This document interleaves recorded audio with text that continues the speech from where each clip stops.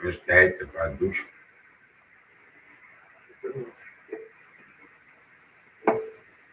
En niet gaat douchen. Uh, gewoon douchen. Lekker in douche.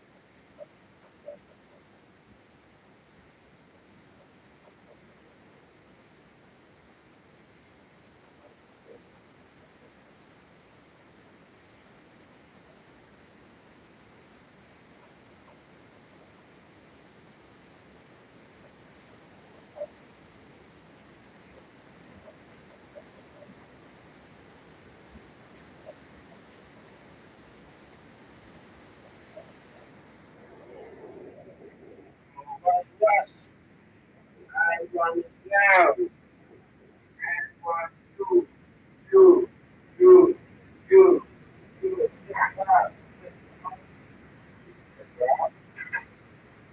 Hey, yeah. Oh,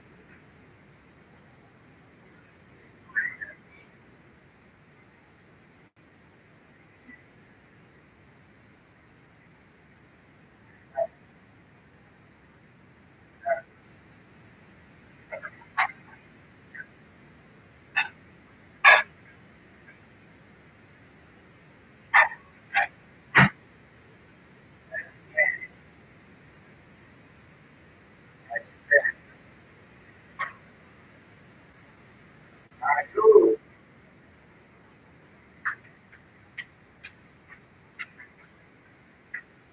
Yeah.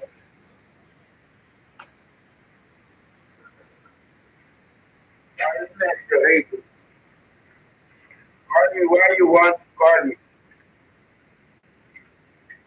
Call me Mr. Man, what God I want you. August, you will, you can't. Mel millionaire, mel millionaire in the world.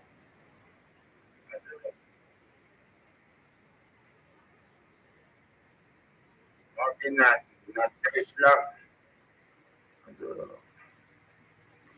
Gonna Tesla no spullen op meer. Op meer.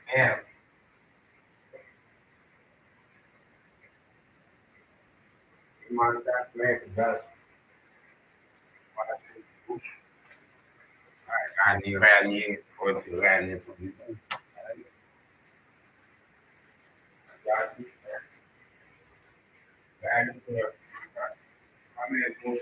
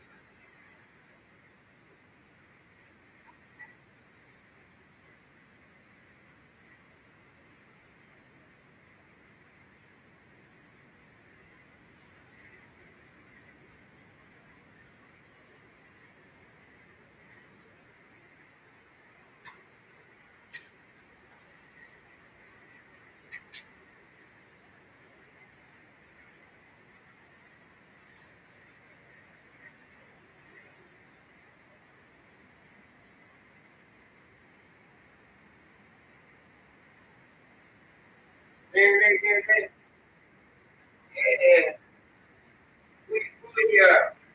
We happy. We able.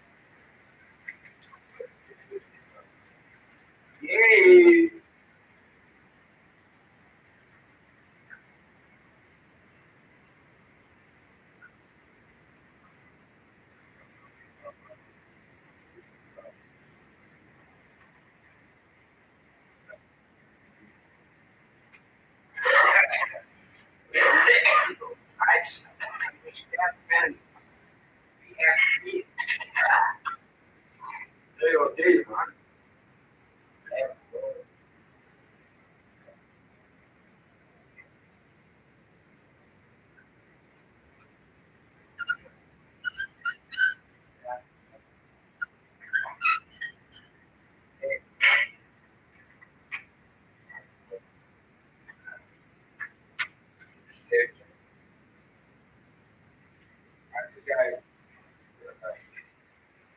Deze rugzak.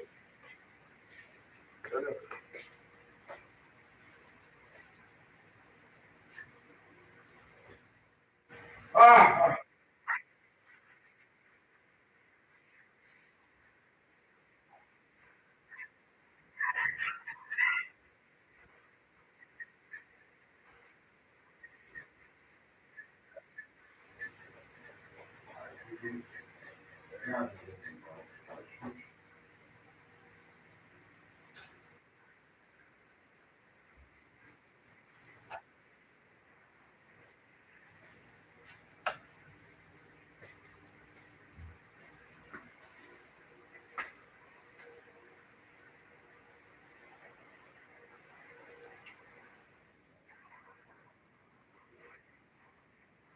got the problem doing. You got names? Alright, you got five back baby. Back. Yeah, man, de vinger voor jou. Pak hoe spelen, Marico, wat jij bent.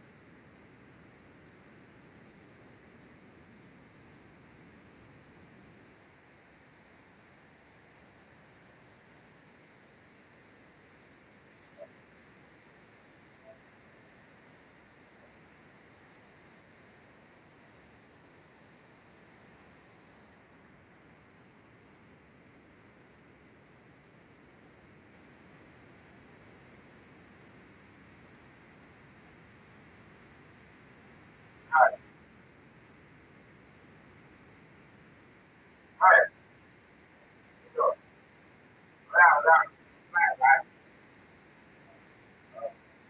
now,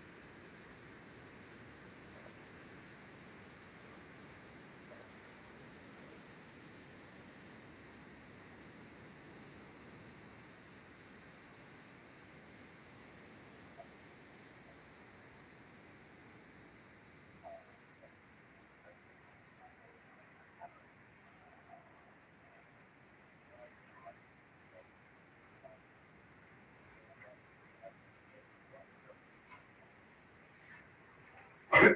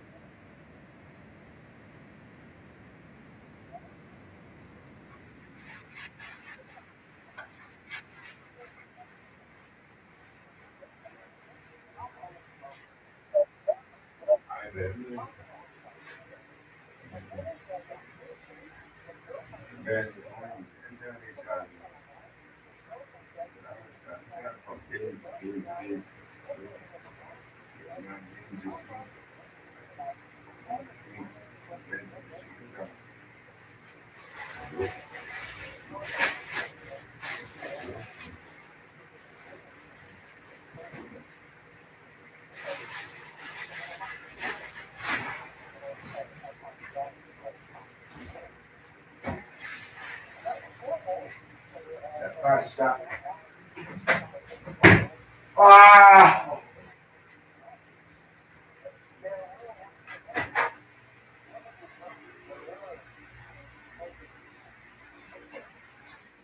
Gases. Duivelen.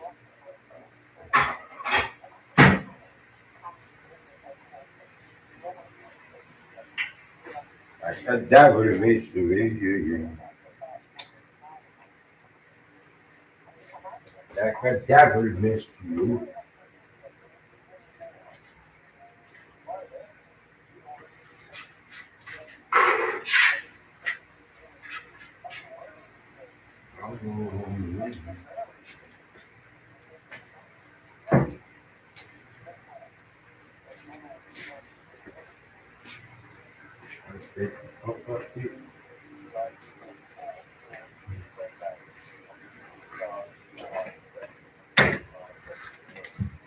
Beetje pokey doen, blackjack.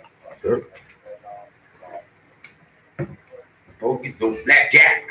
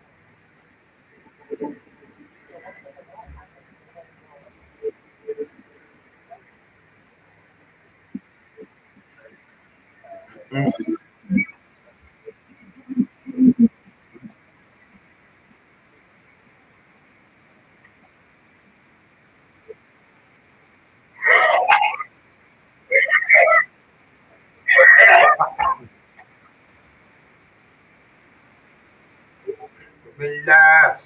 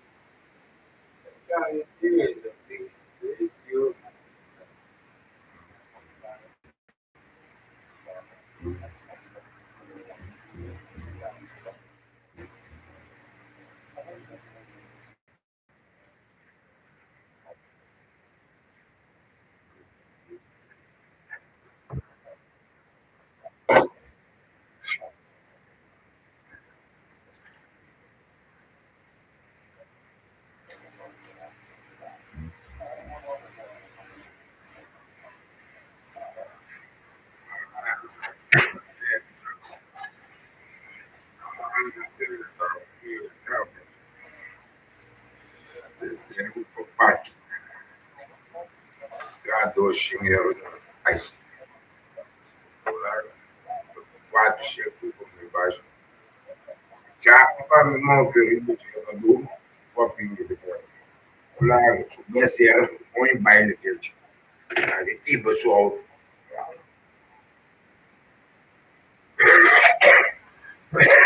eu tenho que estar, eu tenho que estar. Lá, eu ia luz.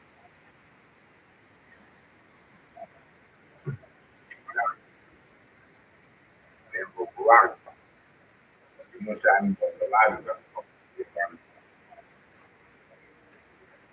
Odeop, tava Odeop. When Odeop, tava não.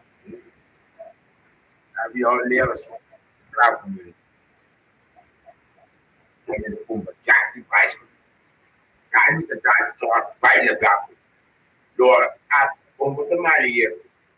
E de baixo, novo, assim, bom, põe novo. Já, já toca-se.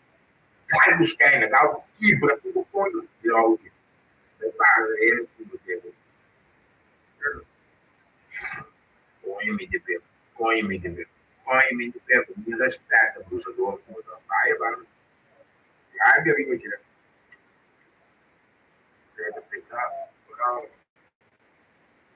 eu não ficar.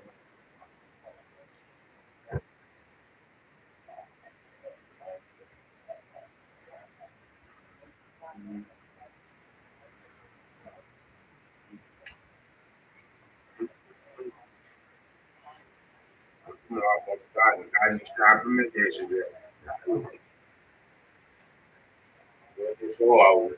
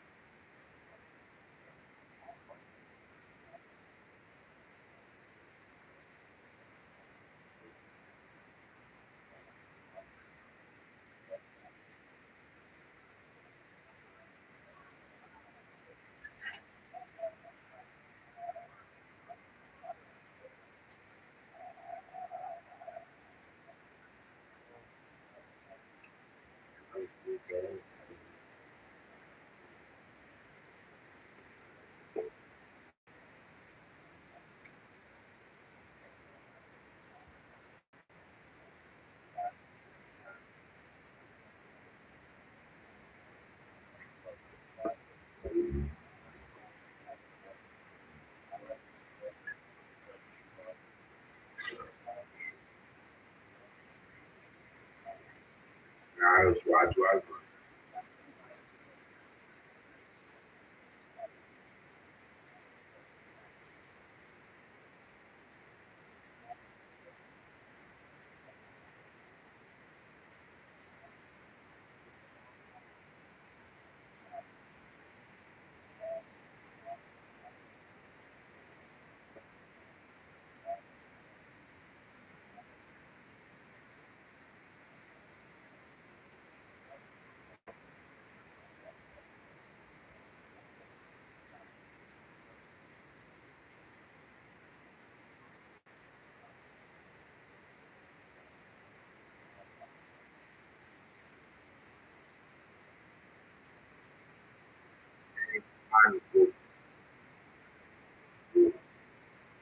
In uncle, really is penny, demons in heaven.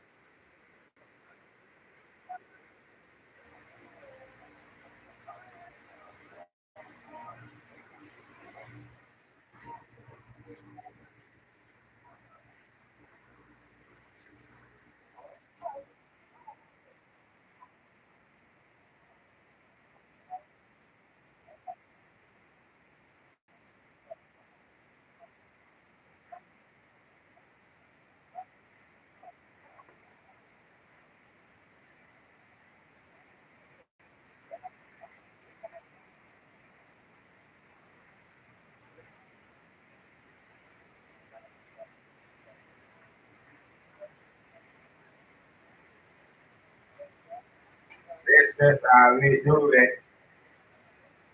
Wow. Find out. Right? That's what the one is, right?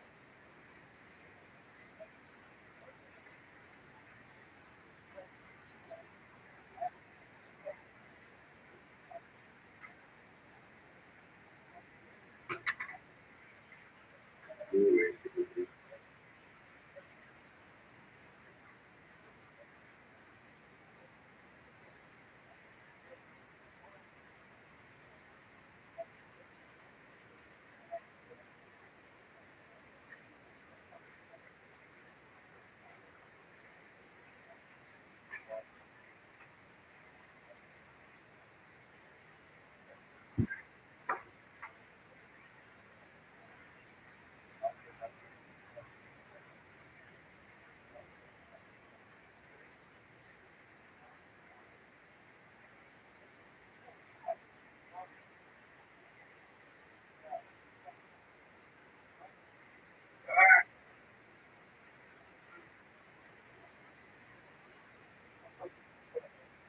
Why did all these people look for a party? Where I was war against. Well, you didn't know that when they did.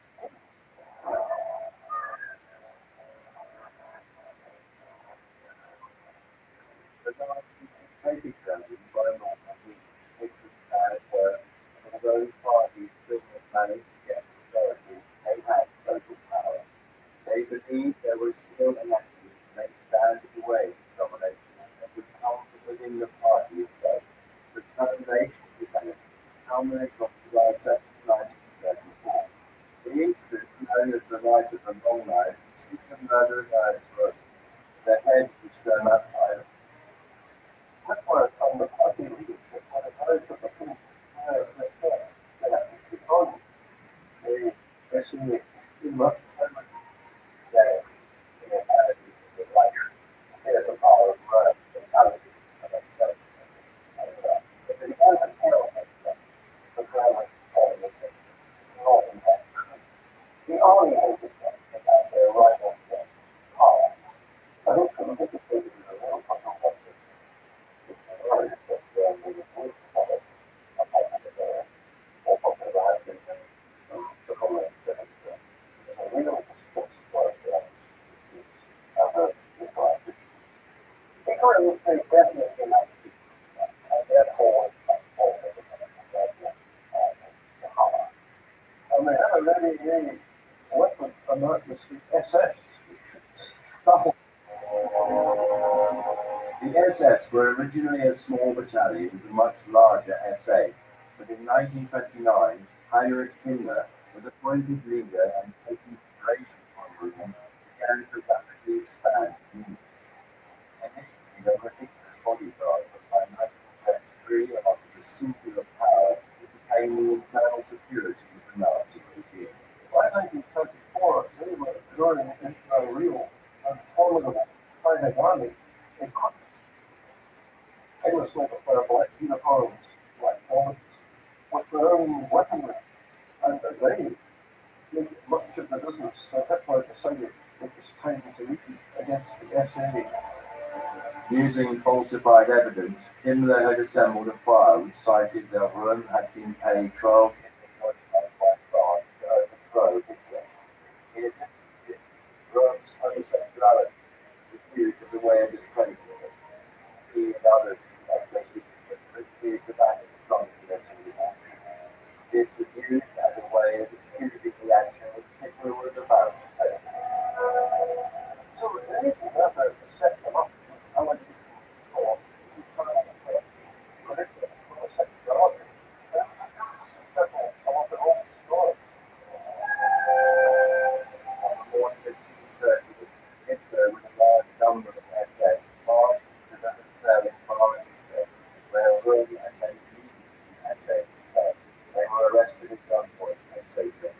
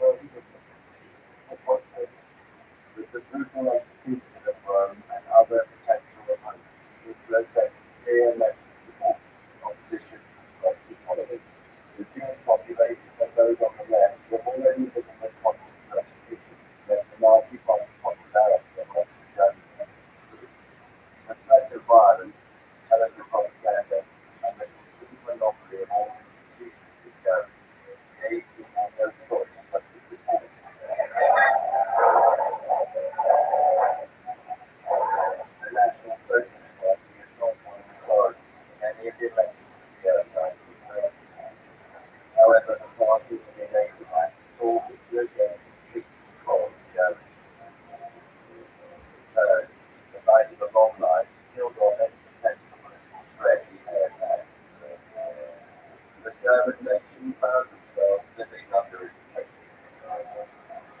Jews, communists, social democrats are all targeted to benefit from the state. Persecution, imprisonment, systematic execution of all threats to the members of society. Working closely with Hitler, Joseph Goebbels consorted with the years of Nazi Party to national. This campaign takes on power and control, and its roots were set from before. The self-image of the was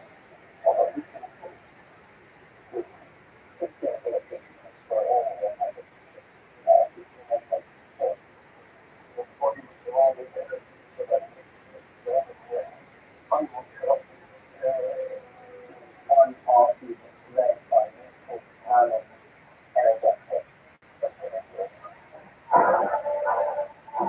the Hitler Jungen, or Hitler Youth, were the personification of the Nazi spirit and gave the National Socialists the vibrant useful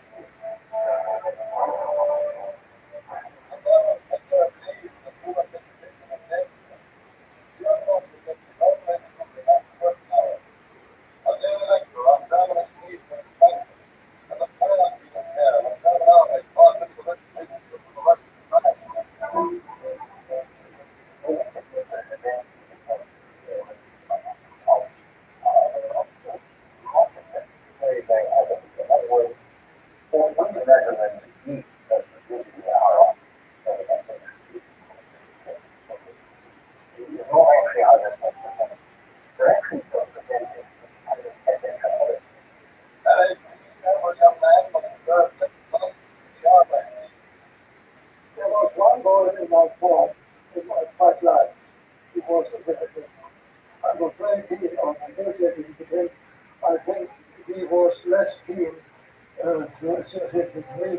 The man who was first given charge of it, Alder von Schier, was an able organizer, good at midshiping, but the real takeoff was only of the Nazis.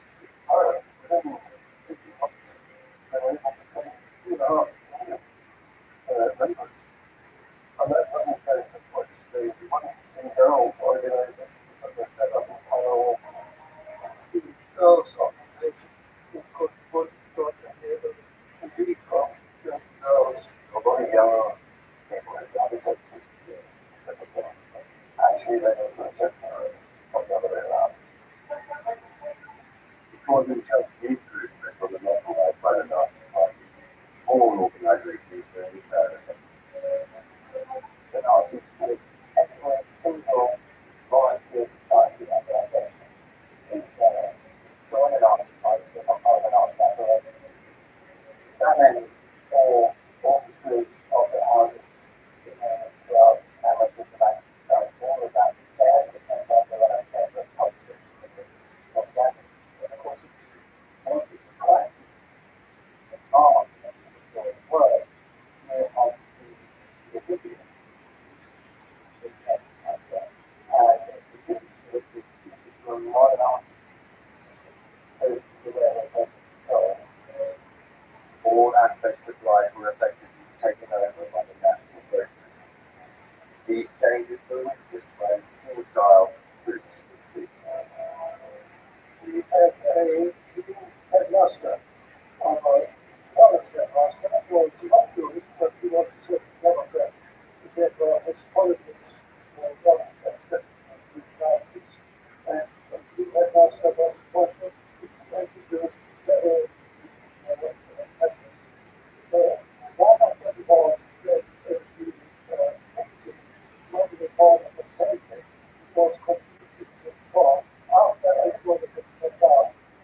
One of the boys who was stationed at the exit door tells us, "I'm going to attention."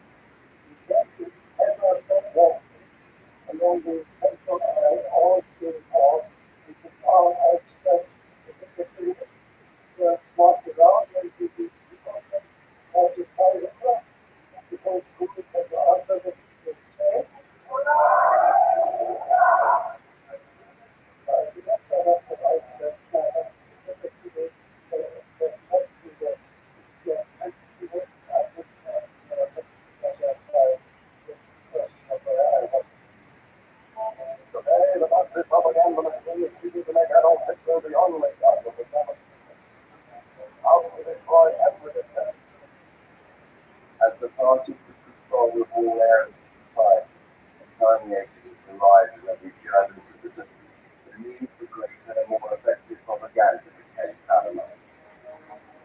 There was nothing costing propaganda costs that how that formal service propaganda.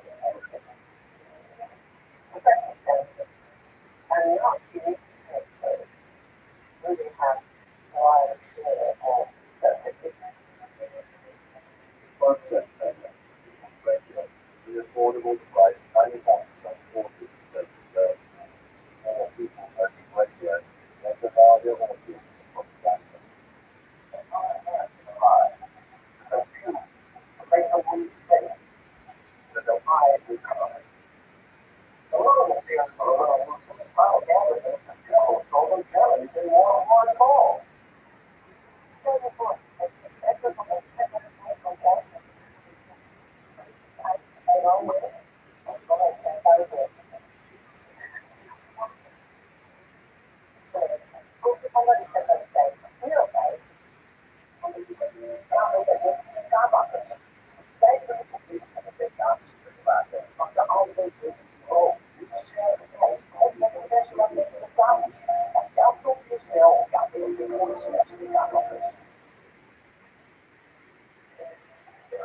Je probeert het echt, maar voor sommige mensen is afvallen gewoon lastig.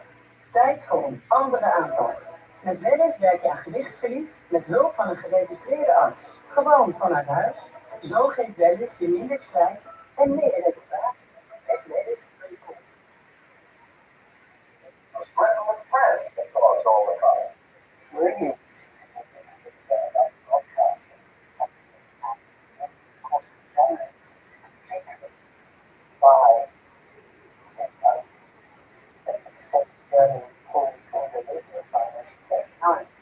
There were lots of different sports.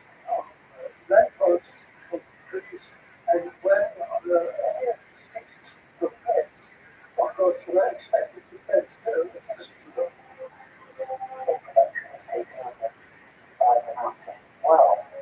Years ago, it was very much aware that people get forced to if they were subjected to anything.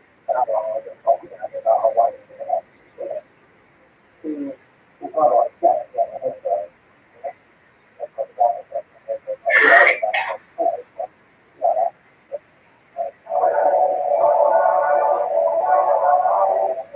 Triumph of the will, only elected by Lenin staff, stopping them from making 34 Nuremberg rally, which made themes like unity and returning power to Germany. It was no mistake that Nazi Hitler's military had prominence throughout Europe. Hitler understood the power of the Nazi brain.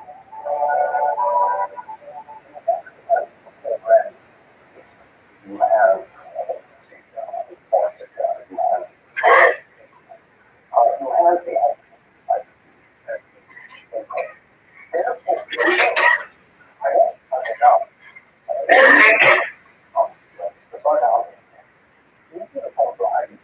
for example, the SS were making model of advanced exercise of various that uniform with starting prospects and for thousands of years, the fight for land, territory, and resources has dominated the history books, as well as those commanders who fought them. So one century stands out as the bloodbath, a period full of conflicts, wars, and revolutions. The 20th century, a century which saw momentous military advances in both technology and armaments, in the air, out at sea, and on the field of battle. A century that led to a new generation of leaders, whose ideas, beliefs, and strategies would earn them their place in history as military masterminds.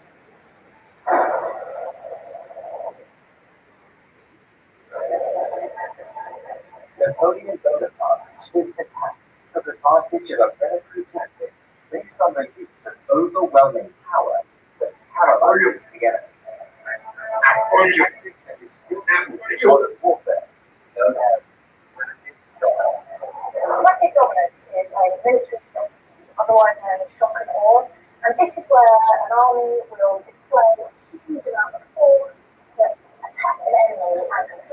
undermine their morale. This is all about about the populace force onto the enemy to make sure you can overwhelm them and compel them to do your will. As during some of the major conflicts of the 20th century, the world would witness four military masterminds using rapid dominance to achieve absolute and stunning victories.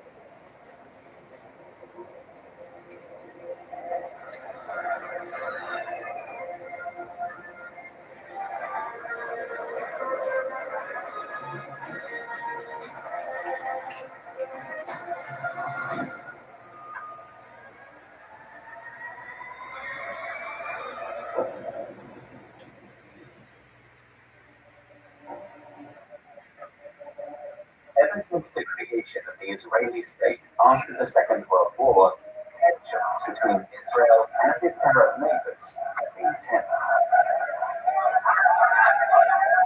The next few decades would see many incursions and battles between these fierce rivals, each backed by one of the superpowers, Israel or the Americans, and countries such as Syria and Egypt supported by the Soviet Union.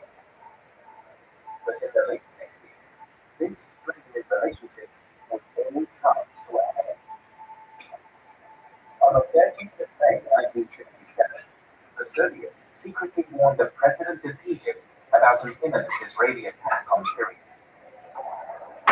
At that time, Egypt and Syria had an agreement. If Israel attacked Syria, Egypt would come and help. Believing the Soviets, President Gamal Abdel Nasser of Egypt issued an order. Gamal Abdel Nasser started military forces, and this was the beginning of the escalation that led to the 1967. It was believed by many that Moscow was instigating a war to increase Arab dependence on Soviet aid. But with the Egyptian army on the move, alarm bells started ringing in Israel, and the government was put on alert. At this time, the distinctive-looking Moshe Dayan was Minister of Defense of Israel. For the Israelis, this trademark icon had become a symbol of victory. He realized that this country was at a crossroads. A war with Egypt could also mean a confrontation with its Arab allies. Egyptian President Nasser ordered the blockade of the Strait of Iran, a strategic position that gave Israel an outlet to the Red Sea, further increasing Israel's and Dayan's fears of an imminent attack.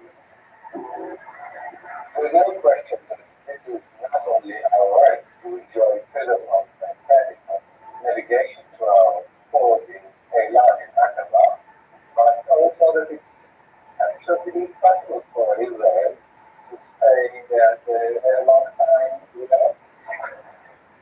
Tensions had reached boiling point.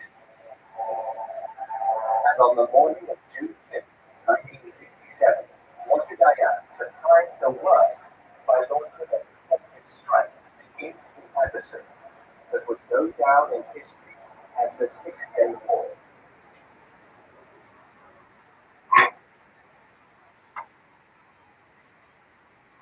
Moshe Dayan was born in Palestine when it was still under the Ottoman Empire.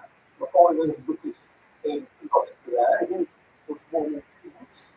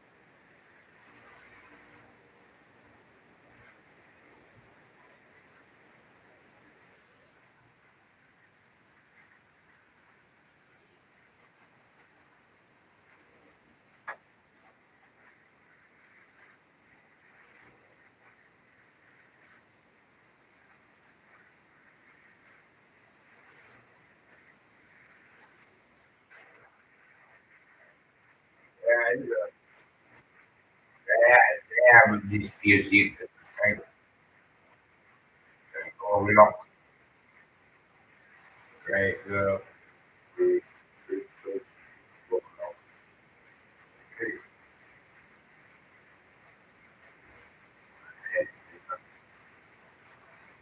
lijkt op haar. Die is wel waard van dit.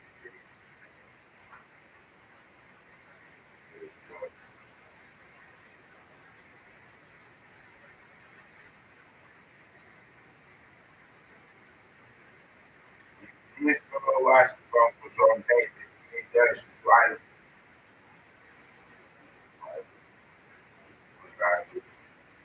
Gewoon ja, de hartstikke ziek voor de tijd. Ja, die hebben met die voor die op. Er zijn heel veel vragen. Maar moet beantwoord worden. Natuurlijk. Natuurlijk. Heel veel vragen. Ja, echt wel.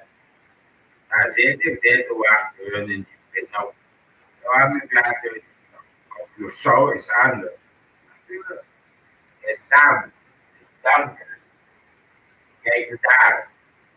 Boe! Dat is hoe hun rennen. Ja, dit. Rennen daar ze rennen. Mijn god. Papi en stoel blijven. Als ze hun rennen mee. Natuurlijk. Kom je niet uit doen.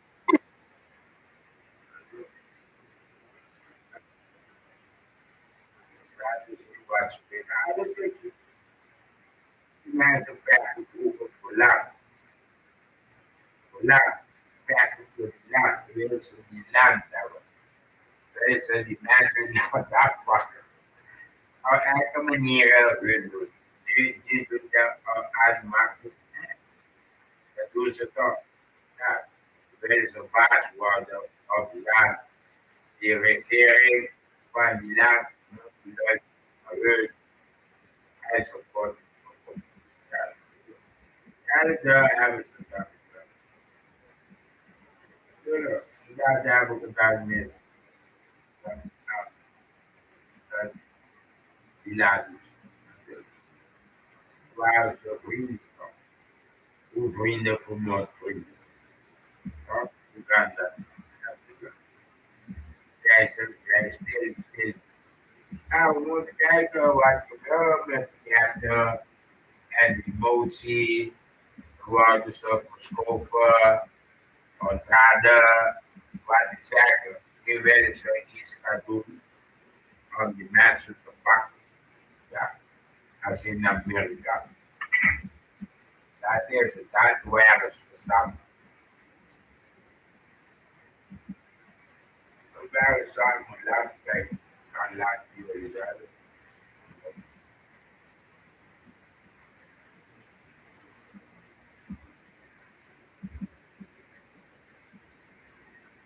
Gaat over abortus.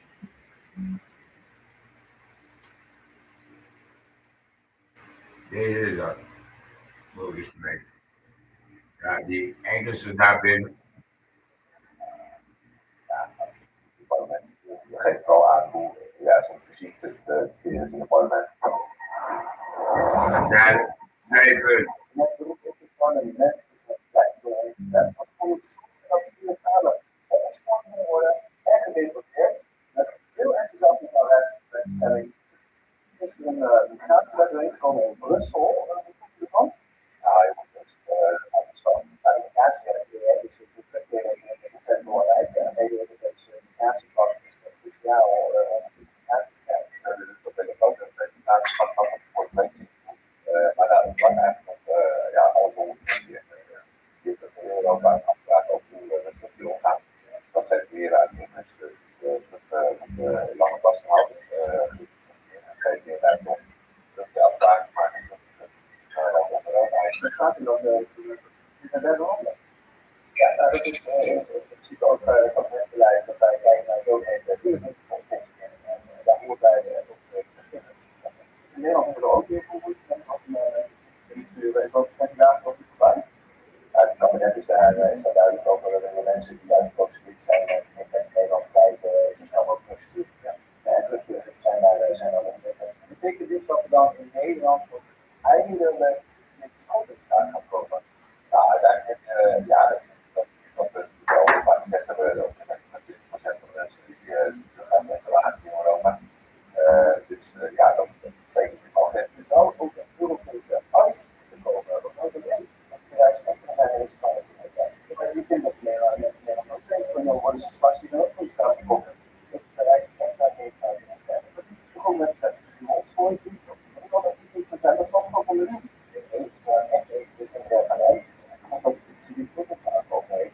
Wat lijkt u straks ook precies rond te staken? Nou, ik heb lijkt me sowieso niet gemaakt worden, maar deze organisatie, iedere land moet zelf nationale aanwijzing, autoriteit aanwijzen, ja, voor Nederland dat je dat krijgt. Dus dat heeft ook ruimte boven om mensen vast te houden in de bewaring te stellen. Het is niet dat de mensen van straf voor kijken dat de schending van de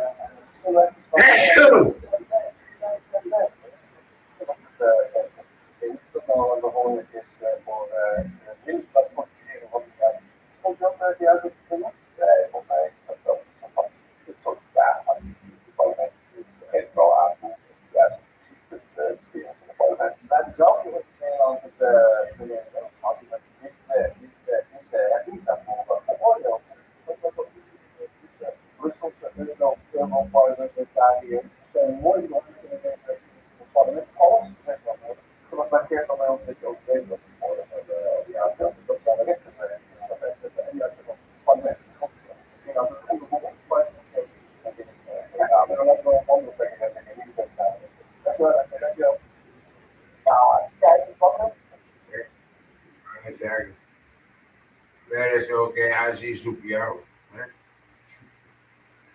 Meneer Wilders is er ook bij vanavond, dus dat belooft wat.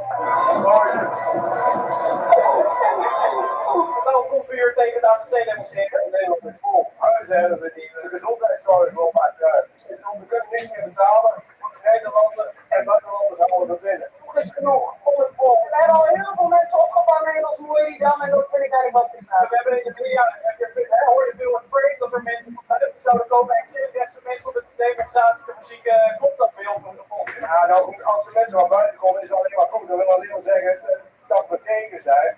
Komt u zelf uit de buurt hier? Hier in dit dorp, ja. Geboren getogen in die Dam. Ja, ik ben niet anders. Ja, nu hebben we de media kunnen lezen dat de mensen hier de voorruimtes moesten opruimen, de binnenstad is afgesloten. Ja, wat zeggen? Dat is het vreemde wat ze doen. Uit voorzorg dan zeggen we wisten, we weten dat extreem rechts is altijd problemen, al die voortuinen leeg. Hier gebeurt nooit wat. En nu vanavond ook niet. Dat het allemaal is om zo min mogelijk mensen hier te krijgen, dat denk ik. Dan ga je al, op dat vrede, zeg maar. Je gaat het al neerzetten omdat er al wat gaat gebeuren. Dus het is gewoon allemaal een beetje op het van, ja, het is aan rechts, dat zou dan weer verkeerd zijn. Nou, de probleem aandeelgroepers zitten.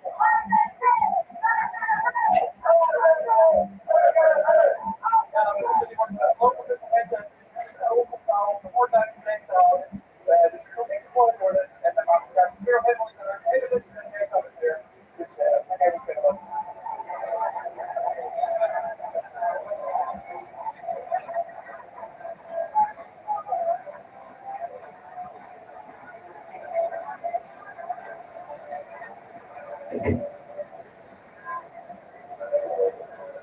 En daar is weer heel erg.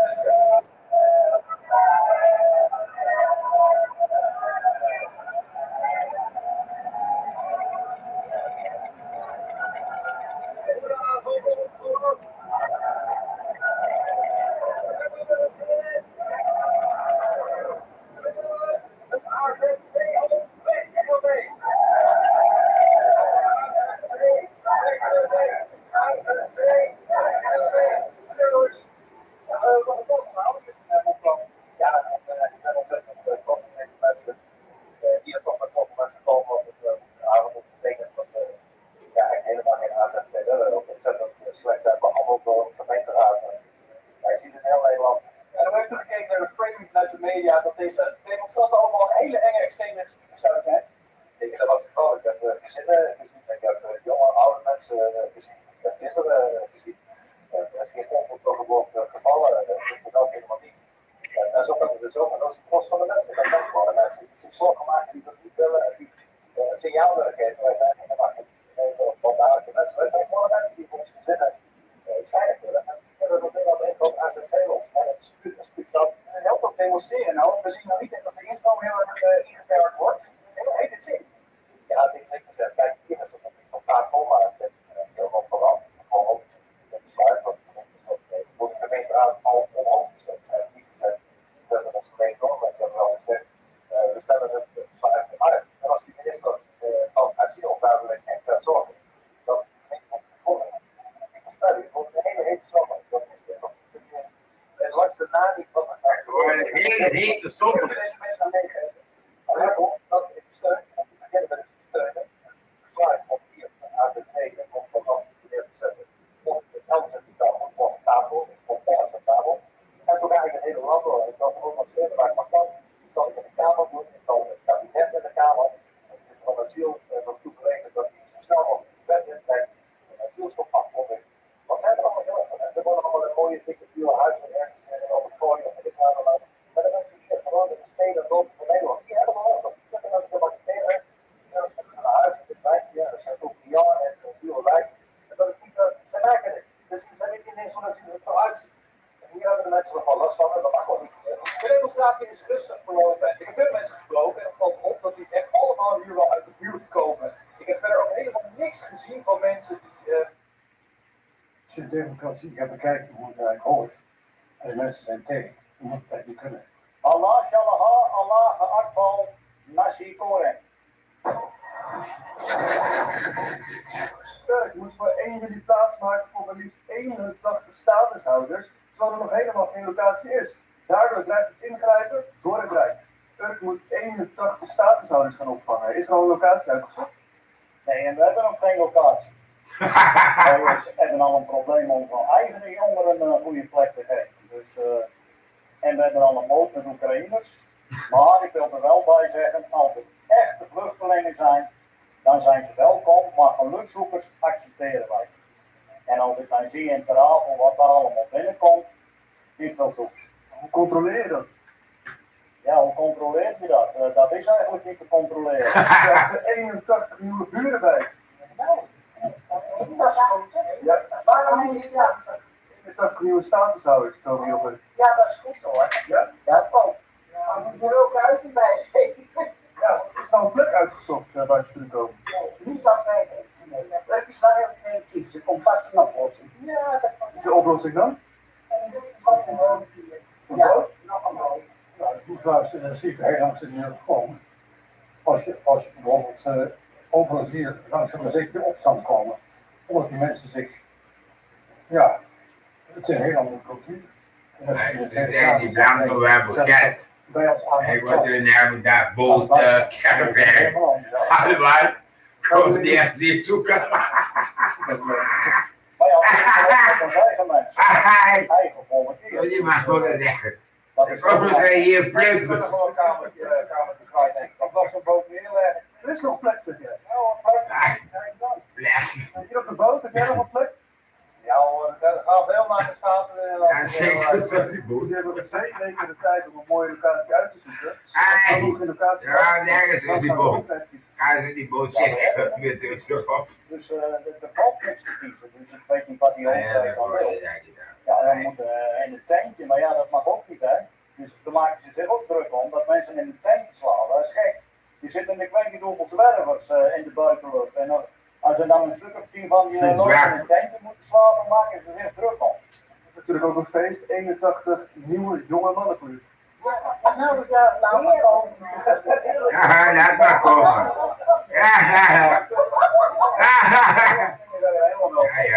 Echte vluchtelingen zeg. Brengen ze welkom. Anders ligt die boot nog niet al 10 jaar. Hoe lang ligt hij er al? Vindt u ervan? Buren, statushouders. Ja, mij niet. Hier op werk?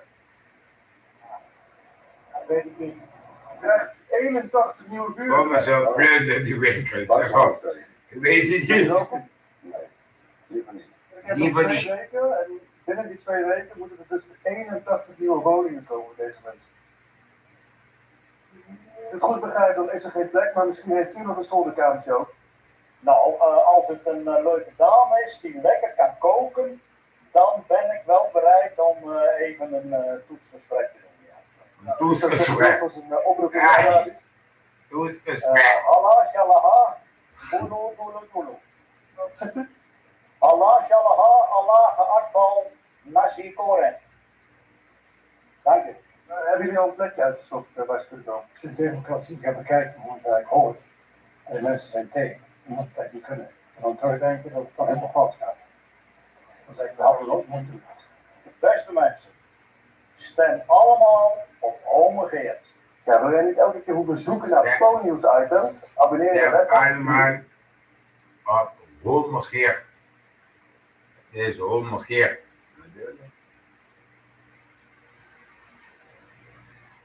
Geen asielzoek. Geen asielzoek. Ik ga het ook maar niet doen. Geen plunder. Geen plunder. Plunder. Zijn ratten. Die zijn boven die ratten. Nee! Nee, bij huis kwam de vangen op de beste. Die man kon je gemeten, kwam dwingen, kon je gewerkt. Ja, gewerkt. We hebben jaren in de kant geleefd, met duizend en gebouwd. Ik heb me laten zien dadelijk wat ik heb gebouwd. Waarom ik heb die telefoon, ja, ik moet het internet erop zetten. Dan heb ik die. En die ga ik niet internet erop zetten met abonnement. Daar ga ik aan betalen 12 euro. 12 euro voor een tientje, voor bij 50 plus. Bij hun, pak aan. Het maakt op. Zijn boos op die mensen. Waarom weet ik niet? Als je het hebt over bijvoorbeeld plannen, het AOW-leeftijd, Iemand wat Dat is wat over plannen van oude leeftijd. Die pedofilie.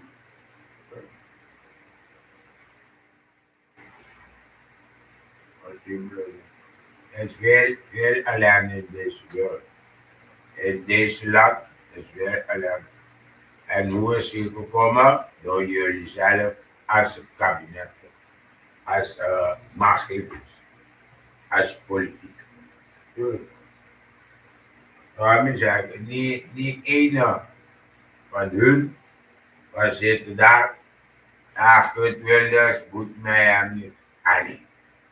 Ik heb het in moeite over Kurt Wilders. Hij mag praten wat hij wil. Dan kan je het uitmoeten of zo. Wat denk je zelf? Natuurlijk. Natuurlijk. Ga gewoon terug. Ik ben geen asielzoeker. Zo simpel gaat het voor mij. Zo. Ja, ik heb ook last van die mensen. Wat die mensen zelf zeggen toch.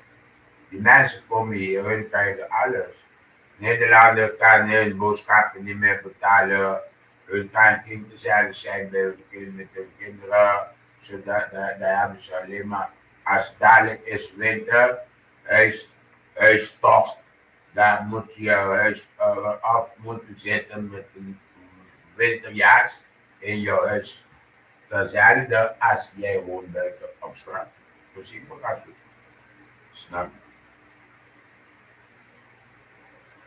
je? Dus die systemen, hoe die kabinet draaien, dat is die mensen voor die gekken touwen.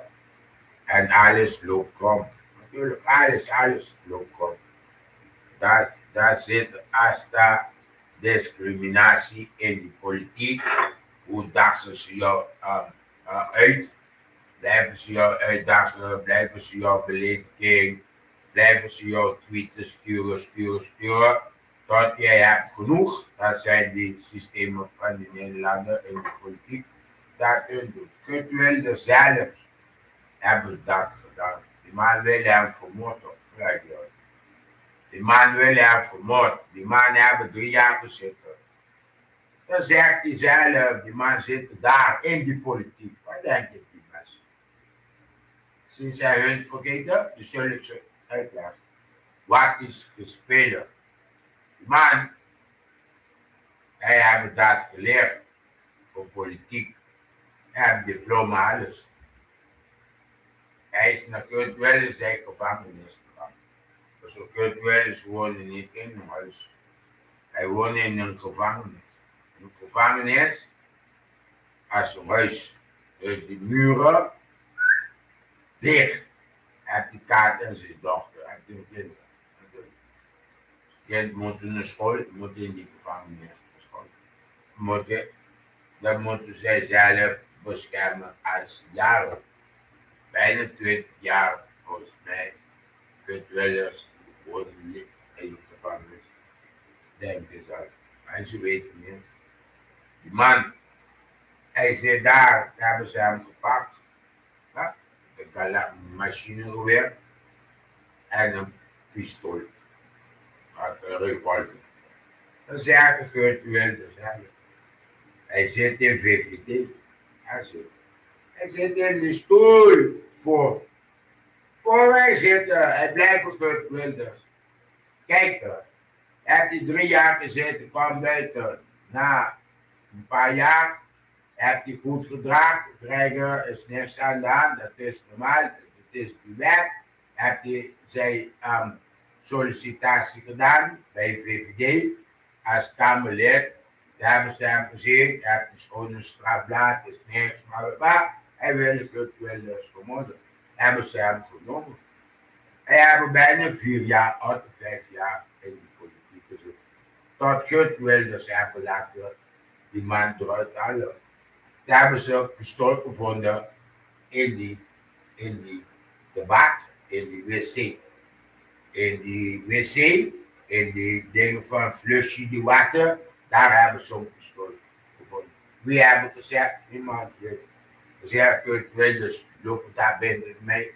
8, 9 bewaarders lopen eroverheen. Zullen willen ze hem daar binnen zelf afmaken. Maar ze weten dat niet. Weet je hoeveel ik weet. Kijk, alles, ik zoek Als jaren, dan praten ze ook op radio, weet je. Mensen weten niet, ik kan leren luisteren. Tuurlijk dan. Waarom ik zeg, jullie hebben mij niets gedaan. Tuurlijk. Heel erg.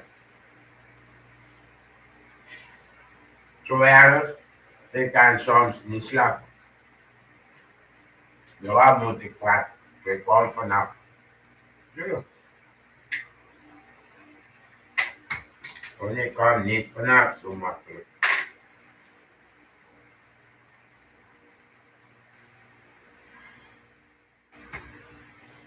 Hoe mensen spelen, ik kan ook spelen in. Ik kan ook spelen. Tuurlijk. Waarom die man heeft mij gezegd, is waar.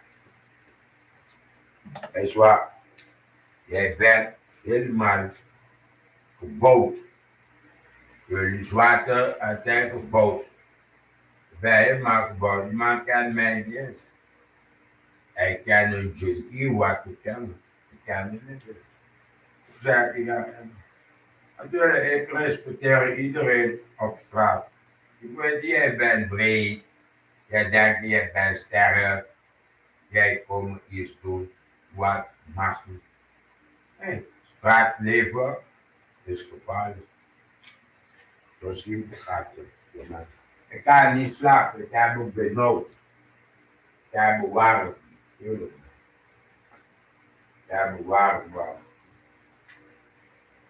Aan de bovenbroek, pak de broek.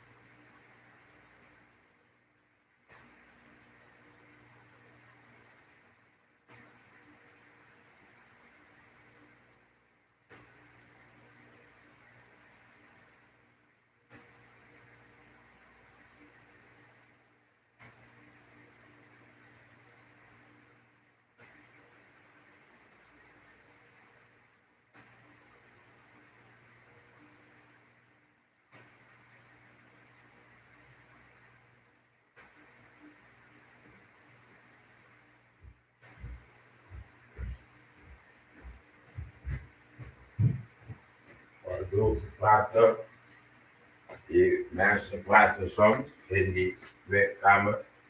We praten achter die gesloten deuren. Hun groepen zitten naar hun ronde tafel en hun praten bepaalde, hun zitten plan ooit te maken voor mensen. Natuurlijk. Weet je hoeveel ik vind soms? Als jij kijkt overdag, hebben ze zo weggehaald. Daar is ze weg. S'nachts zetten ze. Natuurlijk. S'nachts. Hun zetten.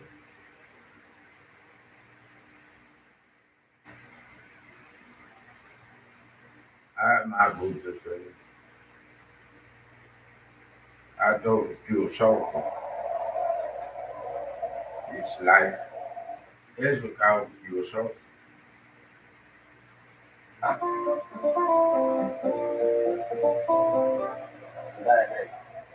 What's the life side of it? What's the life of it? I'm not great. Nobody. What's the life of it?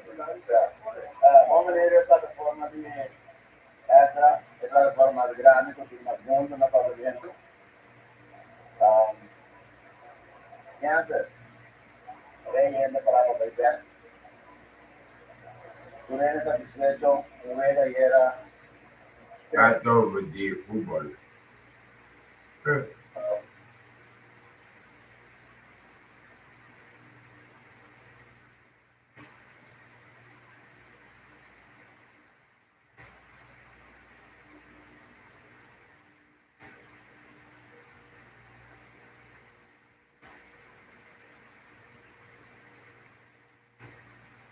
Daar weer je bom is een bom.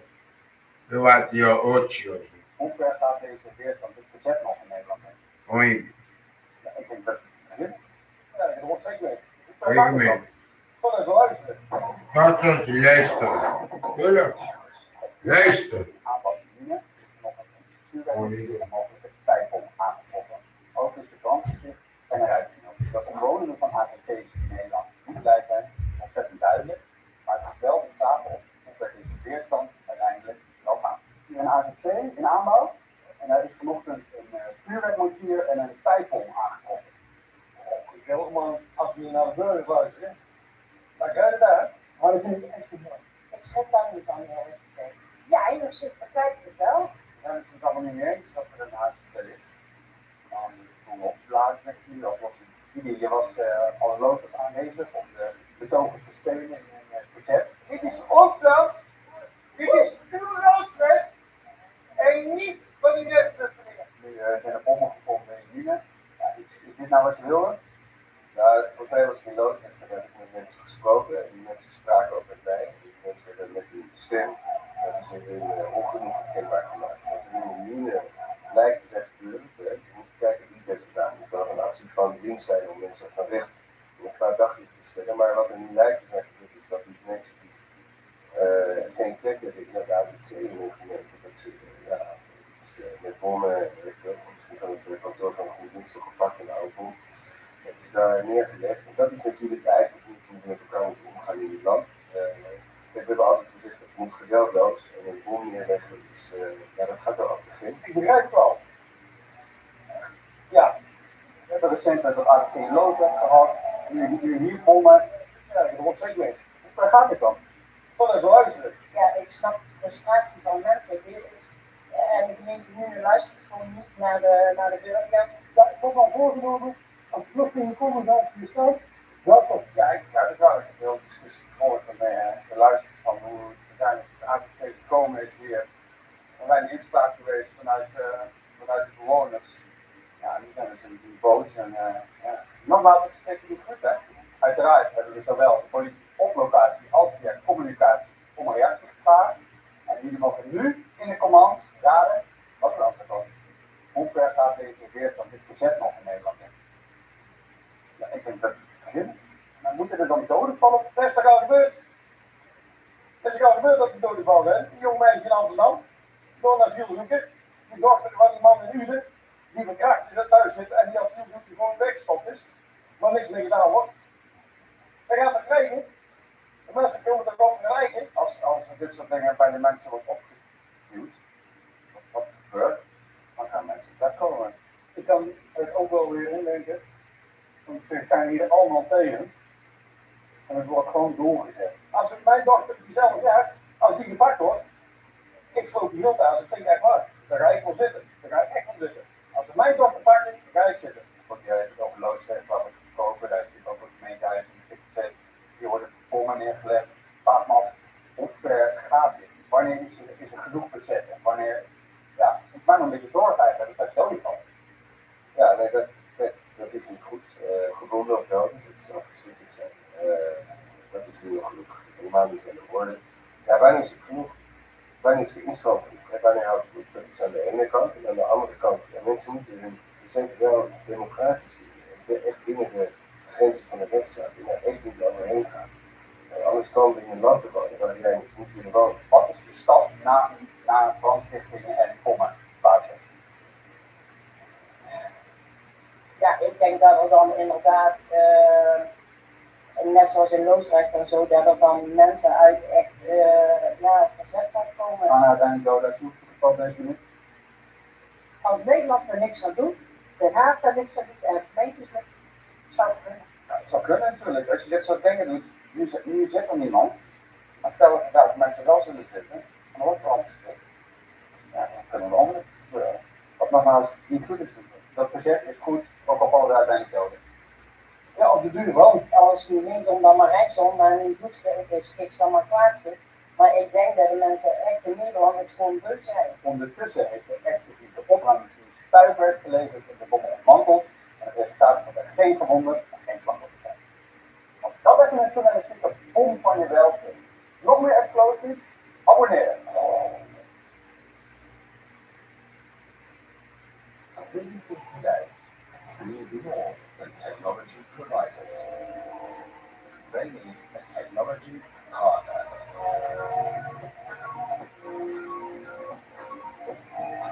Flexible IT services empowering employee efficiency.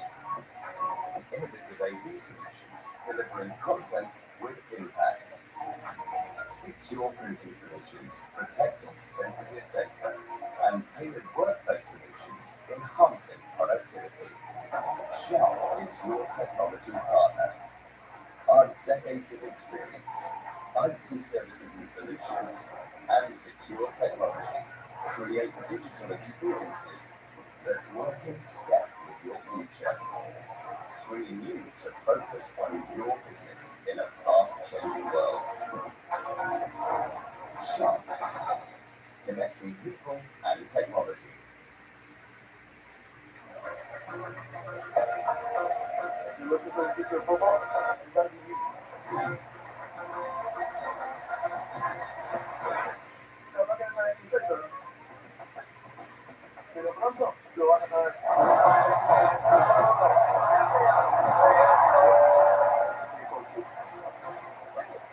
You thought that was good? I'm gonna be so big. I was gonna be able to walk down the street because he didn't. Eu vou chamar a dinheiro da Copa. No, if I'm late. Let's go first. My team too, bro. So, don't wait for the future. Drive it. Next starts now.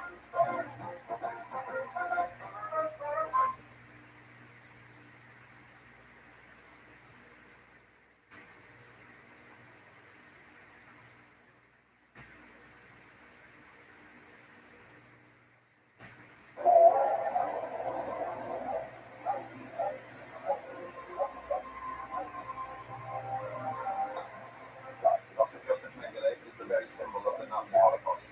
He is the embodiment of evil. When he went on the run, he didn't know he was being hunted, but he knew enough to realize Auschwitz had been the largest of all extermination camps. He had made a very effective escape. Yes? He represents Cain, the criminal who flees to the ends of the earth and is never caught.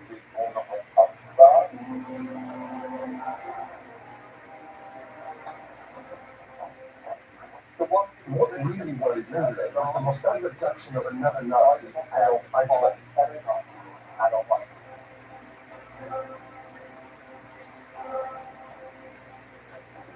He should have been arrested, he should have been tried, but that's not how things turned out. For several decades, German justice was very lenient.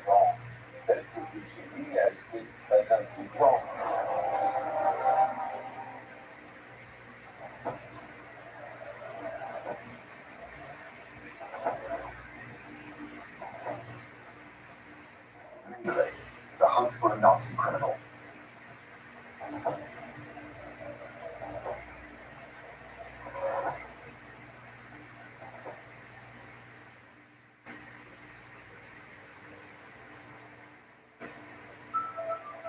Joseph Mengele was born on March 16, 1911, in Günzburg, in the Kingdom of Bavaria, then part of the German Empire. He was the eldest of 3 children of Karl and Walburga Mengele.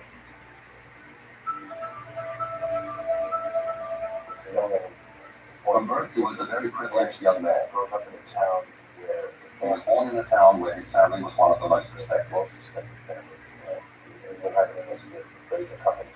Their business dominated the town, it dominated the economy, and in many ways the cultural and social life too.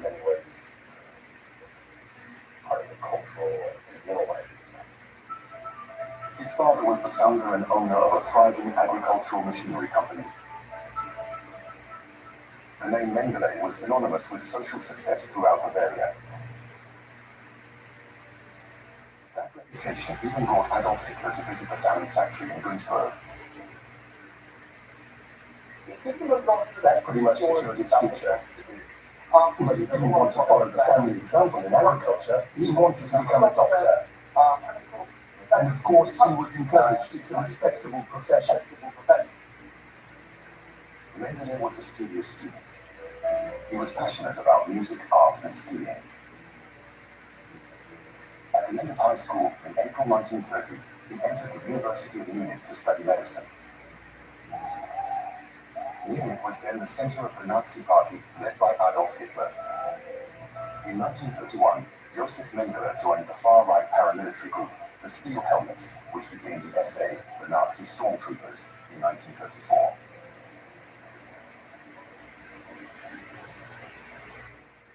Medicine and Nazi ideology shaped his worldview.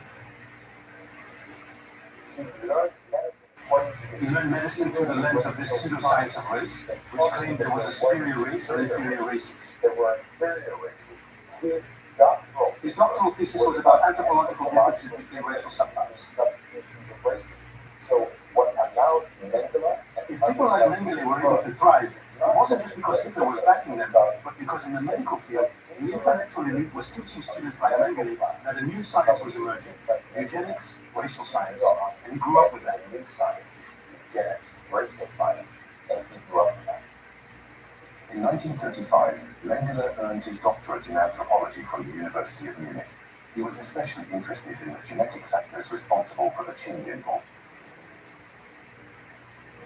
His thesis on the subject earned him a doctorate with honors from the medical faculty. 1937 was a turning point in Joseph Mengele's life. In January, he became the assistant to Dr. Ottmar von Verschuer, the leading figure in Nazi racial En die man zeggen, die blanco zeggen, als we komen naar mijn dokter, is hij 11. Als ik kom naar mijn dokter, ik maak die hele artsensteek dicht. Dan kan ik zitten. Dan zegt hij, natuurlijk, zo zien we gratis. En luistert ze toch niet.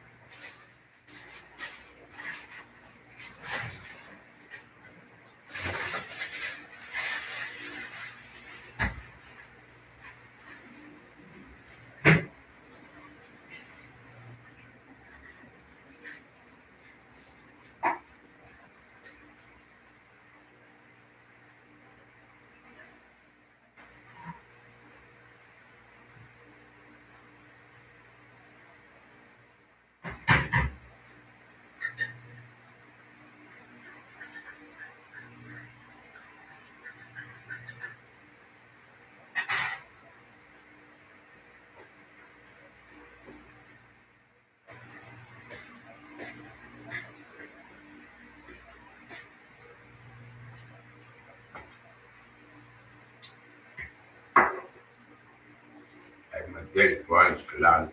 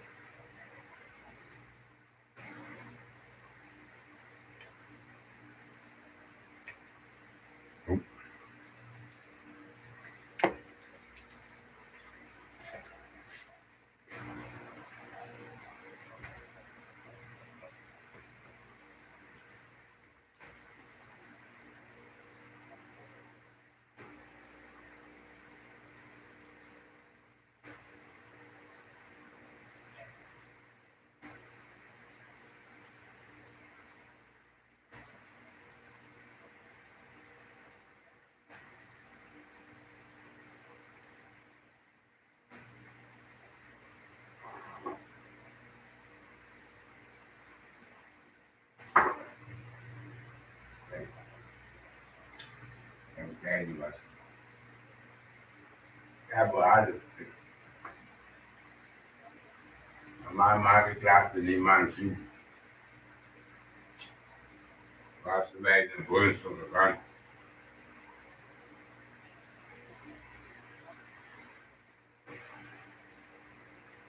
Heel lekker.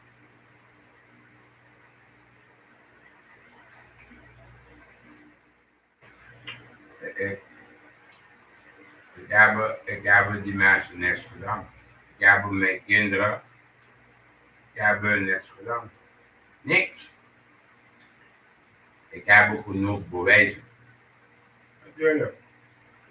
Genoeg bewijzen, ik heb mijn kinderen niet gedaan. Ik kan niet jouw deal nemen. Met jouw deal. Wil je weg?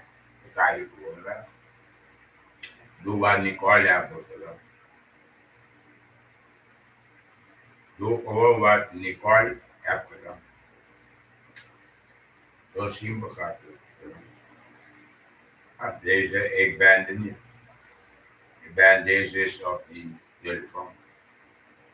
Deze is op die telefoon. Ik kan buiten met mijn kinderen. Met die zwangerschap. Alles staat net.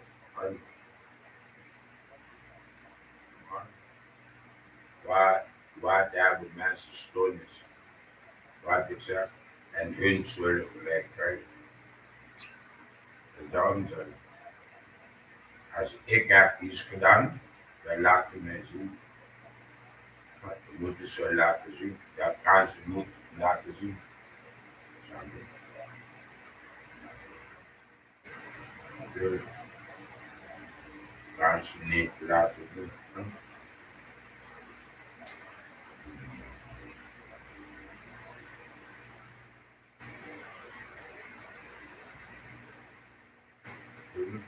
Aber alles klopt. Als den ziekenhuis met bevallen, alles klopt. Alles. Dan zie je hoe mensen zijn. Alles in het ziekenhuis na bevallen. Waar worden ze praten, allemaal. Dat is gewoon die waarheid.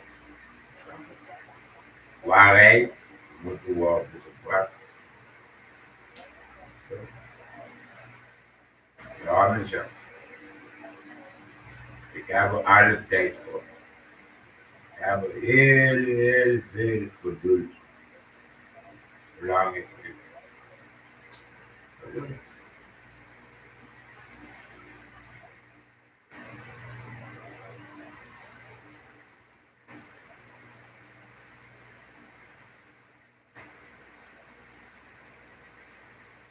Waarom hebben ze die water geprikt?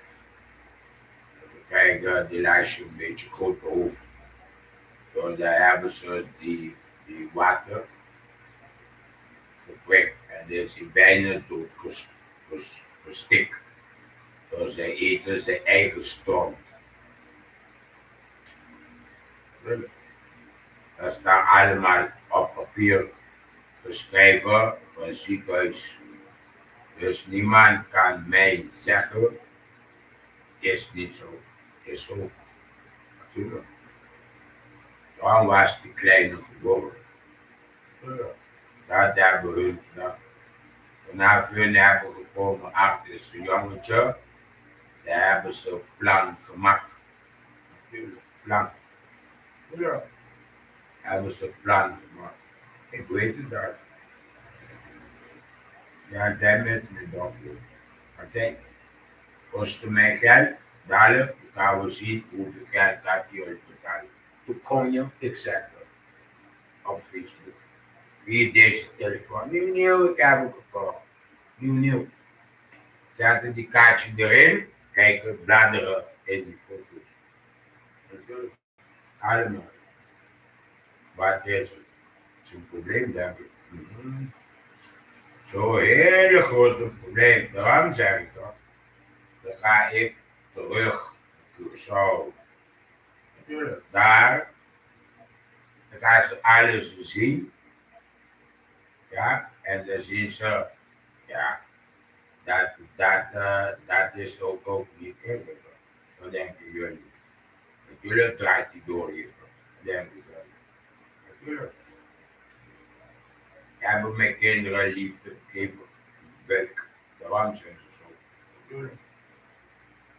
Natuurlijk. Zo simpel gaat het. Ja, mensen hebben een syndroom. Daar hebben ze problemen mee. Natuurlijk wel. Daarom hebben ze ervoor gekozen om die mensen voor hun te kiezen, voor hun kind af te pakken. Wat ik zeg is zo. Komen ze hier schreeuwen, geef hun kind jongetje. Blijf ik. Niemand heeft mij een konje te zeggen, is de waarheid. Dat is het. Dat is die Nederlander, wat hebben die racistische kenmerk, ja, racistische karakter, daar moet alles gaan hoe hun willen. Dat hebben ze gedaan in deze huis. Blijven kijken. Hun zien hoe gestoord mensen kunnen zijn. Daarom ik heb hun gezegd, ga vechten voor de kind. Ga vechten. En dat is gebeurd. Daar hebben ze gevochten voor elkaar dood te maken voor het kind. Daarom sluiten ze die meisje in die zolder. Hij mag niet naar school. Hij mag er nergens. Nee, ik heb die video. Wat hebben hun zelf gefilmd. Er waren hun 3 weggegaan. Waar is die meisje? Wat denken maatgevers over dat? Er moet een advocaat haar uitleggen. Denk ik, ja natuurlijk. Dan advocaat moeten die rechter gaan uitleggen wat heeft die fout gemaakt. Zo simpel is dat. Daarom ga ik naar Curaçao. Om jullie, een advocaat, landelijk, jullie uitleggen, duidelijk, wat hebben jullie gedaan met mijn cliënt. Daarom is hij zo lief.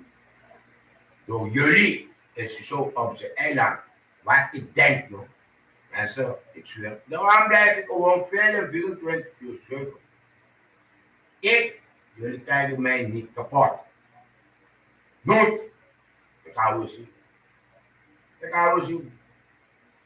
Jullie vergeten wat ik zeg, maar vergeten jullie is alles vergeten. Natuurlijk. Is dat niet moeilijk? Weet je wat het betekent? Jij hebt niks gedaan. Niks, gewoon niks. Hoe mensen leven zo in van huis. Hoe kan dat? Ik heb allemaal die video. Ik zet ze. Dan zie jij, mensen zien hoe Debbie zegt, hoe Kim zegt. Ik heb alle brokstukken, alle bewijzen. Ik heb het tegen deze mensen. Hun kijken toch gelijk. Daarom ik kan zeggen, even wachten. Dan gaan we zien op Curaçao. Je staat boven die wet. Je staat boven die wet. Je denkt, je staat boven die vader. Hoe kon je staan boven die vader? Wat jullie hebben gedaan, dan mag jullie dat niet doen. Jullie hebben toch gedaan. En dat ik zeg, jullie hebben mij iets gedaan. Jullie hebben mij iets gedaan zo erg.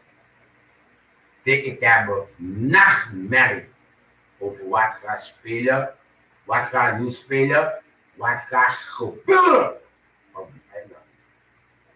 Zo'n nachtmerrie heb ik zelf. Zo simpel gaat het.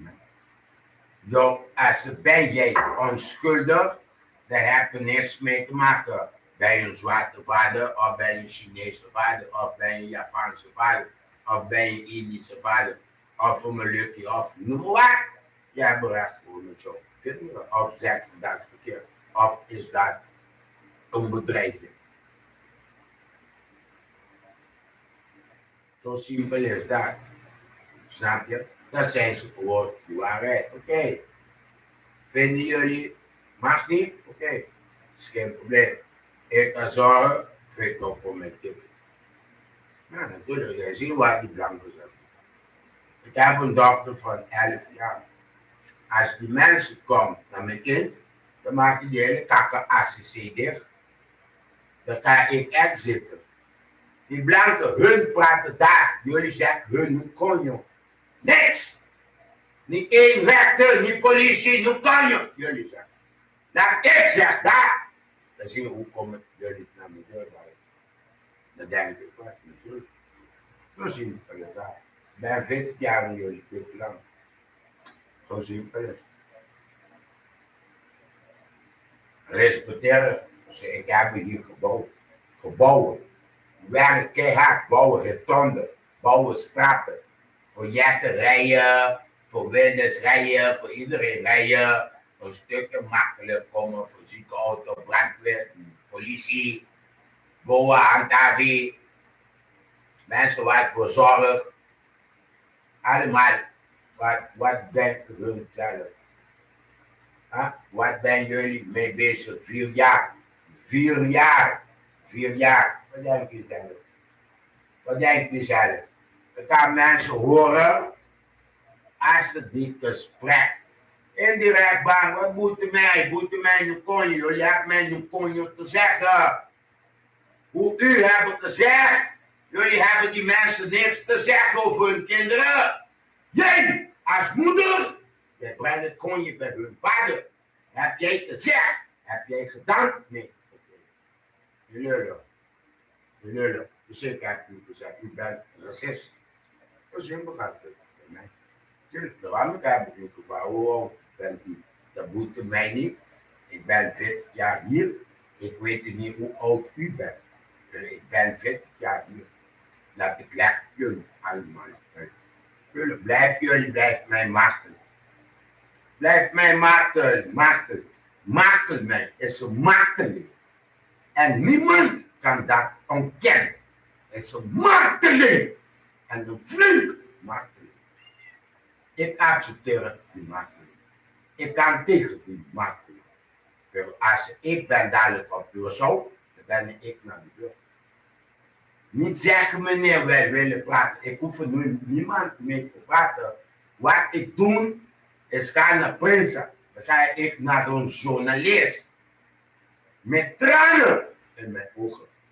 Met mijn laptop, ik laat je zeggen, kijk, alles voor mij. En dan zeg ik, wat ga ik doen? Dus deze mensen, voor jullie weten dat.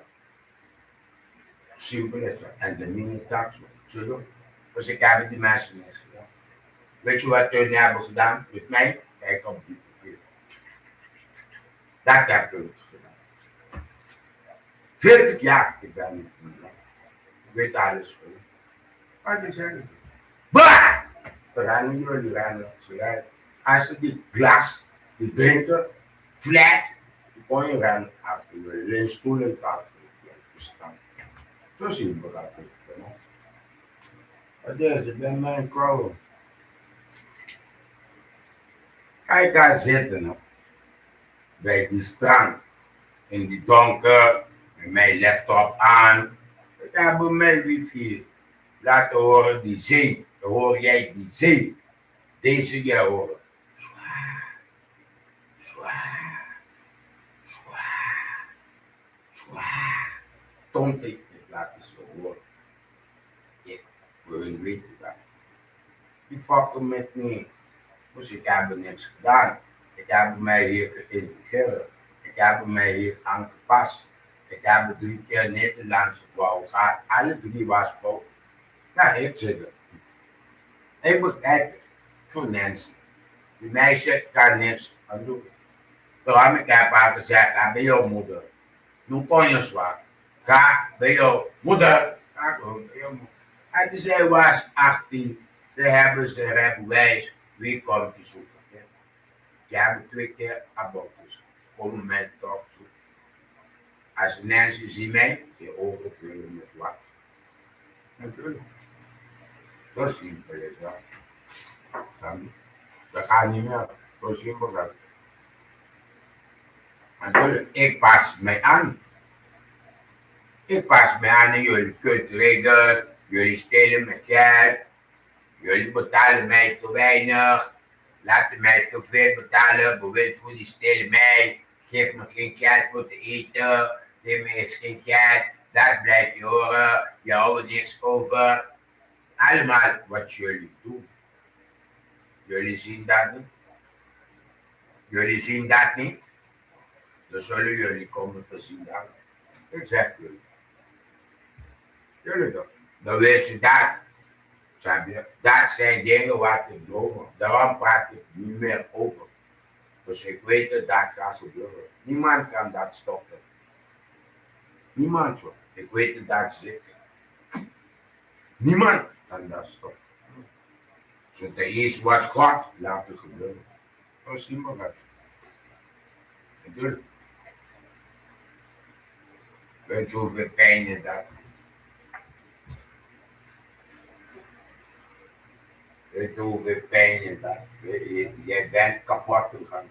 Weet je hoe sterk jij moet zijn in jouw schoenen om te kunnen survive, om te kunnen leven, zolang je niet.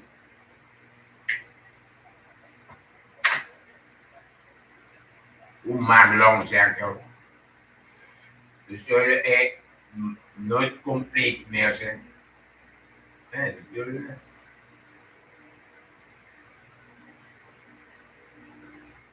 Zullen jij nooit meer compleet zijn? Gewoon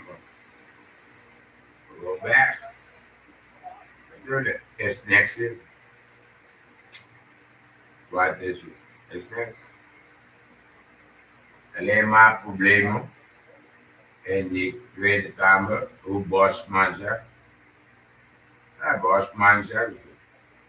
Als jij kijkt in die gemeentebestuurder, dat zijn allemaal mensen van D66, CDA en VVD.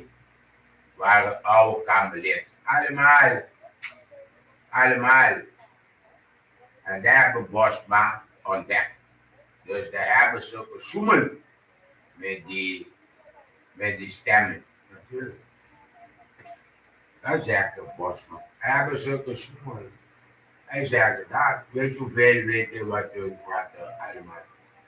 Volgens mij ze weten niks. Daarom hebben sommige mensen hun schrijven. Hun schrijven alles wat jij praat. Hun schrijven gewoon. Ja, 1 zitten, 2 mensen zitten. 3 mensen zitten met jou, met mij. 3. 2 vragen mij stellen om de beurt. 1 schrijven alles. Ja, in P is het af. Natuurlijk. Ik zeg hun niet voor. Dus ik heb hun gezegd. Bewijzen die persoonlijke stoornis wat jullie zetten op papier. Dat telt voor jou, baas. Dat zeg ik jou. Dat blijf ik jou zeggen, joh. Ik blijf jou zeggen wat ik heb jou gezegd in huis. Weet je wat jij bent? Een klootzakte racist. En je bent pedofiel. Kijk in jouw ballen, hoe groot worden ze. Natuurlijk. Mijn ballen blijven zo. Dus ik ben geen pedofiel. Ik ben geen pedofiel. Ik weet dat als jij leuke kinderen, jouw ballen worden groot. Ja, jouw ballen is jouw lul. En dan jouw ballen. Zo die kind blijft niet bij jou. Nee, natuurlijk niet. Hij blijft niet bij jou. Dat gaat niet zo. Dat bedoel ik. Jullie mentaliteit, ja, is te zwak. Te dubbel. Te zwak voor mij. Dan zeg ik jullie nog een keer. Als die man zegt tegen Blake, you have everything for us. The strange, blood, everything. You're not like us. Nee, ik ben niet als jullie. Ik ben geen pedofiel. Ik heb alles voor jullie. Wat ik zeg, het is wat ik heb een probleem te kijken met politie en recherche die heel goed bedoelt over mensen. Natuurlijk. Daar heb ik geen zin in geluid. Ik leer mijn lessen testen. Daarom ik heb met die meisje gezegd. Jij noemt mij pedofiel. Jij bent gewoon boos. Dus jij kan niet meer van mij profiteren. Je kan niet meer pakken de kijk. Als jij hebt honger, zo jouw moeder geeft jullie. Ja, ik ben boven, ik hoor zo praten. De moeder laat ze niet douchen. En jij hebt 3 dagen niet kunnen douchen. En dan heb je gisteren, de moeder heeft haar ook geen eten gegeven. Nee. Dat praten hun Nederlandse kinderen, kwetsbaar. Hun zijn ook natuurlijk. Hun zijn kwetsbare kinderen. Soms hun stinken naar sweet. Ik zeg hun niet kan. Nee, het is niet meer. Hoeven niet niks te doen. Ik heb jullie nodig. Dus ik praat op talkshow. Voor mensen horen wat jullie praten. Over jullie ouders zelf. Hoe ik heb een matje van de skillen gezegd. Hoeveel moeder en vader zet hun dochter op straat. Hoeveel? En matje? Hoeveel? Ik heb alle die gesprekken opgenomen. Dat die laptop heb ik kwijt door die begeleider en mijn telefoon. Dat hebben we allemaal gedaan. We zijn VOC-mentaliteit. Dat is kattenbik. De mentaliteit hun hebben. Ja, we zoeken andere klanten. Ik ben geen klanten voor die instelling. Ik ben geen klanten van die inreclassering. Nee, ik ben maar eenmalig. Ik ben maar eenmalig klant van een maatschappelijk werk. Voor de rest niks.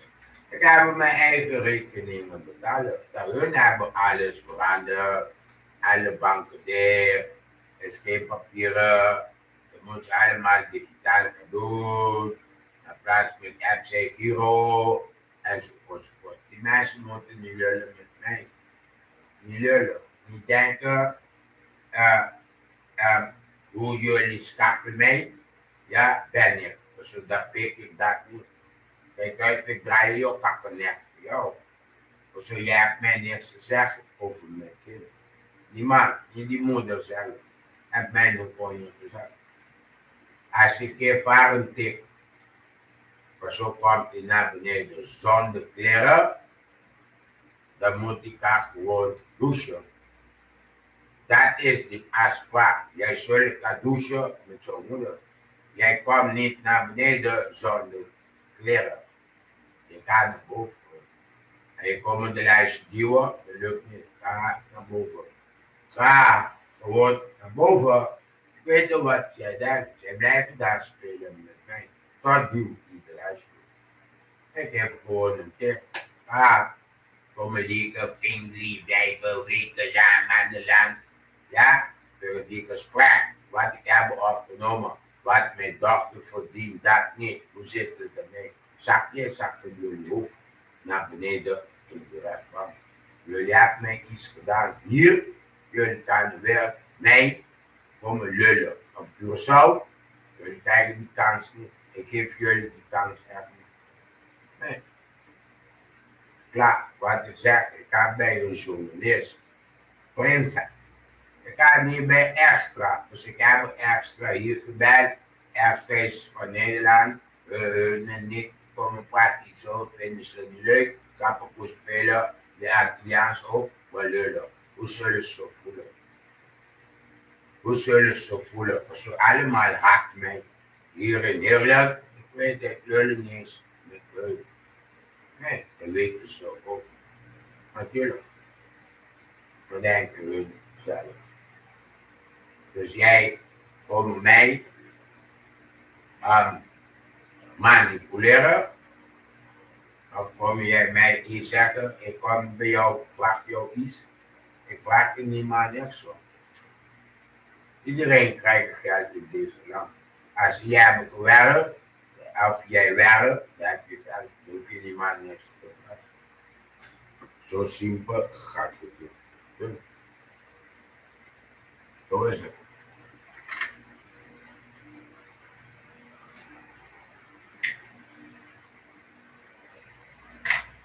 Kan ze kan knippen, plakken.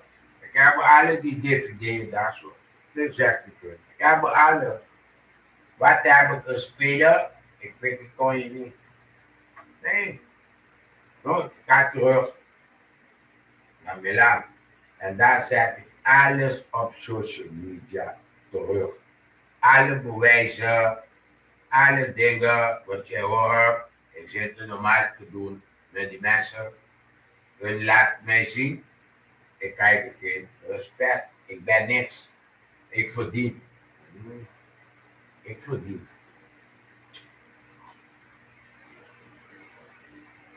Weet je waar je dat? Weet je wat, het is 15 jaar geleden. Die man zegt jou precies, duidelijk, wat heb je jou 15 jaar geleden gezegd? Hoe ik heb bij mij om gedaan.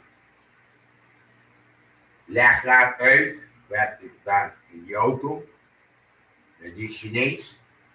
Toen moet ik naar school quasi slapen, door die deur, allemaal heb ik gezegd. Weet je hoe lang geleden is dat? Het is meer dan 50 jaar geleden bijna. 43 jaar geleden. 43 jaar geleden, ik sta me om daar totaal los. Leg haar uit, wat heb ik gedaan 43 jaar geleden. Want ik leg die lullen uit. Die lullen met mij. Zo simpel is het.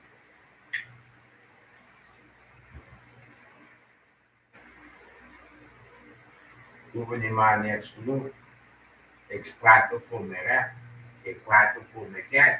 We worden gestolen. Zomaar worden geld gestolen, zomaar.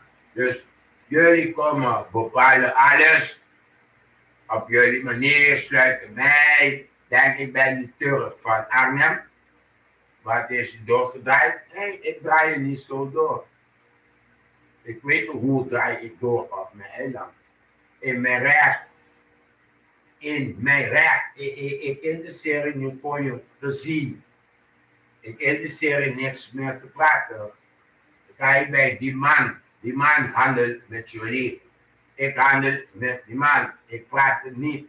Ik doe hetzelfde hoe die mensen doen met demonstreren. Als jij komt lullen met jouw camera, dan trek ik voor jou af. Dan sla ik jou totaal los. Maar zo is mijn eiland. Jij hebt mij, hoe kon je het zeggen? Ik ga gewoon weg. Laat mijn hoofd met rust. Maar zo op in Nederland, jullie blijven dat doen. Jarenlang jullie hebben dat. Blijven mij lastig vallen. Als jullie vrouwen. Wat ik interesseer me is. Nee. Wat ik zeg het toch. Als jij komt hier om mij te helpen, dan moet je laten voor mij zien. Zo simpel is dat. Of jij komt alleen om te neuken. En dan zeg je mij niets. Dan ga je wel douchen. Dus ik weet niet bij jullie. En dan zeg je mij wie neukt jou. Ga je douchen. Zo simpel gaat het. En neukt je als kijk raden. En dan ga je gewoon s'morgens weg. Jullie jou ontbijt. Geef ik jou. Ik ga gewoon weg. Doei. Zie jou weer. Zaterdag. En zondag ga je blijven tot maandag. Zondag ga je sowieso iets later. Dan krijg je 2, 3 rondjes. In plaats van 1, 2. Dan worden 4. En dan ga je gewoon naar huis. Klaar. Ik blijf gewoon naar huis. Alleen dat. Ze weten niet meer nu ik kaart. Dat niet te los. Like joh. Als je het is, dan laat mij gewoon. Ik word hier Ik word hier gemaakt. In deze land, de gemaakten worden natuurlijk gemaakt. Voor de rest niet. Nee, laat mij niet rust. Staan jullie kleine balletjes? Ja, als het aan het Sibi ligt, dan verdwijnt dit WK-jasje binnenkort uit de schap. Want er staat namelijk een hele grote J op. De J van Jumbo, maar ook de J van...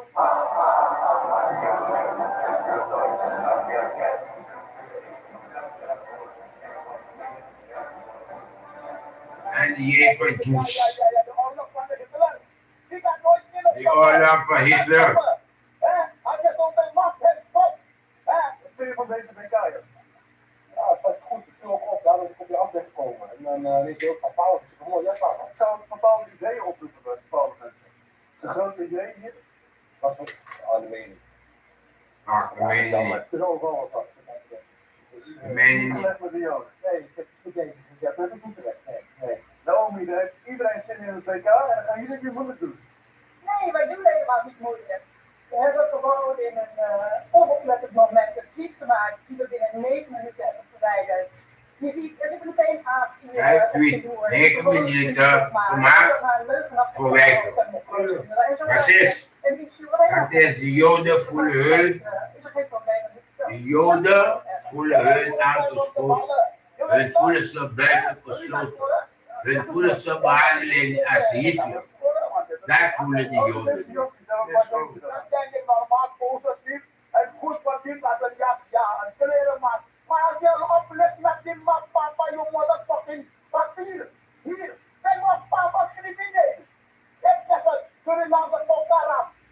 Weet je waar ben ik geboren? Je motherfucker op de aarde en de hemel. Een gangster opgevoed, een maffia geleend. Doe die map, papa, met de macht van je map, pam. Je motherfucker, justitie, politie en de doorwaarder. Je beslaat mensen zijn vakantie gaan. Hoor je? Schaam Zeg je het dan. Hoor je? Vaak in jouw vakantie krijgen. Adele, sorry, jij betalen, je mag niet pakken. Dat mag niet. Dat mag niet. Ja, als jij die man voor hun uit te leggen, bewijs voor de die doen niet, bewijs voor de pakken delen. Hij beheerst die geld, we kijken die van UV, die 13 zoveel, en die van belasting, dat wordt zo, en die deelwaarde uit social media, pakt die €100 automatisch bij UWV. Dan mag dat ook niet. Waar heb je dat gehoord? Waar heb je dat gehoord? Waarom ik zeg, Leslie, je kon je, ik wacht op die rechter. En dan kan ik die rechter vragen. Waar heb je dat gehoord? Waar? Nee, dan vraag ik u. Dan vraag ik u toch. Ze duivel, die moeten weghalen zelf, jaloezie. Jaloezie, die medicatie bestaat niet van jaloes. Fuck you, motherstone. Every Als je overal die nadruk op het uitbrengen van toen, en zeker nu met die Gaza, wat dat betreft vind ik dat heel erg. Maar de jas, je moet er niet aan denken. Helemaal niet, totaal niet. Nee, ik vind het belachelijk. Ja, altijd ja. Dat is het, ik voel het Die niet. hele idee.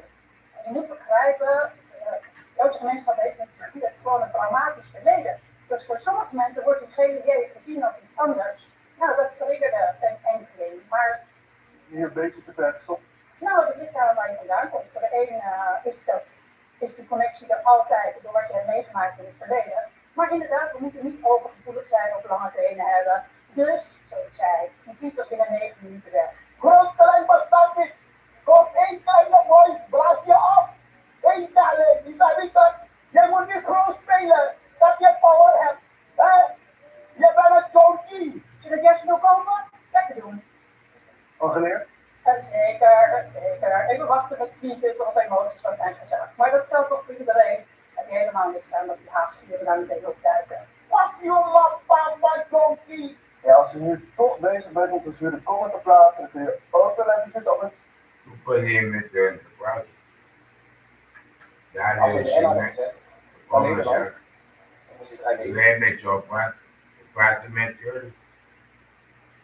En ik praat niet. Wat is te praten?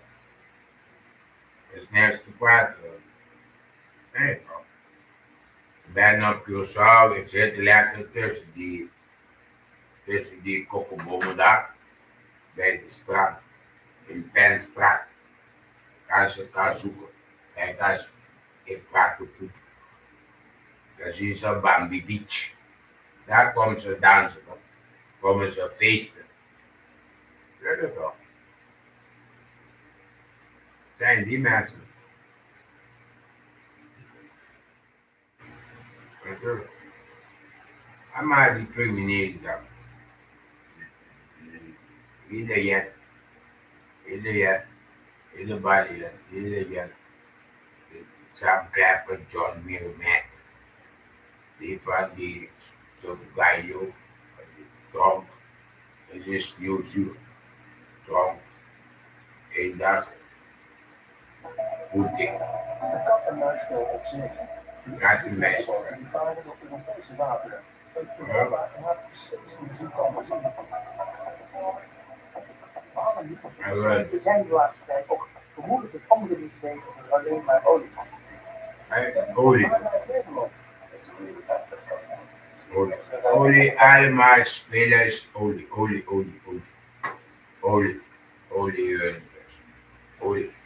Daar hebben die landen waar hebben ze olie, het vallen ze gewoon aan. Tonkie zelf doet dat. Natuurlijk. Tonkie doet dat. En vallen die landen aan voor olie.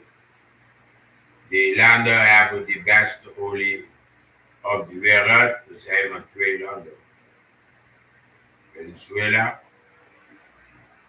en Saudi-Arabië. Hoe kon je meer? Alle die rest we hebben olie is ook zo. Natuurlijk, dit is de beste oliekwaliteit op de wereld. Kost een miljard.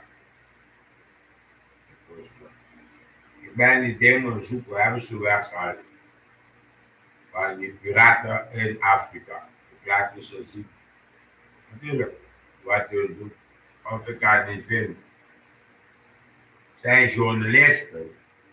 Journalisten, hun gaan daar naar die land. Hun gaan praten met de mensen op straat. Ja, voor de mensen helpen hun. Betalen $20, $50, soms $10 in info is goed. Dan kan ze jou helpen met informatie, alles. Laten jou zien wie zijn de criminelen, wat we doen. Als we willen met jou praten voor interview, een videogesprek, ze worden gefilmd en dan doen ze, wie bakt niks aan. Dan mag jij hun gezicht niet zien. Dan die drugsmensen in Mexico, hun komen laten zien. Wij zien hun gezicht niet. En er zit iemand daar, hij praat er niet eens. Nee, hij zegt jou niks. Hij mag niks zeggen. Alleen die was zitten naar die tafel met de kilo's voor zijn neus. Hij praatte. Die andere was zitten achter zijn rug. Hij praatte niks. Als iets fout, hij weet wat moet je doen. Moet dan kon je camera journalisten. Zo simpel gaat het maar bij de mensen. Dat is gewoon zo. Wat ik zeg. Vanaf kleine mensen moeten elkaar betalen drugsgeld. Niet kwijt. Een paar duizend gulden. Bijna 30, 40, 50 ton enzovoort. De mensen vechten. De mensen moeten die geld. Moeten die deal was niet goed. Dan hebben ze elkaar bijna doodgemaakt. De geld, weet je hoe geld blijft op straat. Weg. Iedereen man. Ga gewoon weg. Tuurlijk wel. Er is ruzie. Mensen hebben geen tijd voor geld te pakken. Nee. Vechten met elkaar. Maar de repen ze jou. Makkelijk. De repen jou, dan zetten ze jou op. Gaan ze laten jou bewaren, die spullen daar. Hun zelf sturen man die spullen pakken. Vanmiddag hun zijn samen met jou. Hun hebben lang gedaan. Allemaal weet je wel. Allemaal vieze spel wat de mensen spelen. Oké? Hey, dit is 8 dagen geleden. Het is koud, taki, dingen, al die. Die maffie, jas. Hij mag kerkmes. Wijnkelsport. Rokersport. Ik praat als de mensen van politiek kijken, moet je ook. Moet zo daar. Moet ook wel hoe. Allemaal die mensen. Dan gaat die wereld. Op 15 juli 2014 verandert luchthaven Hato op Curaçao in een plaatsdelict. In de aankomstzone tussen reizigers en bagagekarren openen gewapende mannen het vuur. 2 mannen kwamen hierbij om het leven en 7 onschuldige omstanders raakten gewond. Veel reizigers doken weg en camera's legden alles vast. Een plek wat bedoeld is als een veilige doorgang werd het toneel van een brute afrekening. Volgens justitie was de grens Kijk, je zo. En dit is ook. Waar je doet. Maar die motorband niet. Iedereen Hij zat al zegt. jaren vast en toch bewoog hij nog steeds de straten van Amsterdam. Vanuit een cel op Curaçao, duizenden kilometers verderop, zou hij de moord op Peter R. de Vries hebben aangestuurd. Een man zonder vrijheid, maar met meer macht dan ooit. Vandaag vertellen we... Maar alles zegt hij. Ze lullen met hem. Die lullen met mij. En die hebben gewerkt. In het schaduw van de Britse onderwereld dook één naam Sommigen hebben gewerkt. Ik dacht maar. En zijn die motorband. Deze is die auto band. Die auto band. Eén iemand. Hoe slapen we? En niet.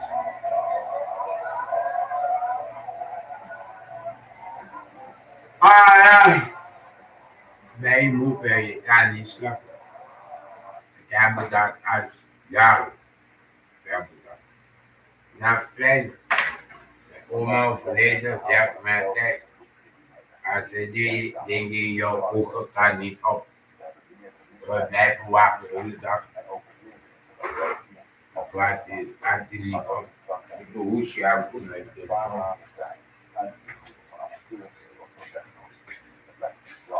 een hoedje voor. Pushy. Afgeleid van één van de bekendste gangsters ooit, namelijk Scarface. Maar wat hebben ze nog geweten? Hoe is deze band ontstaan? En wat is er met ze gebeurd? Aan het begin van 2011 kwam de band voor het eerst in het zicht bij de politie. Wat begon als een simpele autodiefstal, zou in de laatste tempo uitgroeien tot een explosieve reeks van brute overvallen en een grensoverschrijdende criminaliteit. We gaan terug naar 16 februari 2011 in Zulte, een plaats in België. Ja, ik was naar boven bij opgestaan. Een losse van meer dan 500 pk. Het type auto werd eerder in een film verwacht dan in een Vlaamse garage. Een paar dagen later komen er 2 geïnteresseerden opdagen. Ze rijden in een simpele Volkswagen Golf, niets opvallends. De eigenaar ontvangt hen, maar trots de wagen zien. De motorkap, het interieur, prestaties, alles lijkt volgens plan te gaan. Maar dan verandert het ineens. Een van de mannen... Autoband. De eigenaar opent de motorkap en voelt plots iets ijzers in zijn rug. Een vuurwapen. Hij probeert zich nog los te worstelen, maar merkt al snel dat hij geen kans maakt. Onder dreiging van geweld geeft hij bang dat hij het anders niet overleeft. De 2 daders stappen rustig in, rijden eerst met beide wagens weg. Maar niet veel later zetten ze de Volkswagen in lichte waaien langs de kant van de weg. De rookpluimen stijgen op, de sporen zijn uitgewassen. Vanaf nu verplaatsen ze zich in stijl en met kracht. De gestolen BMW M5 wordt een nieuwe vluchtuitgang en die zal nog een sleutelrol spelen in wat komen gaat. Nog geen 3 dagen later duikt de gestolen BMW opnieuw op. Dit keer in Wallonië, het Franstalige zuiden van België. Het is 6:15 in de avond wanneer de BMW met piepende banden tot stilstand komt voor een tankstation. De lichten staan nog aan, klanten lopen binnen en buiten, maar plots slaat het weer om. 2 gewapende en gemaskerde mannen springen uit de auto en stormen de shop binnen. Ze blokkeren meteen de ingang. Niemand erin, niemand uitgezonde schot, terwijl de ander razendsnel de kassa sleept. Binnen een paar minuten zijn ze al op weg. Ze verdwijnen met gierende banden in een vluchtauto, de beruchte BMW M5. Maar de buit valt tegen. Er is nauwelijks geld meegenomen. Het lijkt haast niet de moeite waard voor zoveel risico. En dat blijkt ook. Nog geen 24 uur later wordt dezelfde BMW opnieuw gespot. Opnieuw bij een tankstation. Maar dit keer is het geen gewapende overval. Ze gooien simpelweg de tank vol en rijden weg zonder te betalen. 2 dagen later, op 22 februari 2011, wordt duidelijk dat de bende nog lang niet klaar is. Ze willen meer, groter en gewelddadiger. Deze keer vertrekken ze met zijn 5 naar leven, opnieuw in België. En opvallend is dat er dit keer ook een vrouw bij is. Ze rijdt mee als volwaardig lid van de bende. Op 22 februari 2011 stapte de vrouw uit een sportieve BMW en liep richting de ingang van een juwelierszaak. Ze oogde normaal en verzorgd en er was niets verdachts aan haar te merken. Ze belde aan en de juwelier wierp een blik door het raam voordat hij niets vermoedend de deur opende. Maar op het moment dat hij de deur opende, veranderde zijn winkel in een oorlogssituatie. 2 gemaskerde mannen stormden naar binnen en zonder waarschuwing richtten ze hun wapens op de juwelier. Maar hij laat zich niet zomaar kisten en grijpt een stoel waarmee hij op de overvallers inslaat. Een van de overvallers schoot 10 keer als waarschuwing, maar toen gebeurde er iets onverwachts. De hond van de juwelier stormde blaffend de winkel in en de daders raakten in paniek, waardoor ze direct naar buiten vluchtten, zonder buiten. De BMW scheurde vervolgens weg richting Brussel. 6 dagen lang was het stil, maar dan sloegen ze opnieuw toe. Dit keer is het postkantoor van Walheim een doelwit. En opnieuw speelt de BMW M5 een hoofdrol. Met een blauw zwaailicht op het dashboard, alsof het een politieauto is, raast de wagen door de straat van het postkantoor. Vervolgens probeerde een van de bendeleden de ruit in te slaan met stenen, maar dit lukte niet. Dus schoot hij 10 keer op hetzelfde raam. Maar ook dit werkte niet. De ruit was niet kapot te krijgen. En ook deze overval mislukte opnieuw. 2 weken lang bleef het stil, maar de politie deed intussen al intensief onderzoek. Maar op dat punt hadden ze nog geen idee in welke hoek ze moesten zoeken. Er waren namelijk nog geen daders bekend. Geen namen, geen gezichten. Enkel een zwarte BMW M5, die inmiddels veel te herkenbaar was geworden. De bende besefte dit ook en wisselde daarom regelmatig van nummerplaten. Maar toch, ze voelden dat dit druk toenam. De volgende overval vond plaats op 13 maart in Mechelen, wederom een plaats in België. Weer werd de BMW gebruikt en dit keer was een hotel het doelwit. 2 gewapende mannen stormden naar binnen. Ze waren volledig gemaskerd en eisten geld uit de kluis. Echter was deze kluis beveiligd met een tijdslot en gaat deze alleen op vaste tijdstippen open. Gefrustreerd grepen ze dan maar wat ze konden. Ze namen de inhoud van de kassa mee bij de receptie als troostprijs. Was het gewoon pech? Of zijn het amateurs? Terwijl de politie nog bezig is met het analyseren van de vorige misdrijven, gaat de bende onverstoord verder. Ze veranderden de kentekens van de BMW alsof het niets was, maar iedereen wist dat die auto niet echt heet werd. Op 16 maart is de bende opnieuw met zijn vijver. En opnieuw is een juwelier het doelwit. Wat zouden ze deze keer van plan zijn? 2 criminelen van de bende, een man en een vrouw, lopen kalm richting de ingang. Ze belden aan en de juwelier opende de deur. Later zou hij aan de politie verklaren dat het er allemaal zo normaal uitzag, tot het te laat was. Op het moment dat hij de deur opende, stormden 2 andere mannen naar binnen. In een paar seconden was de winkel omsingeld en werden de vitrines weggehaald. De juwelier werd vastgebonden en werd hulpeloos achtergelaten op de vloer. Na een paar minuten verlieten de daders de winkel en verdwenen in een bescheiden buiten. Het was erg weinig en volgens de juwelier stelde hij nauwelijks iets voor. En waarschijnlijk begon de bende dat nu ook te beseffen. Zoveel overvallen, zoveel risico's, maar nog geen enkele echte grote slag. Opnieuw werd het 2 weken lang stil. Het stilte voor de storm, want ze waren een plan aan het maken. Op 4 april 2011 gebeurde er iets waar ze in die 2 weken naartoe hadden gewerkt. Het leek bijna een militaire operatie. De bende richtte zich op een zwaar bewaakte gelddepot, namelijk Secure Cash. Dit is een bedrijf dat gespecialiseerd is in geldtransport. In de nacht van 4 april bliezen ze met zware explosieven de toegangsdeur op. Het was een enorme knal. Binnen raakten de medewerkers in paniek en kwamen kijken wat er aan de hand was.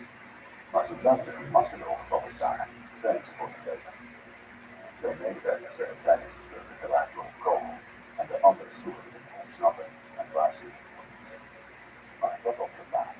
De bende had het gebouw inmiddels volledig in handen en in een sneltreinvaart werden er enorme hoeveelheden cashgeld in het voertuig geladen.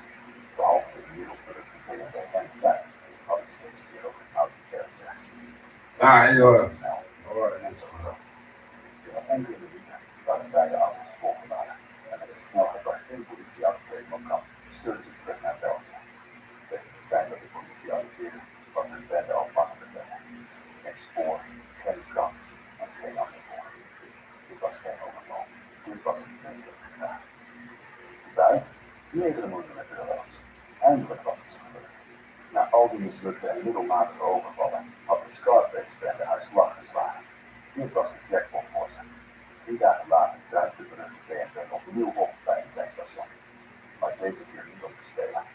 Nee, ze betalen voor hun benzine. Waarom is dat belangrijk? Omdat hier, op dit ogenschijnlijk onschuldige moment, de bijnaam van de bende ontstaat. De Scarface-bende. Beveiligingsbeelden tonen meerdere leden van de groep die een tankbrug afkonden. Ze dragen opvallende, dure kleding. Eén van hen springt eruit.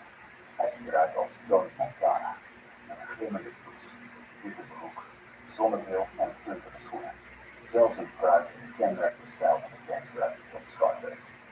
Vanaf dat moment werd de groep die naam toegelicht. Een eerbetoon aan hun favoriete film. En misschien ook een knipoog naar hun eigen ambities. Maar die beroemde BMW M5, die had zijn tijd gehad. De wagen was te bekend, te opvallend en te heet geworden. Op 18 april 2011, onder een viaduct ergens in België, parkeerden ze de wagen voor de allerlaatste keer. Ze goten er benzine overheen en staken het vervolgens in brand. De vluchtauto had zijn beste tijd gehad. Een week later doken ze op in Frankrijk. Het doelwit was een geldtransportbedrijf genaamd Louis. Ze hanteerden dezelfde werkwijze als in Rotterdam. Zware explosieven, maskers en snelheid. Binnen no time hadden ze opnieuw 2 miljoen euro verdiend. Maar dit was slechts een voorgerecht. Want de bende had nu echt de smaak te pakken gekregen.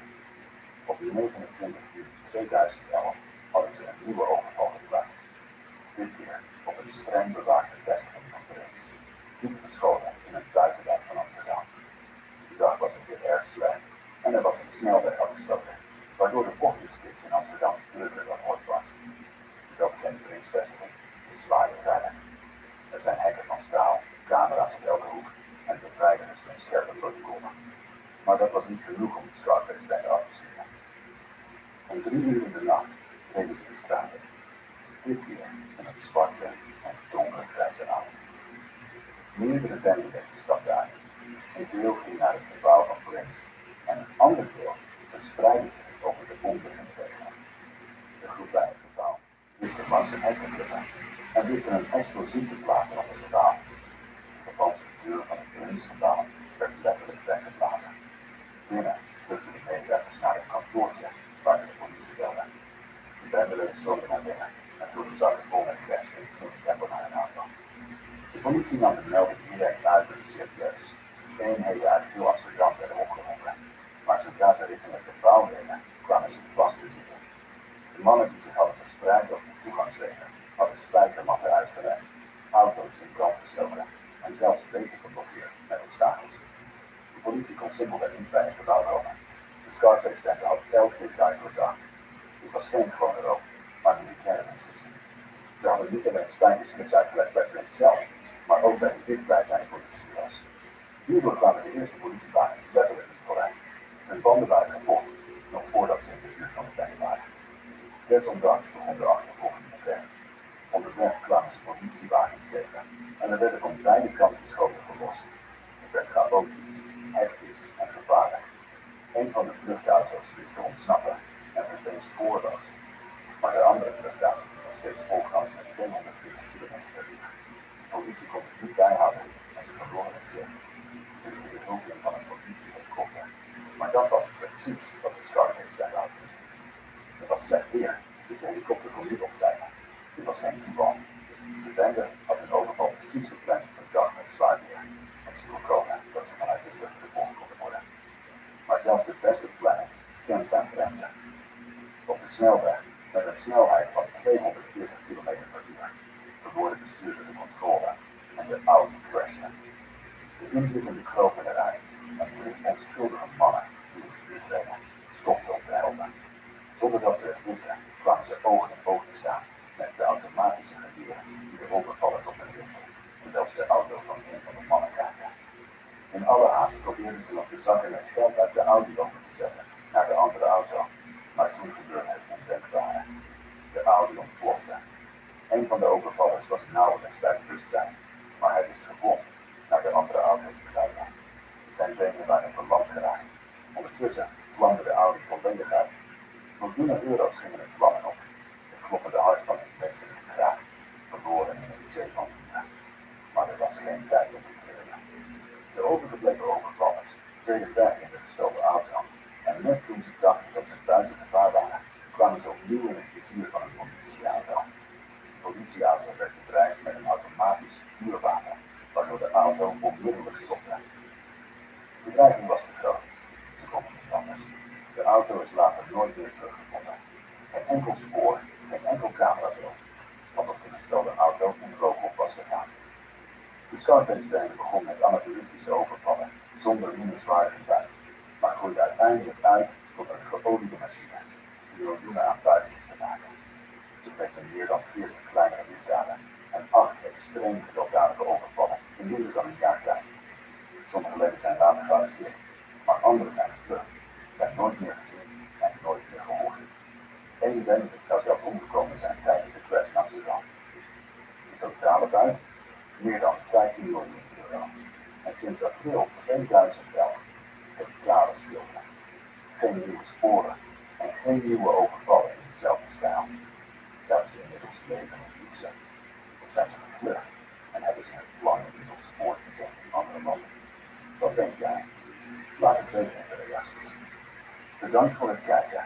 Abonneer je op mijn kanaal en klik op het belletje, zodat je geen enkele video hoeft te missen.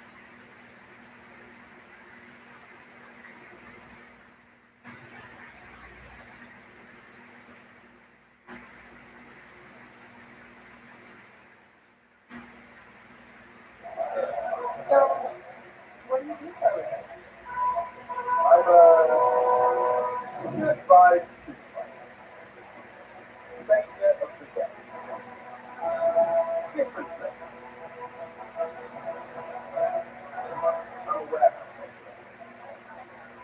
Titles never tell the whole story.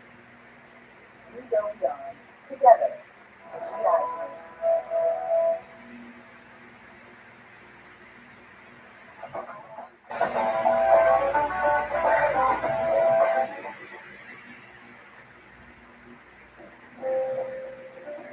Ik ben wel bij het alleen. Ik zoek iemand echt bij past. Ik heb een relatie met schrijven. Eerst een persoonlijk gesprek, dan een toekomst. Zorgvuldig, persoonlijk, succesvol. Minder huis, betere lijstjes. Mensenrelatie. De meeste kans op een huis. Je huis direct voorgeloos verkocht en zelf bepalen wanneer je de overdracht wilt. Ook klusjes die je normaal wil doen voor een verkoop en totaal niet nodig. Bij een aankomende verhuizing heb je gewoon veel te doen. Door het direct te verkopen aan de servicebouwing kan ik mijn tijd en energie volledig steken op andere belangrijke dingen. Je kan meteen verder en heb verder geen omkijken naar het verkoopproces. Ik heb mijn huis ook niet verkoopklaar om te maken en de oude meubels mag ik gewoon laten staan.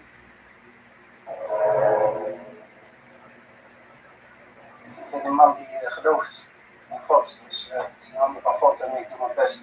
En de les is in handen van God. Dus ik ga af op de voorzienigheid van hem was gaan gaan. Utrecht is vannacht in rode gevallen bij de schietpartij. Bij de schietpartij in IJsselstein is een man om het leven gekomen. In het hart van Nederland schudt een ongekende strafzaak het land. In februari 2024 houdt het publiek de adem in. In afwachting van vonnis over de leider van de grootste Nederlandse criminele organisatie. Over the 6 years of the trial, nearly everyone connected to this case had to be placed under police protection. Lawyers, judges, witnesses, and family members. Dit verhaal waardig aan de grootste gunners. Tart de verbeelding zodanig dat zelfs Netflix het onwerkelijk zou vinden. Een onderwereld te beren waar de wet van de stilte heerst, waar iedereen die meewerkt zijn doodvonnis tekent. Nog huiveringwekkender. In een versleutelde berichten beslissen groepsleden binnen enkele minuten over het lot van de slachtoffers. Deze realiteit is veel duisterder dan wat de media tot nu toe heeft kunnen ontdekken. En denken dat alles te stoppende gevangenschap zou naïef zijn.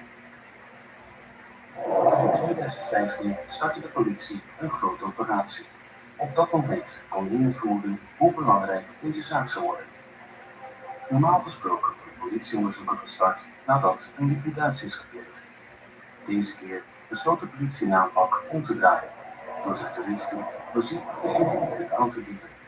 Deze snelle auto's werden niet alleen gebruikt voor liquidaties, maar ook voor proefkraking in heel Europa. De politie zet een ambitieuze operatie op om stiekem zender te plaatsen in een gestolen Audi S5 van deze bende. Deze auto, die later werd verkocht, leidde rechercheurs naar 2 garageboxen, waar ze de tweede gestolen auto ontdekten. Ditmaal een Audi RS6. De politie zette vervolgens allemaal technische middelen om de locatie te observeren, door afluisterapparatuur en camera's te installeren. Na enkele weken observatie kregen onderzoekers een duidelijk beeld van de groep mannen uit Utrecht met diverse achtergronden, voornamelijk met uitgebreide strafbladen, waaronder 2 centrale figuren naar voren kwamen: Werner, bijgenaamd Devil, en Jawad, alias Boek. Geleidelijk begreep de politie hoe deze groep opereerde. Elke auto werd zorgvuldig voorbereid, voordat deze werd gebruikt voor misdaden. In opgenomen gesprek spraken de criminelen hun wapens. Ze stonden er ook op om altijd handschoenen te dragen om geen vingerafdruk achter te laten. Deze geluidsopnames onthullen het bestaan van een echt trainingscentrum, ontworpen om een rivalen methodisch te elimineren. Net als de politie gebruikte het zijn middelen om rivalen te bespioneren. In dit 26 koperonderzoek werd ontdekt dat ze 2 zeer geavanceerde GPS-trackers hadden gekocht bij de Spy Shop. Totaalprijs €7.000, contant betaald. Deze apparaten zijn normaal gesproken onmogelijk te detecteren. Maar deze keer werd de politie alert. Ze zagen hoe de bende een van deze trackers onder de auto van een potentieel doelwit plaatste, om te voorkomen dat een executie zou plaatsvinden onder het oog van justitie, had de politie geen andere keuze dan het doelwit te waarschuwen. Een paar weken later, op 15 juli 2015, besloot de politie in actie te komen. In de huizen van verdachten ontdekte de politie een steekkaarten met beelden van 5 onbekende mannen, die duidelijk onder surveillance stonden en eindelijk gefilmd waren. Maar de echte verrassing wachtte op de onderzoekers in het magazijn dat door de groep werd gebruikt. Achter de deur van een opslagbox die ze forceerden, troffen ze een van de grootste wapenvangsten ooit aan, een echt oorlogsarsenaal. Het verhoren van de mannen leidde nergens toe, omdat ze zich beriepen op een zwijgrecht. Dit mysterie zou pas jaren later worden opgelost. Toen ontsloten de berichten de rol van de leider, die de wal onthulde. Diezelfde dag, vlak nadat de politie de locatie had doorzocht, stuurde hij berichten naar Mario, ook bekend als Piet, om erachter te komen wat de politie had gevonden. Bij Devil en Boek gaan ze niks vinden, toch, sir? Hij heeft het over Devil en Boek, 2 bendeleden die net zijn gearresteerd. Hij wil er zeker van zijn dat de politieverdeling niet bij hem kan komen. Hij zorgt er ook voor dat de wapens en drugs die niet in beslag zijn genomen op een veilige plek worden verstopt. Sir, bij wie liggen die ijzers? Die liggen toch bij iemand thuis verstopt in de stash. Bij wie stashen die? Leg het maar uit. Hij probeert zo snel mogelijk advocaten te regelen om precies te weten waar ze van beschuldigd worden en wat er in het dossier staat. Hij weet dat de gevonden wapens hun een groot probleem zullen brengen. Echt, sir. Ziet, weet niet wat er is, maar hoe dingen zijn geregeld. En er zijn zo heet geen woorden voor. Alleen voor die ijzer is zeker 5 jaar. Zakaria LH, een lid van de groep, bezoekt een advocaat die uitlegt wat de politie weet. Zo komt Ridwan geleidelijk achter de details van het onderzoek. Hij zei tegen mij dat ze in maart zijn begonnen met dit onderzoek. Het komt door de gestolen auto's, de S5 en de RS6. In ieder geval, die S5 die gestolen is, die jongens werden in de gaten gehouden toen hun die auto verkochten. Er Er zat al een zender onder die auto. Een onthullend detail betreft de gestolen Audi, waar de politie een trekker in had gestopt. De auto had constant batterijproblemen, zo ernstig dat deze vervangen moest worden. Een van de groepsleden was kopalen gewaarschuwd dat een accu niet zonder reden zo snel leegloopt. Wat duidde de waarschijnlijke aanwezigheid van politietrackers, maar niemand luisterde naar.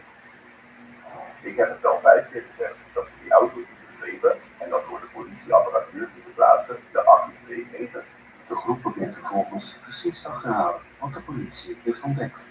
Ze willen vooral begrijpen welk bewijs de politie heeft en wie er nog meer in Rigo's team gearresteerd zou kunnen worden. Oké, sir. We moeten het klaar hebben staan. En u moet echt weg daar zo snel mogelijk tot we dossier hebben. Dit bericht laat 2 dingen zien. Ten eerste zoekt de groep naar nieuwe schutters om activiteiten normaal voor te zetten.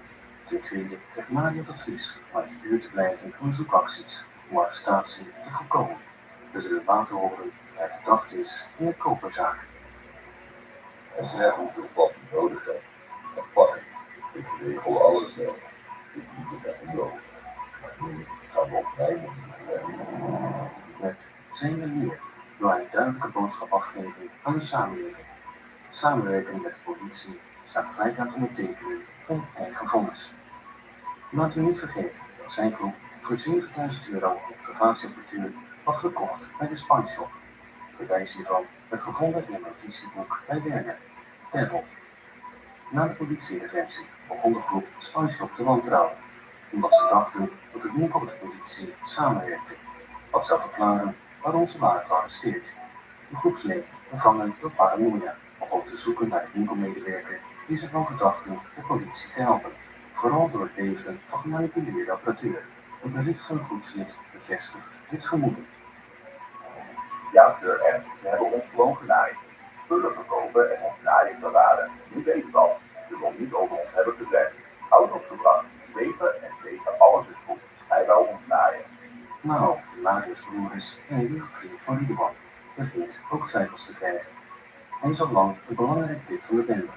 En nu vraagt hij zich af of Spineshop misschien wel dekmantel is van de politie. Oké, dat is vreemd hoor, want dat kan niet toch. Wie zijn die gasten? Kan echt niet, of is die Spineshop zelf schoon toe? Maar weet niet zeker hoe de politie een activiteit heeft ontdekt. Was het vanwege de Audi in de garage? Of omdat iemand van Spineshop hem heeft verplikt? Dus hoe zijn we nu op het spoor gekomen door die box of die gasten van Spineshop?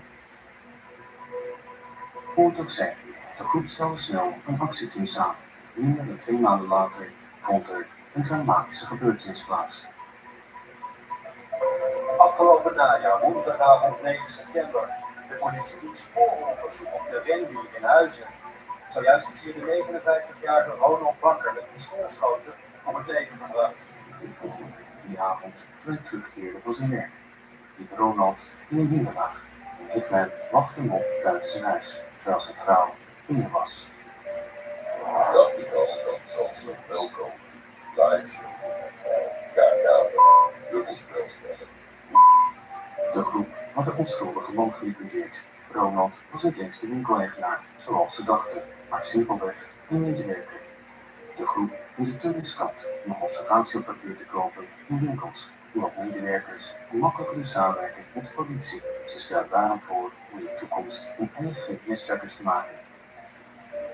Je moet het zo zien, mensen doen graag dingen, verdienen graag geld, vinden het stoer met criminelen om te gaan. Maar als politie naar ze komt, spugen ze alles uit. Het zijn normale zakenmensen die de lusten willen, maar niet de lasten. Die garantie heb je als je zelf trackers kan maken, want buiten jezelf is bijna niemand te vertrouwen. De politie ging naar de Spineshop om personeel te ondervragen en de boekhouding te controleren. Ze willen verband vinden met het notitieboekje dat bij Devil was gevonden. Maar dit alles gebeurt pas na het ontdekken van het wapendepot. Ja, boekhouding hebben ze goed uitgestipt. Die was gevonden bij Dev. Er staat een datum en aankoopbedrag in van €7.000. Op die datum is er een GPS-set verkocht waarvan de factuur bij Dev is aangetroffen. Advocaat zegt, wordt lastig om die boekhouding weg te lullen. Naast dit alles wil Riedeman ook de Spineshop aanvallen. De groep heeft zelfs wapens besteld, waaronder een bazooka, als zij hem kunnen vinden. Sir, zullen max 2 à 3 werkers zijn, maar gaat om effect. Sir, de boodschap is dan duidelijk. Die dame moeten echt huilen om wat ze hebben gedaan. En meteen duidelijke boodschap voor wie kroongetuige wil worden. Ze weten dat de eigenaarse vrouw boven de winkel woont, maar dit weerhoudt hen niet van hun plannen. Laat even weten wat nodig is. Je spreekt duidelijk prijs af te handelen. IKK-verraders. Ridwan wil de winkel aanvallen met een bazooka of handgranaten. Beide opties worden overwogen. Manit en Arthur, bijna Deb, krijgen deze missie toegewezen. Deb, die bij de politie bekend staat en meestal de auto's van de groep regelt, komt zelfs voor op foto's van het koperonderzoek. Na een gesprek met Mario krijgt Manit een bazooka. Iemand er niet weet hoe hij deze moet gebruiken, wordt hem verteld dat de gebruiksaanwijzing bij het wapen zit. Ik heb even gekeken, sir. Die tekst is in het Russisch. Ik weet niet precies hoe dat werkt. Die head zou dat regelen. Ze hebben nog geen schutter gevonden. Ondertussen moeten ze de gestolen auto in de garagebox verstoppen, omdat het te risicovol is om op straat te laten staan. Ridwan is boos, omdat ondanks alle apparatuur die ze hebben, er niets vordert. Ja, rustig, sir. Als jullie vanavond niet gaan, moet die auto in een garage gezet worden. Is een risico die auto om die buiten te zetten. Politie, dieven, alles. Die auto heeft 4500 euro gekost. Dus kijk of je een box kan regelen. Die andere ging de X tegen mij. We brengen auto's, motoren, appels, baas. Kosten allemaal veel pap. En nog steeds niks geregeld. Sir, het is echt moeilijk om nu gelijk een box te vinden, man. Ja, ik begrijp u, sir. Maar ik kan echt niemand vinden die het op zijn naam wil zetten. Zelf je apparaat repareren. Gemakkelijk is juist op uw gevonden en morgen al in huis. Fixpartner.nl.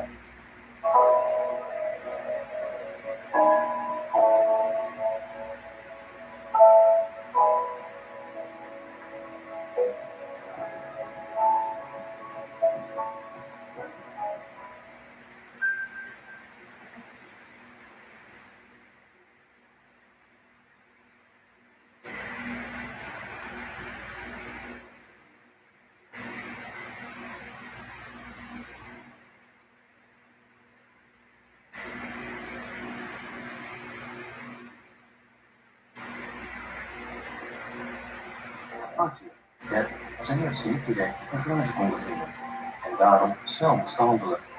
In eerste instantie zou ze elk 5000 euro krijgen, maar Deb waarschuwde Mario dat het zeer risicovol was. Hij noemde dat de man 18 jaar gevangenisstraf had gekregen voor het aanvallen van een rechtbank met een bazooka. Ze onderhandelden uiteindelijk 15.000 euro om tussen tweeën te delen. Omdat Deb niet wist waar hij een bazooka moest gebruiken, stelde hij voor in plaats daarvan granaten te gebruiken.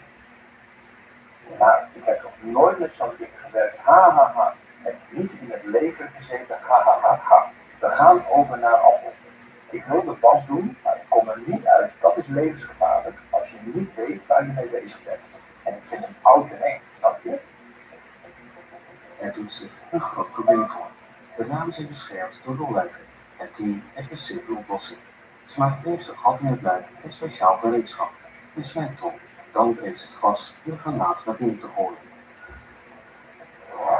Je maakt een deurtje, dan de raam kapot, dan appels erin, dan weg.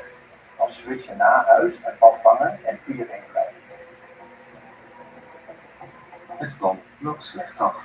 Op 19 oktober 2015, tijdens de nacht, zitten de twee mannen in een auto. Ze zien een politieauto en raken in paniek.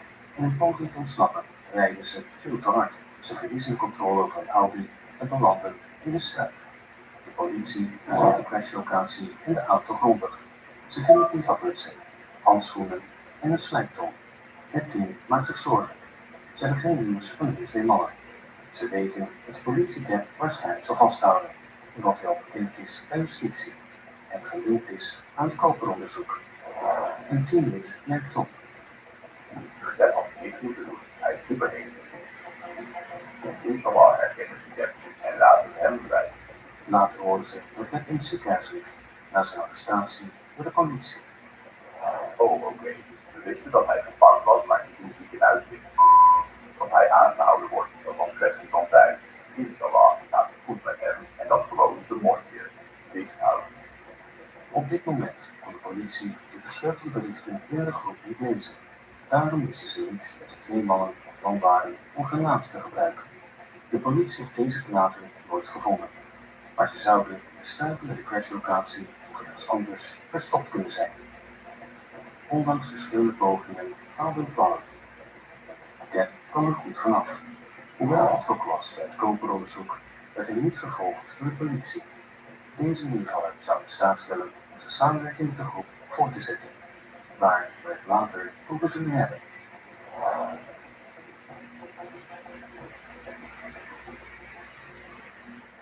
Laten we terugkeren naar het koperonderzoek, een zaak die een beslissende wending markeert.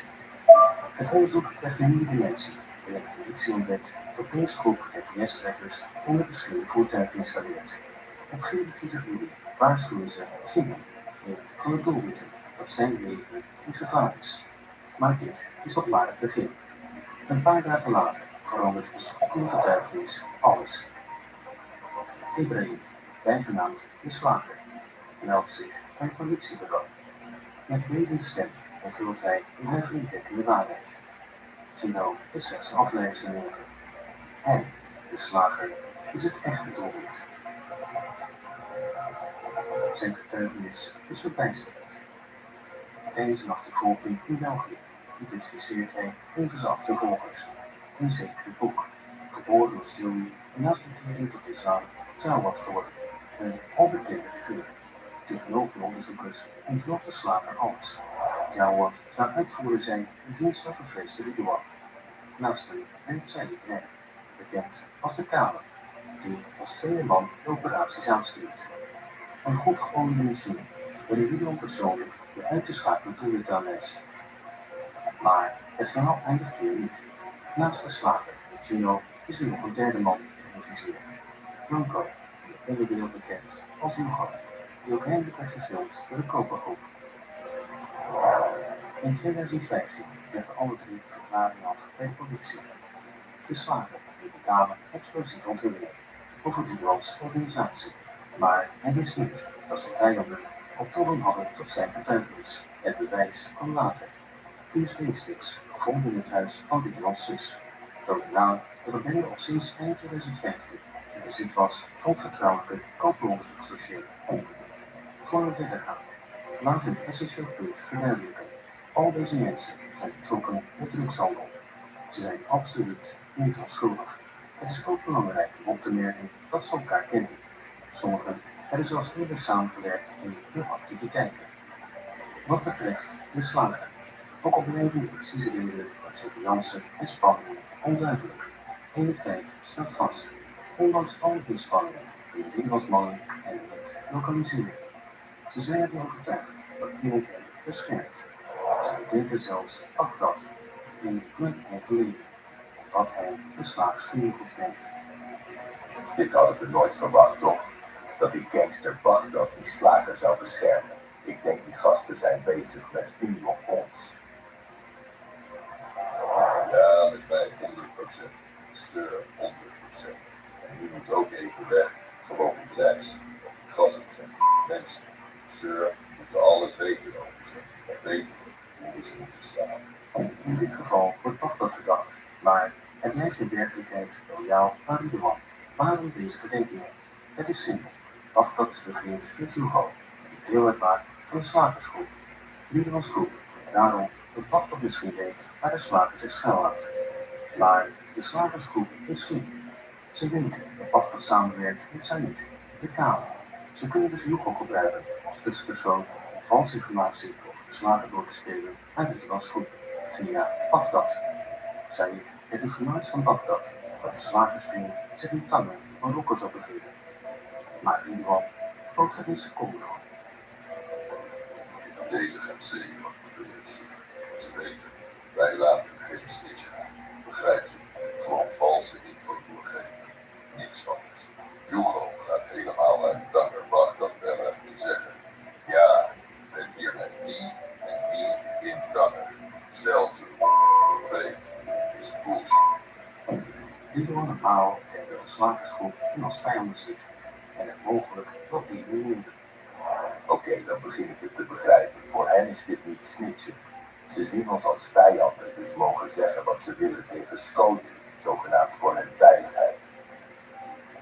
Juist hun denken ingedekt. Dus als ze ons niet laten slapen, dan is het uit zelfverdediging, sir. Dat is een hele plan dit. Op 14 januari 2016, tijdens een voorbereidende zitting van het koperonderzoek, werd bekend dat alle medewerkers van de slager zouden getuigen. De berichten werden de volgende dag hervat. Die Hugo en die Chino ook verklaard. Dus alle drie, sir. Ja, is wel belangrijk dat wat gasten moeten slapen, want ze maken openlijk acties zwaar op dit moment. Zwaar, sir. We moeten goed praten, sir. Want dit is een echte oorlog. Dus ze hebben ook adressen van iedereen. Ook van mijn moeder en Sarah. En openlijk zo verraden, sir. Zelf kranten zeggen. Het site in de club gebeurt nooit. Zo door hun zijn jongens ook gepakt, etc. Dus die zijn veel van plan, sir, veel. Bij Betty ingedekt, dus laten ze openlijk slapen. Zelfverdediging. De nieuwe gebeurtenissen verergert de situatie. Op 19 januari 2016 vindt de politie een verdachte de stelbus. Binnenin ontdekt ze verborgen camerasysteem en een geheugenkaart. Op deze kaart staan surveillancefoto's van Jawad Def, bijnaam Bolle, Ridwan's neef. De politie waarschuwt Jawad dat hij mogelijk in gevaar is. Onmiddellijk stuurt Jawad een bericht naar zijn man Ridwan om hem te waarschuwen. Sabaan Rot, alles goed? Er waren net 2 petten bij de thuisblogger van de landelijke recherche onderzoek 26 Vosbergen. Ze lieten me foto's zien van mezelf. Die zijn bij mensen aangetroffen. En dat ik waarschijnlijk sta op de dodenlijsten. En dat ik moet uitkijken. En welke auto ik rijd. En of ik weet wat bakens zijn. Ik zei, ik weet van niks. En ik weet ook niet wat bakens zijn. Toen ging ik alleen uitleggen wat het was. En dat ik daarvoor moet oppassen. Het team verschopt deze dreigt. Wat niet achterhalen wie er achter dit alles zit. Mohammed El A, die deel uitmaakt van de groep, denkt dat de slager hiervoor verantwoordelijk zou kunnen zijn. Als er aanwijzingen zijn naar die toe, pakken we gewoon iemand uit zijn familie. Heel simpel. We nemen hem mee. En die verdwijnt voor goed. In België zijn er plekken om iemand helemaal te laten verdwijnen. Gewoon in een badje zoutzuur. Op dit moment was de groep ervan overtuigd dat de slager achter deze surveillance zat, hoewel de werkelijkheid complexer bleek te zijn.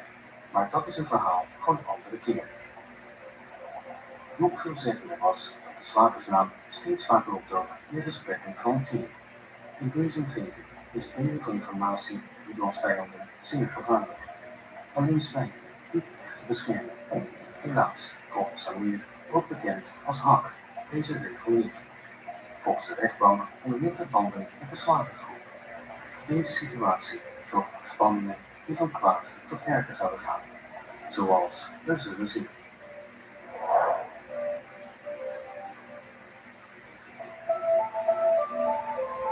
Laten we teruggaan naar wat met Samir Hak gebeurde. We hadden het al besproken in een vorige video. Op 17 april 2016, op een anders zo op het oog gewone zondagochtend, maakt Samir zich klaar om zijn huis te verlaten met zijn 7-jarige dochter. Zoals gewoonlijk is hij van plan om haar te vergezellen naar Koranlessen in de moskee, een ritueel dat ze elke week uitvoeren. Samir heeft er echter geen idee van dat deze dag op tragische wijze zijn lot zal bezegelen. Naast zijn woning staat een BMW M5 geparkeerd, bezet door 2 gemaskerde en gehandschoende mannen.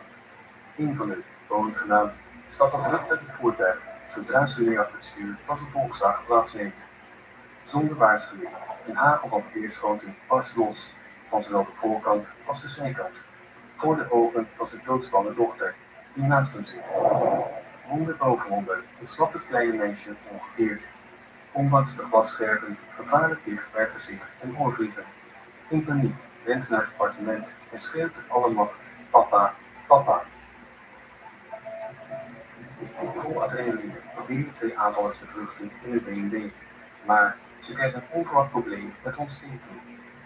Omdat ze de wagen niet kunnen starten, moet ze een oorspronkelijke plan laten varen en te voet ontsnappen. Aan de andere kant komt oplettend buurman te spreiden toen hij het tafereel zag. Omdat hij de ernst van de situatie inziet, springt hij in zijn auto, zet hem op de passagiersstoel en brengt hem met spoed naar het ziekenhuis in een poging hem te redden. Samir overleeft dezelfde dag nog in het ziekenhuis. De aanval is niet volgens plan, omdat de vluchtauto een BMW niet wilde starten. De aanvallers moesten te voet vluchten en de politie pakte er direct in op. Tijdens deze periode kwam Mario in Groningen stad in de koperzaak. Was het volgens het Openbaar Ministerie Morat T. die als broer die de operatie leidde. Die M5 waar ze mee waren, die hets die staat daar nog en wordt sporenonderzoek op gedaan. Jack, die normaal gesproken de auto's regelt, had deze BMW M5 goed voorbereid. Maar zelfs hij begrijpt niet waarom hij niet door de start ging. Sorry, KKM5 wou niet starten, beter heb ik het niet. God, nu wordt het lelijk. Ik start dat ding zonder problemen. En rijd dat ding zonder problemen. Snap dat echt niet, sir. U ziet, ik zet me daar ook neer. En als ik problemen had gehad met starten, had ik dat gelijk gemeld. Sir, gelijk. Uit de berichten blijkt dat Ashraf B. verantwoordelijk was voor de observatie van het slachtoffer. Zijn baas Morat was zeer tevreden over zijn werk en prees hem vaak. Laten we hopen, want zij zelfs als jullie M op klaarlichte dag doen, worden jullie allemaal goed beloond. Geen paniek of stress, zei hij, kalm en stilvol. Ah, thanks bro, voilà. Niks te danken, bro, jullie verdienen het. Jullie laten meer zien dan welke andere jongens van mij ooit hebben gedaan. Jullie hebben en weten wat jullie doen. Jullie zijn goed op elkaar afgestemd. Daar hou ik wel van, dat is pas werken. Jullie zeggen nergens nee tegen. Jullie gebruiken jullie hersens tenminste. Wat is tevreden met jullie, sir. Daarom verdienen jullie ook meer. Het is gewoon hoe het nu is. Jullie zijn één goede groep, bro. Wees daar trots op. Jullie gaan nog ver komen als jullie zo doorgaan. Na deze motiverende speech begeert Ashraf, het liquidatiegebied in de gaten houdt, de volgende ochtend Morat. Doe het helemaal vol met petten daar. De groep is zich niet bewust van de situatie. Ashraf probeert tevergeefs contact op te nemen met de schutter en gaat naar het geplande ontmoetingspunt. Maar het is te laat. De schutter is gearresteerd door de politie. Wanneer de groep het nieuws hoort, sturen ze snel Ashraf en andere jongens aan de kamer van de schutter schoon te maken. Ze moeten snel handelen voordat de politie komt zoeken naar bewijsmateriaal. Oké, bro. Laat me weten waar je alles gaat zetten. Alles weg uit kamer van Law. Maak deur schoon met ammo van zijn kamer voordat je gaat, bro. Niets achterlaten. Ja, dat komt goed, bro. Wij zijn jullie huis weer helemaal aan het clearen. Ja, ik hoop het, bro. Kamer is bijna schoon. Belangrijkste spullen zijn eruit.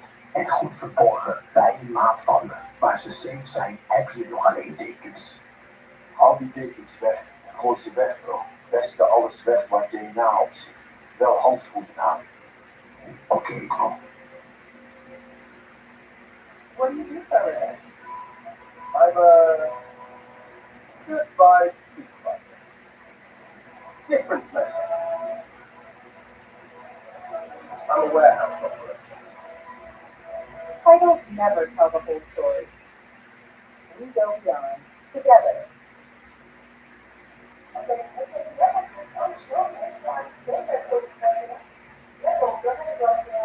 was die wasbare blokken zonder overtrekken al.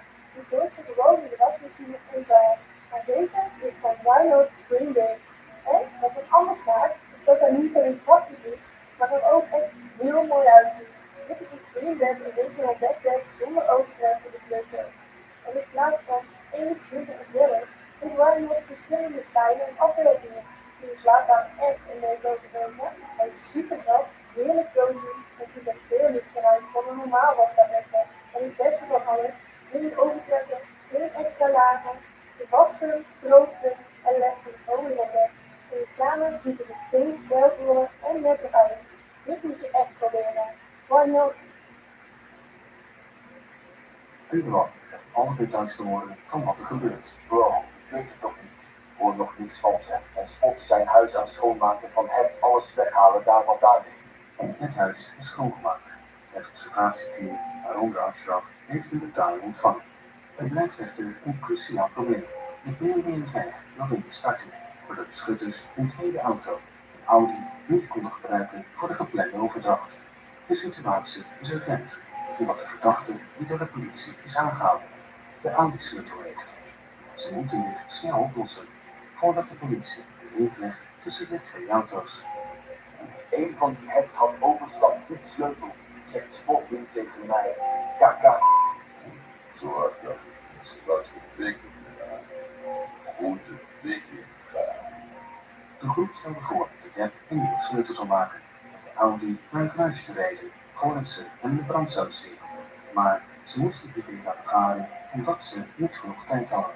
Een krantartikel dat een paar dagen later zou verschijnen zou deze feiten bevestigen.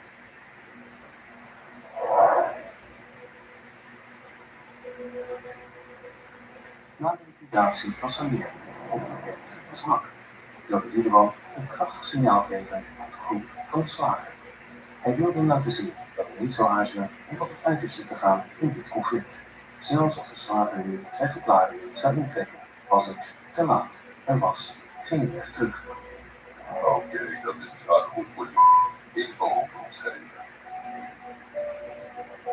Volgens het Openbaar Ministerie had Hak informatie doorgespeeld aan Moes, de drugsbaron en gezworen vijand van Ridwan. De meer waarschijnlijke hypothese is echter dat werd geliquideerd omdat hij inderdaad informatie heeft doorgespeeld aan de groep van de slager. Ja, tuurlijk, vriendje van slager, Gino huilt, is zijn brader. Alle info heeft hij gegeven. Deze jongen was met ons 30 jaar en heeft ons verkocht. Nu kan zijn moeder huilen. KK, dood. Dus dit is oorlog, gaat nooit meer stoppen. Deze jongen heeft alle info aan slager gegeven op Wouter. Was deze jongen vriend van Ridwan? Hak was ooit close met Ridwan. Ze behoorden in hun jeugd tot dezelfde bende. Maar toen Hak informatie doorspeelde aan hun vijanden, handelde Ridwan zonder aarzeling. Wat aantoont dat hij niemand spaart, zelfs zijn oude vrienden niet. Deze zoon heeft alle info gegeven aan slager. Hij is niet Chino. Met zijn broertje 24 uur en was mijn leerling 30 jaar broertje. Er vindt een beslissend keerpunt plaats in het verhaal, met name voor Said, bekend als de Kale. Hoewel hij altijd afstand had gehouden voor Ridwans oorlog, hij niet het nieuwsgierige type was, verandert zijn houding radicaal in mei 2016 in Utrecht. Die dag, terwijl hij rust in de Platinum Lounge, in het etablissement het kindershoofdkwartier van de groep, eigendom is van zijn familie. Spot hij mannen die surveillance uitvoeren voor de lounge en in een auto, overtuigd dat deze mannen door de slager zijn gestuurd, concludeert hij dat ze willen ontvoeren. Als Ridwan hoort dat het gaande is, waarschuwt hij Said. De situatie is zeer gevaarlijk en hij moet niet rondlopen alsof er niets aan de hand is. Broer heeft nu al gezegd, ze kunnen niemand van ons pakken. Alleen jij blijft daar trippen, alsof er niks aan de hand is. En iedereen weet dat u onze broer bent. Een zware oorlog, dat heb ik u te vaak uitgelegd. U denkt eerst spelletjes. De hele groep wordt dan gewaarschuwd voor de situatie. Zulke slager wou gisteren iemand laten ontvoeren. Oké, de kader was bijna ontvoerd. Hij zegt het is slager. Said denkt dat een Bagdad-compaan herkent in deze ontvoeringspoging.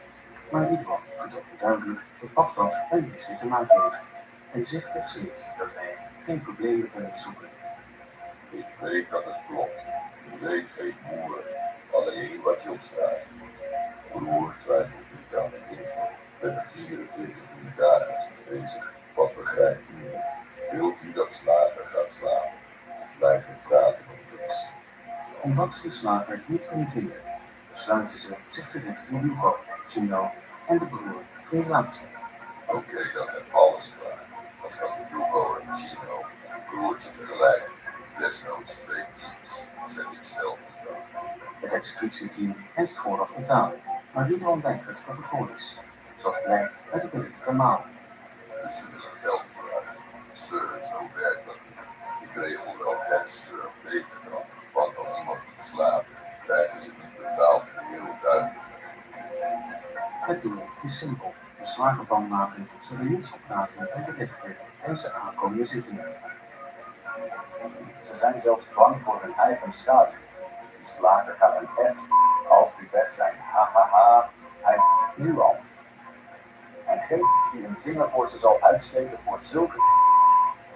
Misschien wat joekels van hem, maar in Utrecht mogen ze geen kans maken, vuile... Op 29 mei doet de groep een eerste echte poging om Hugo te pakken. Hij is die avond thuis en wil niet naar buiten komen. Hugo's team heeft al een idee. Vraagt zijn vriend Bagdad om over te houden zijn huis te verlaten. Inshallah, hopen dat die Hugo uit huis komt, dan nog zo, inshallah. Oké, ik ga die Bagdad sms'en of hij het kan fixen, zonder weet wat er gaande is. Kan je die Hugo bellen of hij naar jou kan komen, naar Kanaaleiland, dat je hem haast nodig hebt. Als hij bij jou is, vraag hem of iemand weet wat handel wil kopen terug. Oké, wel haast. Jij loopt geen gevaar, broer. Said houdt Hugo regelmatig op de hoogte van de antwoorden die hij krijgt. Ik zet druk op hem dat hij vaart moet maken. Uiteindelijk ontmoet Hugo Bagdad en gaan ze naar een café in een straat in Utrecht, waar veel winkels en voetgangers zijn. Vanwege alle mensen is het geen goede plek voor liquidatie. Hugo is dronken en heeft iemand nodig om naar huis te brengen. Het executieteam wacht daarop. Ridwan hoopt dat Chino Hugo komt ophalen. Zo kunnen ze beiden tegelijk aanpakken. Hoop hij is met Chino. Kaka. Inshallah brengt Chino hem thuis. Broer, hij is dronken en Chino is niet met hem. Broer, laat Bagdad hem absoluut niet naar huis brengen. Anders gaat Bagdad slapen. Die het laat er iedereen slapen, duidelijk. Oké. Ridwan zich nadrukkelijk tegen Said dat Bagdad onder geen enkele voorwaarde Hugo naar huis mag begeleiden, aangezien het executieteam de opdracht heeft om iedereen die daar verschijnt te liquideren. Vooral ben je met hem. Hij praat. Hij zegt anders allemaal rond. Slagen, hij zegt niks met hem verdient. En hij zegt dat hij op 30 juni moet voorkomen in Amsterdam. Broer, breng die man niet naar huis. AUB niet doen. Waarom wel? Niet doen AUB. Niet naar huis brengen. Luister naar mij. Je bent mijn broer. Broer, niet brengen. AUB. Die man wil mij dood hebben. Broer, wie brengt die man thuis? Heb je vermoeden die hem naar huis gaat brengen? Nee, maar ik heb op taxi. Laat mij nou eens wetten, dus luister goed. Niet naar huis brengen. Meer zeg ik je niet, broer. Uiteindelijk moet het plan afblazen omdat er te veel politieagenten in de buurt van de schutters zijn. De schutters zijn daarom gedwongen, zonder actie te ondernemen, te vertrekken. Veel beter daarbij, het wordt niks vandaag. Daarna wil het team snel handelen en plant een aanval een week voor de Ramadan. Ze hebben haast omdat de groep van de slager binnenkort moet getuigen in de koperzaak. Ondertussen houdt Nabil die iedereen in de buurt kent, Hugo's huis in de gaten. Het is belangrijk om Nabil te onthouden, omdat zijn acties binnenkort schokgolven zullen veroorzaken in de Nederlandse onderwereld. Er gaan geruchten dat Chino zijn verklaringen bij de politie wil intrekken, maar op dit punt maakt dat niet meer uit. Maar ik hoorde je Chino gaat verklaringen intrekken. Is dat niet beter daarna te doen straffen? Dan helemaal beter toch? Bijzonder zorgen wat straffen. De verklaringen zijn ze hadden mijn naam niet moeten noemen. Nabil blijft zoeken naar Hugo. Blijkbaar naar Spanje is gevlucht. Op 21 juli besluit hij terug te keren naar Nederland. Helaas weet hij niet dat hij nog maar 48 uur te leven heeft. Zodra Hugo thuis is, proberen de schutters hem naar buiten te lokken door een ruimte te breken. Maar de strategie mislukt. Hugo's vrouw belt de politie. Ze bang is dat Pint haar man zal aanvallen. Ze wist dat hij bedreigd werd met hem als getuige in het koperonderzoek. De volgende avond komt de vriend met Hugo thuis kijken naar het gebroken raam. Ze besluiten een wandeling te maken. Nabil, die in de gaten houdt, stuurt direct een bericht naar Said. Kort daarna verschijnen twee gemaskerde mannen op een scooter. Hugo probeert weg te rennen, maar zonder succes. Zo komt er een einde aan zijn leven. Na deze liquidatie maakt ze zorgvuldig alles onder schoon. Om weer argwaan te wekken, doet Nabil eerst alsof hij een normale avond heeft, door naar McDonald's te gaan en de Platinum Lounge te bezoeken.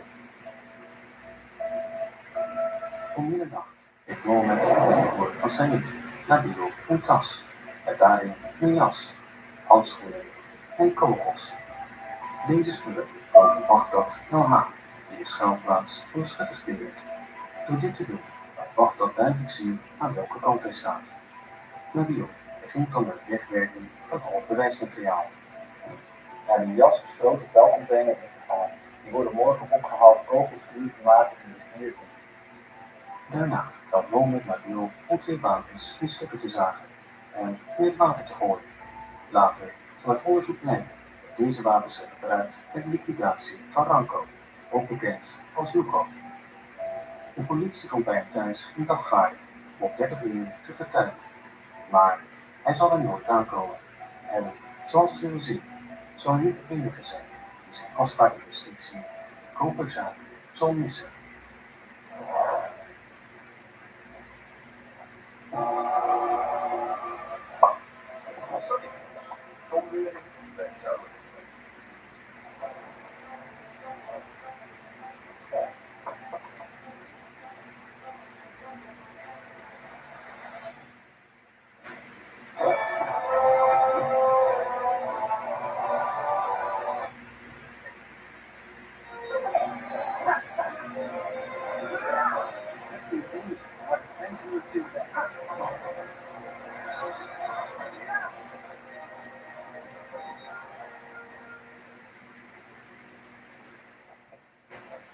Laten we teruggaan in de tijd.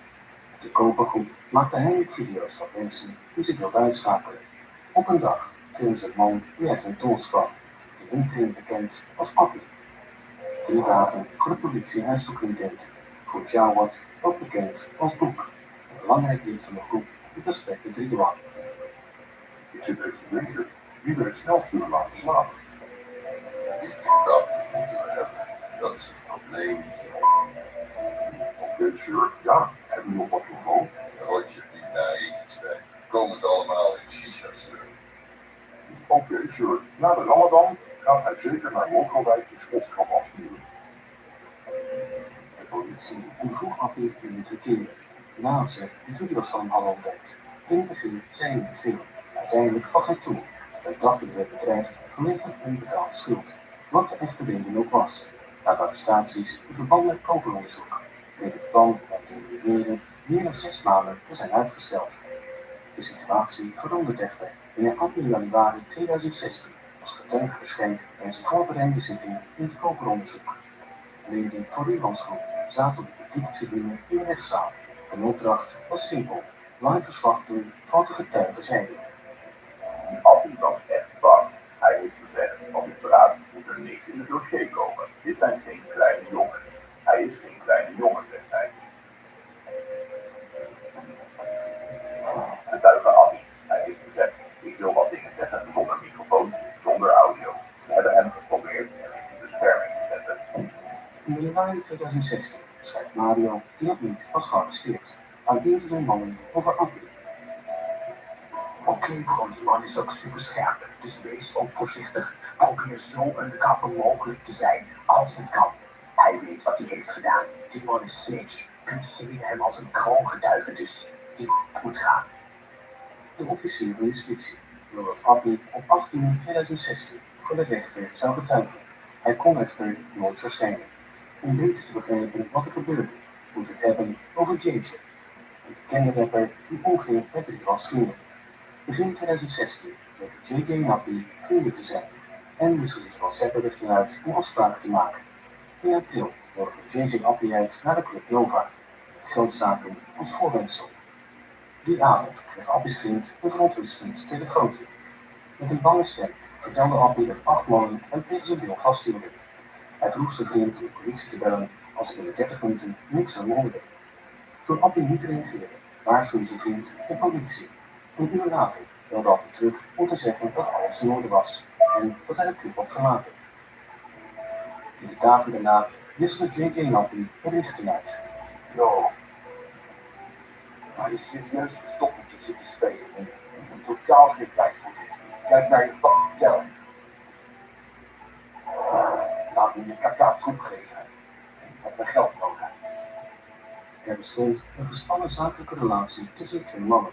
Een maand later zou Appie instemmen met wat een gewone afspraak leek. Maar het zou uitdraaien op een dodelijke val.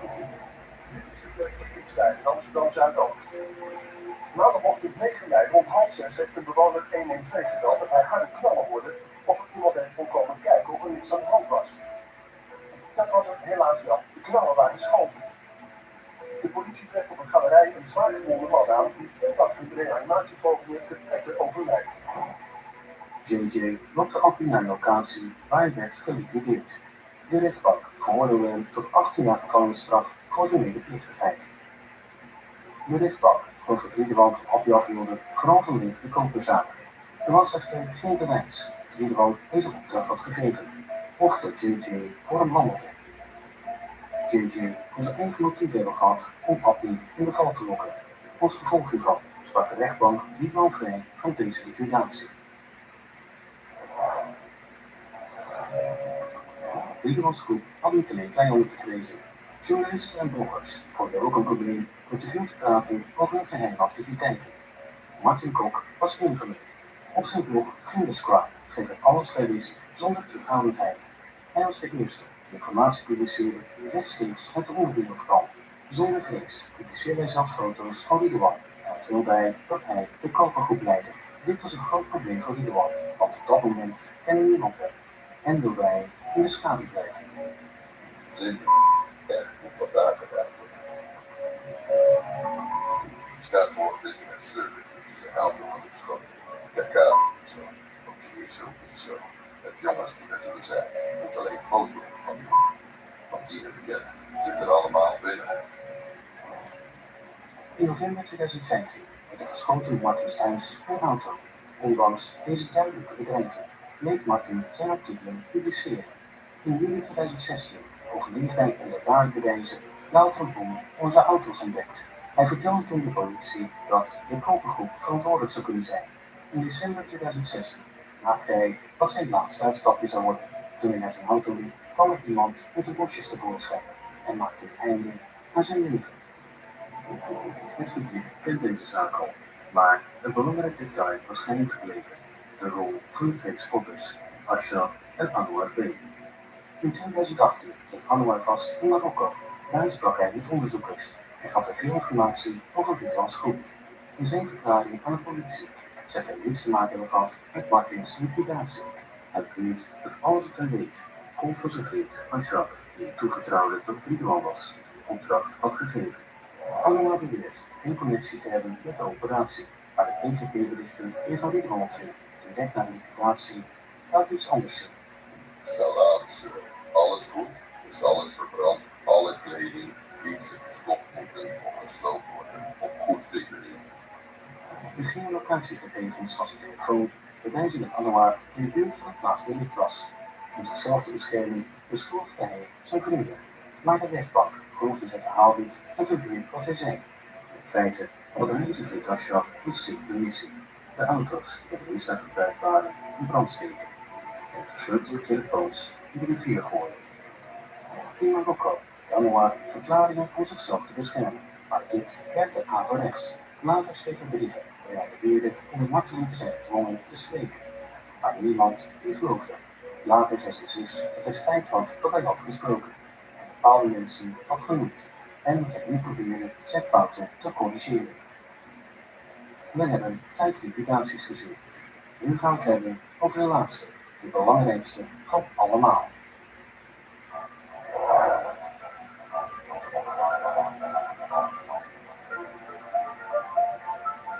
Eind 2016 werkte Nabil, een jongeman uit Utrecht, voor de groep van Ridwan. Zij vroeg hem om auto's te vinden, vooral Audi's, de favoriete auto van de criminelen. Nabil wist heel goed dat deze auto's gebruikt zouden worden om mensen te volgen en liquidaties uit te voeren. Volgens hem maakten dieven afspraken met verkopers die hun auto's online adverteerden, om de voertuigen vervolgens 's nachts te stelen. Nabil kreeg 2 gestolen auto's, waaronder een Audi A5, van een lokale verkoper, voordat hij zijn valse kentekenplaten aan Ridwans organisatie leverde. Het plan was duidelijk. Volgens de berichten wilde Ridwan Khalid, bijgenaamd Iman, elimineren omdat de informatie aan zijn vijand had doorgespeeld. Oké, even niet. Ik kan beter voor hem. Kijk daar, gasten, info. Mohammed, de broer van Said, vertelde Nabil om iemand te volgen en te fotograferen. Deze foto's zou het executieteam helpen en te identificeren. Iemand is toch een broer van die dikke die bij ons komt van die Audi A3, toch die graag grappig doet. Nabil vertelt over de Platinum Lounge, die zowel als hoofdkwartier voor de groep dient, als ontmoetingsplek voor de buurtbewoners, waaronder Imo en zijn broer. Op 8 januari 2017 fotografeert Nabil iemand daar. Omdat hij geen goede foto's kan maken met zijn versleutelde telefoon, gebruikt hij zijn iPhone. Ik ben bezig, maak ze met mijn iPhone, een andere past hem slecht. Ik heb carfoto's gestuurd. Als hij de foto's ziet, weet hij niet eens wie Imo is. Sabah, wie is Imo van de foto die net M naar mij stuurde? Die kleine had de foto's nodig van hem hoor. Is dat die kiwi? Nee, iemand anders. Hij vroeg op hem. Deze komt uit Overweg. Deze jongen werkte vroeger bij alle later koffieshop en speelde in voetbalnaam op mensen. Die man ontvangt dan de foto. Oké, dank u zeer. Alles is klaar. Imo voelt niets. Hij blijft zelfs naar de Platinum Lounge komen. Niet weet het, dat mensen het geheim zijn liquidatie voorbereiden. Op 12 januari stelt de schutter zich op voor Imo's huis, in een Audi A5. Maar ze maakten een fatale fout. Ze liquideerden een man genaamd Hakim, in plaats van Imo.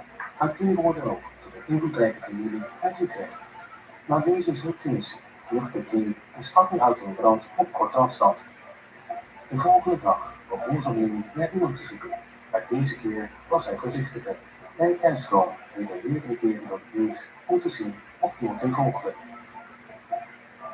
Hij zat rondjes te rijden, dus spotters niet op de afstand genomen.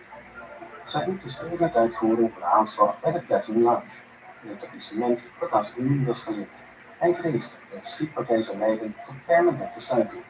De groep koos er daarom voor om Imo bij zijn huis op te wachten.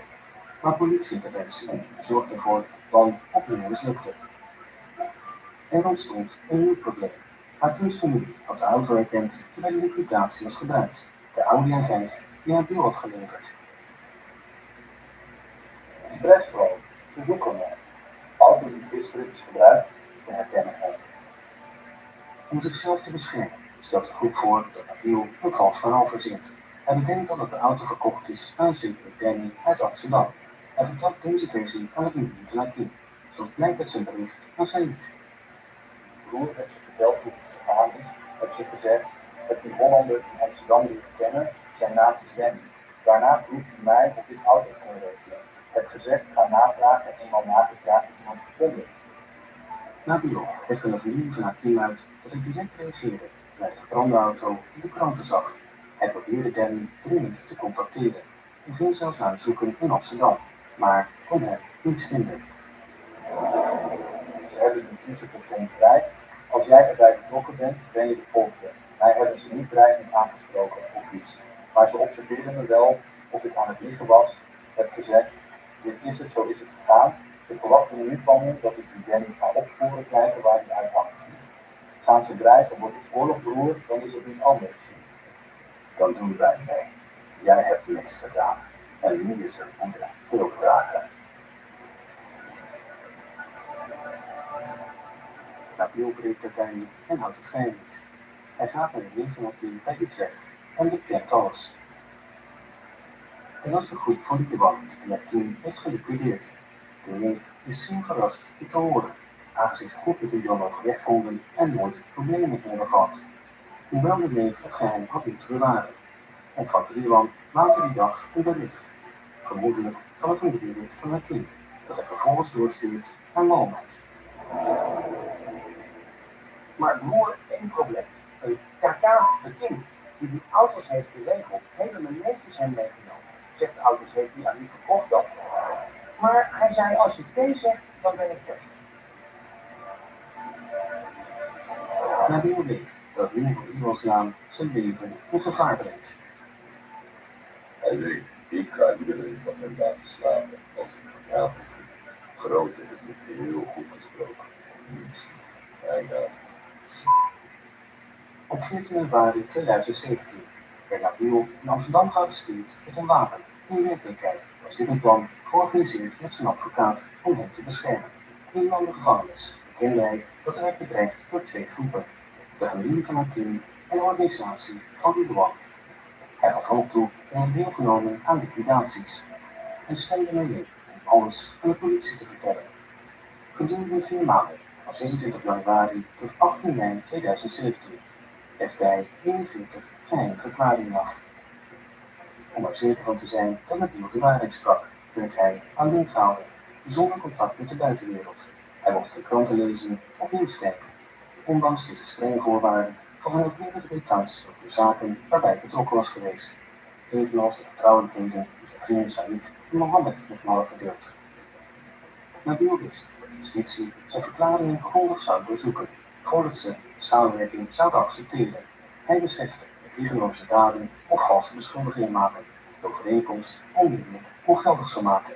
Wat hij niet wist, was dat onderzoekers toegang zouden krijgen tot NetCom en PGP-servers, die een grote hoeveelheid berichten onthulden die zijn verklaringen konden bevestigen of ontkrachten. De rechtbank merkte op dat deze PGP-berichten Nabils verklaringen grotendeels valideerden, vaak met uitzonderlijke nauwkeurigheid. Deze overeenstemming leidde tot ondertekenen van de overeenkomst met Nederland op 27 december 2017, waardoor Nabil officieel kroongetuige werd. Hierna bracht hij jaren door met getuigen, wat resulteerde in een enorm dossier van 10.000 pagina's. Mohammed is de eerste verdachte die werd gearresteerd, wat het grote Marengo-proces in gang zette. De advocaten van de verdediging portretteerden Nabil als pathologische leugenaar en koude manipulator, uitsluitend gemotiveerd door eigen belang en de bron van gevoel van superioriteit. Apparaat kapot, weggooien, mooi, repareren.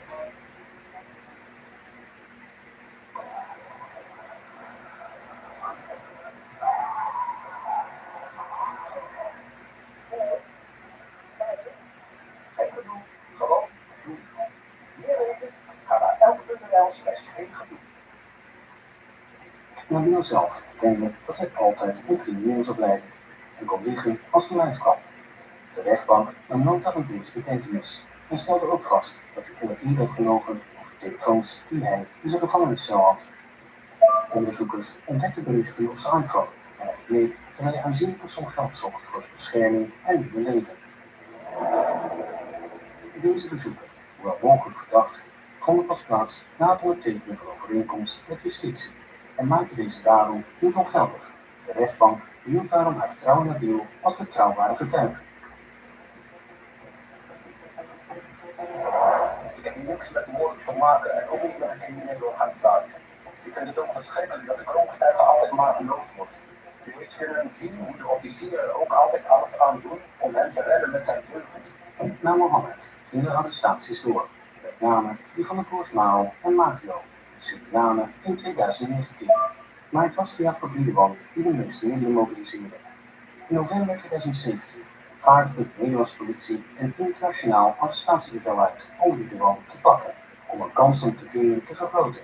Ging agent in september 2018 zelfs naar Dubai om samen te werken met de lokale politie. Het was voor hen van cruciaal belang om de man te pakken die publieke vijand nummer 1 was geworden in Nederland. Ondanks jarenlange intensieve zoekacties door een team van 100 rechercheurs en specialisten die dag en nacht werkten, bleef Ridwan onvindbaar. Het was de politie van Dubai die uiteindelijk de beslissende doorbraak forceerde. Op 16 december 2019, om 3 uur 's nachts, na maanden van nauwlettende observatie, kwam de politie in actie. Tijdens de inval trof ze Ridwan aan in zijn woonkamer, rustig zittend met zijn partner voor de televisie, drinkend en rokend. Morgen onze voortrechter verlost de telefoon gekregen van de politie van Dubai dat de rekenbaltreding is aangehouden in Dubai. Er wordt binnen enkele uren een snelle operatie opgezet. Ondanks het ontbreken van een uitleveringsverdrag stemde de autoriteit in Dubai in om Ridwan over te dragen aan Nederland. Op 18 december 2019 vertrekken Nederlandse agenten en een arts uit de luchthaven van Dubai om het proces te versnellen. Besluit Dubai simpelweg gewoon Ridwan uit te zetten als ongewenste vreemdeling, waardoor een lange uitleveringsprocedure wordt vermeden. op het platform van de Dubai International Airport nadert een rij zwarte auto's en wacht een vliegtuig.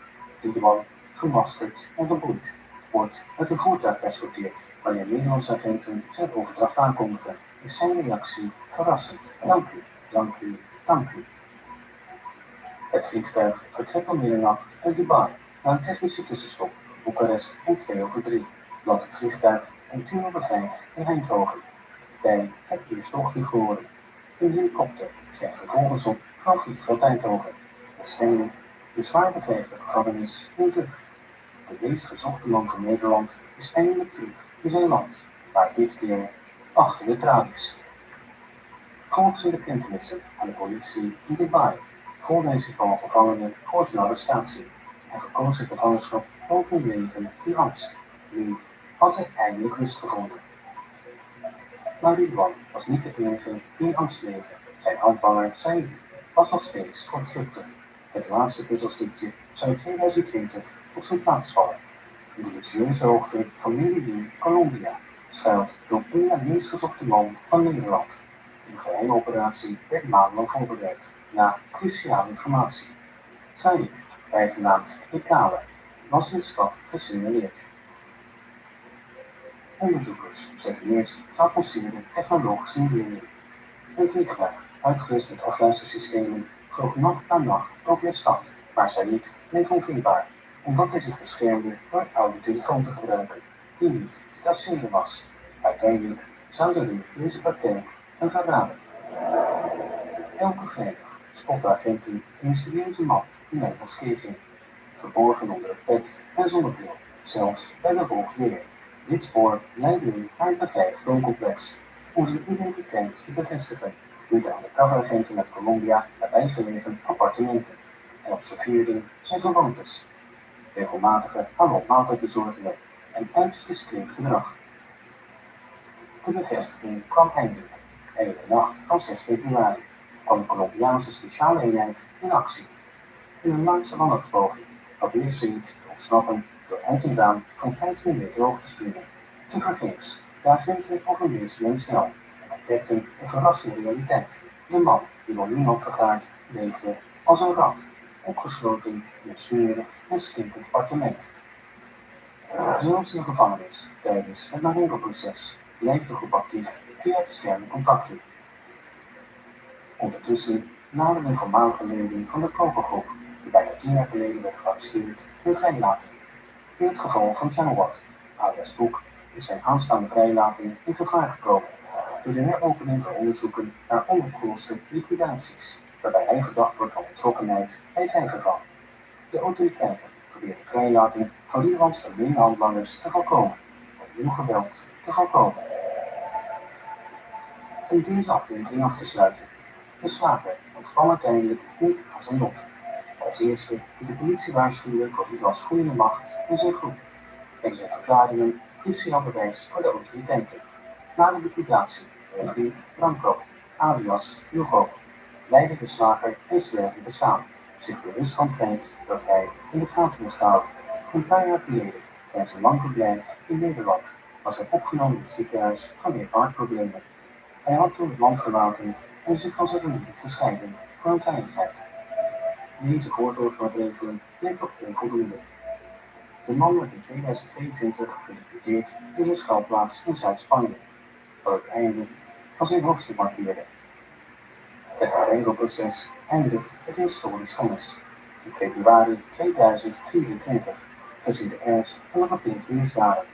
Spreekt justitie de enige mogelijke straf uit: levenslange gevangenisstraf voor Ridwan.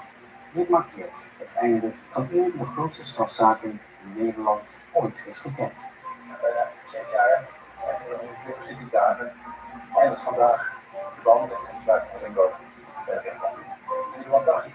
Ja, levenslang. Zeker. Ja, levenslang. Maar ja, levenslang.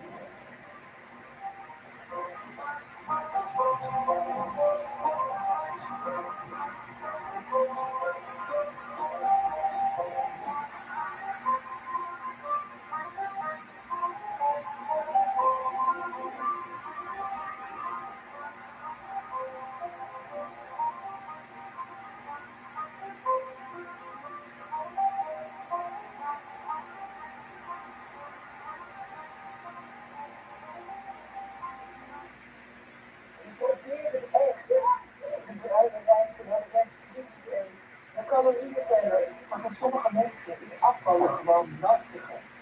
Misschien is het tijd voor een andere aanpak. Met Dennis werkt aan gewichtsverlies onder medische begeleiding, online, gewoon vanuit huis, Dennis. Minder strijd, meer resultaat.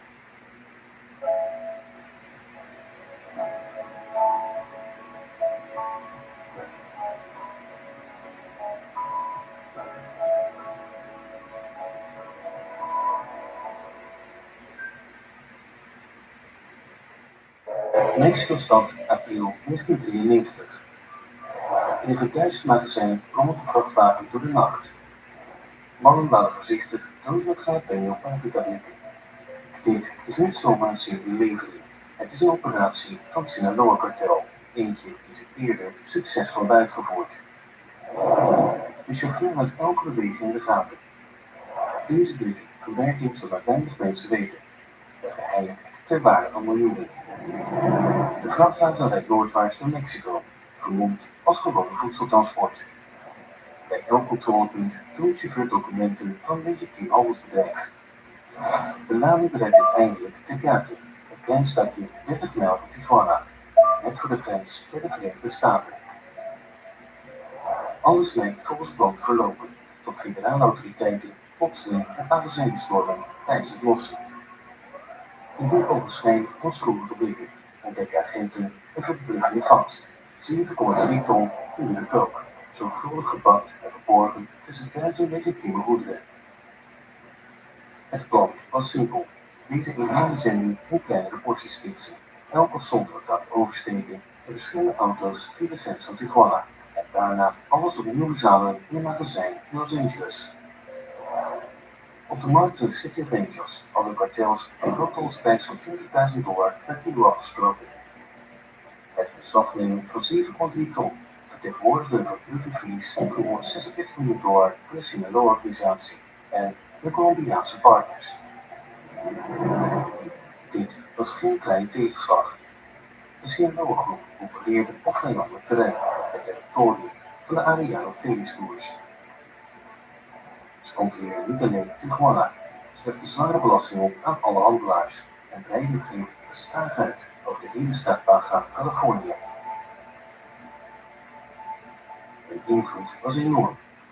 Politie, militaire functionarissen en politici stonden allemaal op een loonlijst. Ze domineerden een van de meest lucratieve smokkelcorridors van Mexico.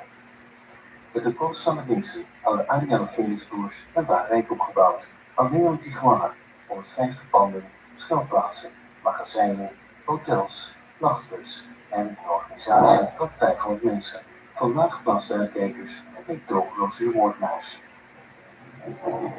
Alleen de kappersten waagden het hun territorium zonder toestemming te betreden. De mannen van Sinaloa deden het wel en betaalden de prijs. Kort voor de slagname werden 6 lichamen tegen de marteling langs de snelwegen van Baja Californië gedumpt, sommigen in de buurt van Tecate. De boodschap was duidelijk. Iedereen die deze corridor zonder toestemming gebruikt of weigert de belasting te betalen, loopt het risico op dezelfde gevolgen. Sinaloa versus Tijuana. De oorlog was al maar net begonnen, maar het zakenleven stopt nooit. Deze blikverpakte lading witte poeder zal operaties met Sinaloa-groepen in vijandelijk gebied niet stoppen. Deze operatie was slechts een van de vele die gelijktijdig werd uitgevoerd, terwijl sommigen nieuwe verpakkingen voorbereiden, bewegen andere zendingen zich al door de Verenigde Staten. Achter de schermen wordt een nieuwe ondergrondstrategie opgezet om de Arellano-broers in Tijuana te omzeilen. Sinaloa laat een commerciële imperium van meerdere miljarden dollars, dat verder uitgeput te raken als het net begint op te stijgen.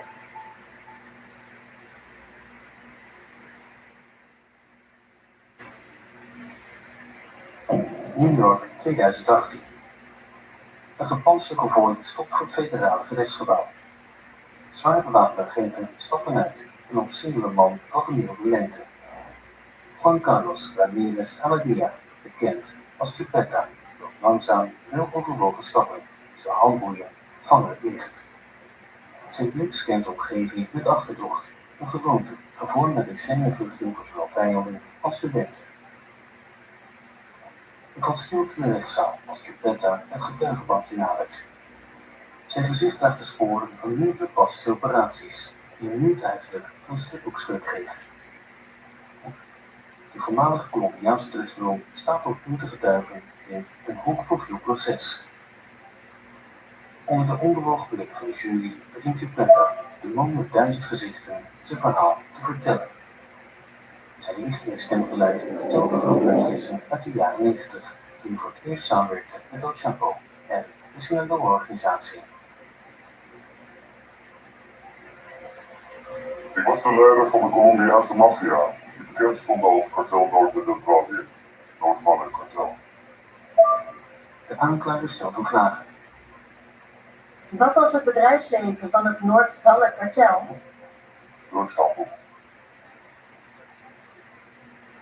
Terwijl u leider was van het Noord-Valle kartel, hoeveel mensen werden er geëlimineerd als gevolg van orders die u gaf? Ongeveer 150 mensen. Van eind jaren 80 tot uw arrestatie in 2007, hoeveel kilo cocaïne heeft u ongeveer naar de Verenigde Staten vervoerd? Ongeveer 400.000 kilo witpoeder. Wat gebeurde er met de drugs die u naar de Verenigde Staten had verkocht, toen ze in Mexico aankwamen? Ze werden geleverd aan Mexicaanse kopstukken, vooral die van de Sinaloa-groep, die ze vervolgens naar de Verenigde Staten vervoerden en aan mij afleverden. In de jaren 90 werd Mexico een strategische corridor voor Colombiaans poeder, goed voor tot 70% van het totale zendingen. Deze verschuiving werd rechtstreeks veroorzaakt door verhoogd toezicht van de VS op de Caribische routes. Geconfronteerd met dit obstakel vormden de Colombianen sterke allianties met de Mexicaanse tegenhangers. El Chapo en de Sinaloa-organisatie vestigden zich als essentiële tussenpersonen. De taakverdeling was duidelijk. Colombia produceerde, Mexico vervoerde. Echter, in die tijd beheerst de Colombiaan nog steeds distributie en verkoopnetwerken op Amerikaanse bodem. Heeft u El Chapo persoonlijk ontmoet? Ja, meer dan 10 keer. Waar hoorde u voor het eerst zijn naam? Ik hoorde het van een heer Mario Zambara bij een ontmoeting die ik met hem had in Tijuana. Wie is Mario Zambada? Mario Zambara is een van de leiders van het Sinaloa-kartel. Het Sinaloa-kartel opereert als een federatie van onafhankelijke partners. El Chapo en Mario behoren tot de meest invloedrijke leiders. Volgens de getuigenis van Geppetta was het El Mario Zambada die hem en El Chapo voorstelde en aanraden als betrouwbare zakenpartner. Een eerste ontmoeting vond plaats in 1990 in de lobby van een hotel in Mexico-stad. El Chapo werd vergezeld door zijn broer, Arturo, bijgenaamd El Pollo, en een luitenant bekend als El Gordo. Het doel, een overeenkomst onderhandelen, zodat El Chapo de Colombiaanse lading bij aankomst in Mexico in ontvangst neemt en naar de Verenigde Staten transporteert. Waarover heeft u verder gesproken? We bespraken de landingsbanen, de locaties en mogelijk in welke staten van Mexico ze zich bevonden. We overwogen een piloot te sturen om de landingsbanen te inspecteren zodat ze correct konden worden geïdentificeerd. We bespraken ook de potentiële aankomsttijden van een vliegtuig op deze landingsbanen. En we bespraken het aantal kilo's dat elk vliegtuig kon vervoeren afhankelijk van de locatie van de landingsbaan. Kunt u aan de jury uitleggen waarom de locatie van de landingsbaan zou bepalen hoeveel drugs u op het vliegtuig zou laden? Omdat bijvoorbeeld, als de landingsbaan in Nayarit lag, wat zuidelijker is dan bijvoorbeeld de staat Sonora, de afstand die mijn vliegtuigen naar Nayarit zouden moeten vliegen veel korter zou zijn dan naar Sonora. Omdat de vluchten korter waren, konden ze meer witpoeder vervoeren omdat er minder brandstof nodig had. Hoe verder de landingsbaan, hoe meer brandstof nodig. Wat gewicht toevoegt en minder ruimte voor lading laat, wat resulteert in minder kilo's kolen. Hoe zou u El Chapo betalen om uw product te vervoeren? Ik zou hem betalen door een percentage van mijn product te geven. Bijvoorbeeld, als ik hem met 1000 kilo stuurde, zou hij 40% meenemen om naar de Verenigde Staten te vervoeren. 40% van 1000 kilo is 400 kilo in koper. Ik zou dan de resterende 60% ontvangen. Wat betekent 600 kilo in de Verenigde Staten. Hoe vergeleek El Chapo's tarief van 40% met andere handelaars? Nou, ik betaal eerder 37%, voordat ik een zakenovereenkomst met El Chapo had. Die 40% rekening. Dus dat was natuurlijk. Heeft El Chapo u uitgelegd waarom hij een hoger percentage rekende dan de andere handelaars? Hij zei, ik ben veel sneller. Geef me een kans en je zult zien. Ik zal uw vliegtuigen, uw producten en uw piloten veilig houden. Ik heb uitstekende regelingen. Wat begreep u eronder? Dat de corruptieregelingen die je had voor het ontvangen van de vliegtuigen solide en effectief waren. Wat me vertrouwen gaf in de veiligheid van mijn vliegtuigen en piloten. Specifiek, wanneer de vliegtuigen op de Mexicaanse landingsbaan aankwamen, werden ze beschermd door de federale politie. Zij verzorgden de ontvangst van mijn vliegtuigen en belading. En vaak vervoerden ze die zelfs zelf. Choupette benadrukt dat zonder corruptie van de overheid en politie het runnen van kartel onmogelijk is. Die twee gaan hand in hand. Hij besluit enkele maanden in Mexico te blijven, om de operaties nauwlettend te volgen en de landingsbaan te bestuderen. Uiteindelijk arriveert de eerste zending in een stad in Sinaloa, Los Mochis. Hoe lang duurde het voordat El Chapo deze 4000 kilo van Los Mochis naar uw mensen in Los Angeles leverde? Dat was supersnel, voor zover ik me herinner. Dat was minder dan een week. Was dit te verwachten? Nou, dat was de eerste keer dat een van mijn Mexicaanse kopstukken het product zo snel aan mij leverde. Ik had niet verwacht dat het zo snel zou gaan. Hoeveel tijd zouden de andere handelaars nemen om uw product naar Los Angeles te krijgen? Soms een maand of langer. In die tijd verdiende El Chapo de bijnaam El Rápido en terecht, snelheid was zijn concurrentievoordeel. De corridor van Tijuana werd essentieel voor het verplaatsen van zendingen naar Los Angeles, het ware distributiecentrum in de Verenigde Staten. Dankzij de nabijheid van de grens was een grote onderspens lager in de steden zoals Chicago of New York. Eenmaal aangekomen in Los Angeles werd de lading naar New York vervoerd, waar de gespecialiseerde cel Choupette het ontvingen en de lokale markt overspoorde. Daar verkocht hij een kilo voor maximaal $34.000 groothandel, terwijl zijn straatdealers veel hogere winsten haalden in de detailhandel. Choupette onthulde een verfijnde bedrijfsstrategie. Om de prijs te verhogen sloegen ze dit product tijdelijk op in zijn magazijn in New York, waardoor een kunstmatige schaarste ontstond. Klanten wanhopig ons product te krijgen dat bekend stond onze kwaliteit, gingen akkoord om topprijs te betalen, wat de vraag verder stimuleerde. Tijdens de eerste helft van de jaren 90 verliet Choupette ongeveer 200 ton witpoeder aan de Sinaloa-groep te hebben verzonden. Van dit totaal was het 80 tot 90 ton via het netwerk van El Chapo.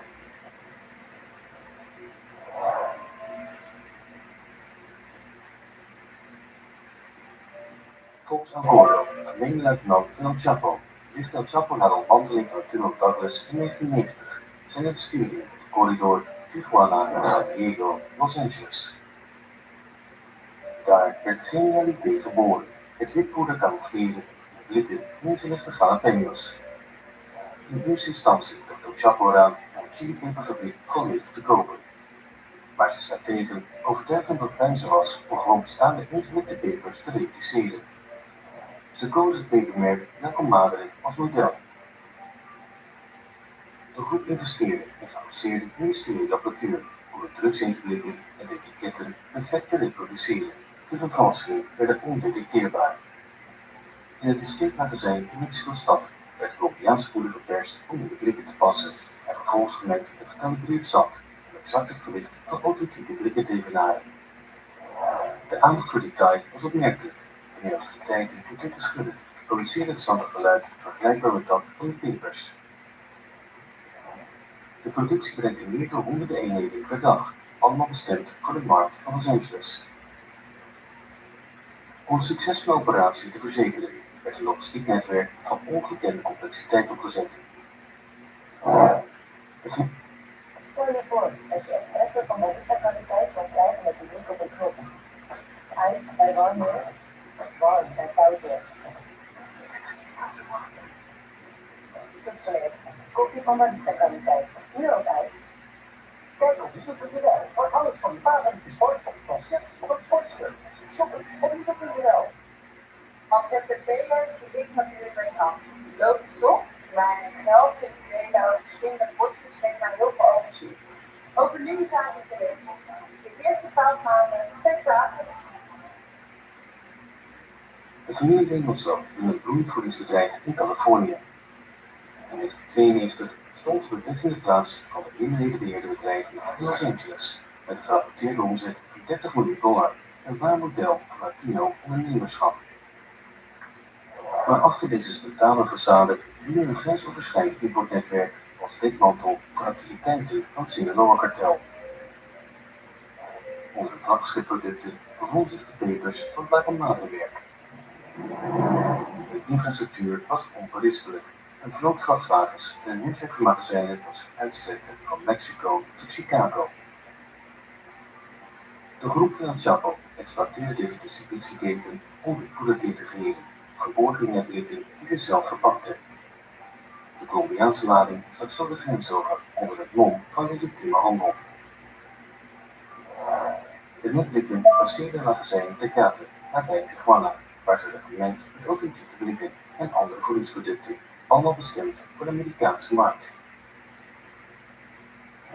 Het zakenleven bloeide, maar niet alle Colombiaanse leveranciers waren overtuigd van deze methode. Aanvankelijk werden Colombiaanse blokken gewoon in stukken gesneden en in de blikken geplaatst. Het probleem: de goederen kwamen beschadigd aan in de Verenigde Staten. De blokken, traditioneel rechthoekig, pasten niet in de cilindrische vorm van de blikken. Geconfronteerd met deze uitdaging deed El Chapo een specifieke vraag aan zijn Colombiaanse leveranciers: produceer poeder in cilindervorm. Onder degenen die deze innovatie accepteerden was Chupeta. En had El Chapo als ontevredenheid geuit over zijn aankomende goederen in verslechterde staat. Hij betaalde voor intacte blokken, niet voor beschadigde producten. Om dit probleem op te lossen stuurde El Chapo hem precieze specificaties, samen met een aangepaste mal, waarmee perfecte standaardisatie van de verpakking werd gegarandeerd. Heeft El Chapo u gevraagd de cocaïne op een bepaalde manier te sturen? Ja, hij gaf me mensen een mal tussen 1991 en 1992. Hij vroeg mij het naar hem te sturen, in cilindervorm, met een gewicht iets minder dan 1 kilogram.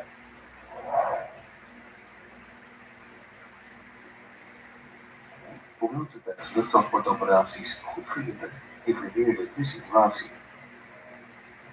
Volgens Gordo, luitenant van El Chapo, onderhield El Chapo een bevoorrechte relatie met Calderoni, een hoge functionaris van de Mexicaanse federale politie. Deze strategische connectie bleek op verschillende momenten cruciaal. In 1991, toen El Pollo, El Chapo's broer, werd gearresteerd, werd meer dan $1 miljoen in contanten, regelde Calderoni persoonlijk zijn vrijlating. Naast deze bescherming diende Calderoni als topinformant voor de Sinaloa-organisatie. Hij informeerde niet alleen over lopende onderzoeken, maar ook over de activiteiten van hun rivalen, vooral de Arellano Felix-broers van Tijuana. Hij was degene die El Chapo waarschuwde met de Amerikaanse overheid een luchtinterceptiesysteem had ingezet in bepaalde staten van Mexico en sterk aanbeval over te schakelen van luchttransport naar maritieme routes die als minder risicovol worden beschouwd. Volgens Chupeta werden luchtoperaties steeds gevaarlijker. Zijn vliegtuigen werden regelmatig achtervolgd door de Amerikaanse en Colombiaanse luchtmachten. Landingen, vaak gevaarlijk, brachten de integriteit van de goederen in gevaar. Geconfronteerd met deze kritieke situatie heroverwogen de handelaren hun logistieke strategie. In 1992 maakten ze een grote overgang naar maritiem transport, waarbij de vissersboten als dekmantel werden gebruikt. Was er een verandering in de afspraken met El Chapo? Inderdaad, El El Chapo vertelde me dat dus zijn winstpercentage op mijn product dat per boot werd verzonden 45% zou zijn.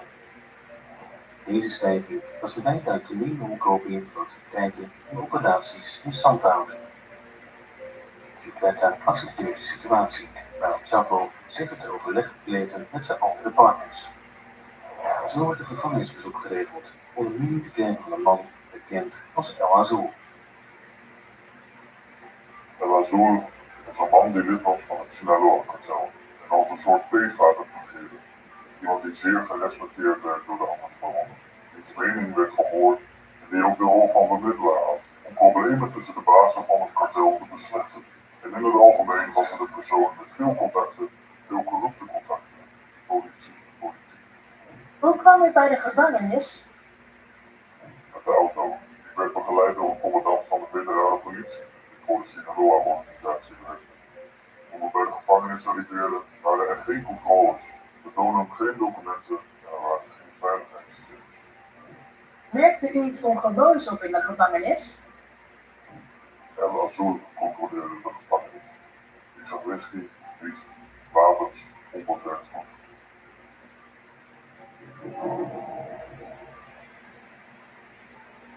Bewust van verhoogde toezicht van de DEA valideert El Azul de overgang naar andere maritieme routes. Volgens Chiquetta's getuigenis bracht deze cruciale bijeenkomst verschillende grote figuren uit de Mexicaanse onderwereld samen: El Chapo, El Mayo en Amado Carrillo Fuentes. De laatste, beschouwd als een van de meest invloedrijke, bekleedt de strategische dubbele positie. Hij is zowel een essentiële partner van de Sinaloanen als leider van het Juarez-kartel, samen met Rafael Aguilar Guajardo. We komen later nog op u terug. Deze complexe alliantie illustreert de perfecte structuur van het Sinaloa-kartel, hoewel elke leider zijn eigen operaties leert en zijn specifieke zakelijke belangen nastreeft, realiseren, personeel en investeringen. De Sinaloa-groep functioneert dus niet onder het gezag van één enkele baas, maar als een consortium van meerdere leiders, elk met een specifieke expertise. El Chapo richt vervolgens operaties op de kust van Guerrero, een strategische regio, de beroemde badplaats Acapulco. Deze keuze is niet willekeurig. Dit gebied blijft onder controle van zijn verre leven, de belt van leverbroers, geleid door degene die ze El Parros noemen. Deze vertrouwde bondgenoten zorgen voor een veilige ontvangst van zendingen aan de kust, voordat ze naar de belangrijkste distributiecentra worden vervoerd, met name Mexico-stad. Het is in deze hoofdstad dat het product wordt verwerkt, inclusief verpakking in de inmiddels beroemde blikken ingelegde jalapeno-pepers. Eenmaal verpakt gaat de lading richting Tijuana via Tecate, de laatste stop voor de Verenigde Staten. Deze periode blijft bijzonder gevaarlijk. De Ariel Phoenix-broers die Tijuana als een exclusieve territorium beschouwen en zien toch dat elke zending in het gebied doorkruist. Tijuana is de meest gebruikte grenshaven en iedereen wil er een graantje van meepikken. De Arianos staan erop dat het noordwesten van hen is, dat niemand daar opereert zonder via hen te gaan. El Chapo is arrogant. Niemand gaat hem vertellen wat hij moet doen. De Arianos overleven niet omdat ze slimmer zijn, maar omdat ze gewelddadiger zijn. Geconfronteerd met het territoriale conflict, bedenkt El Chapo een geniale oplossing. Het hart van zijn plan: het voedingsmiddelenbedrijf van de familie Mendoza.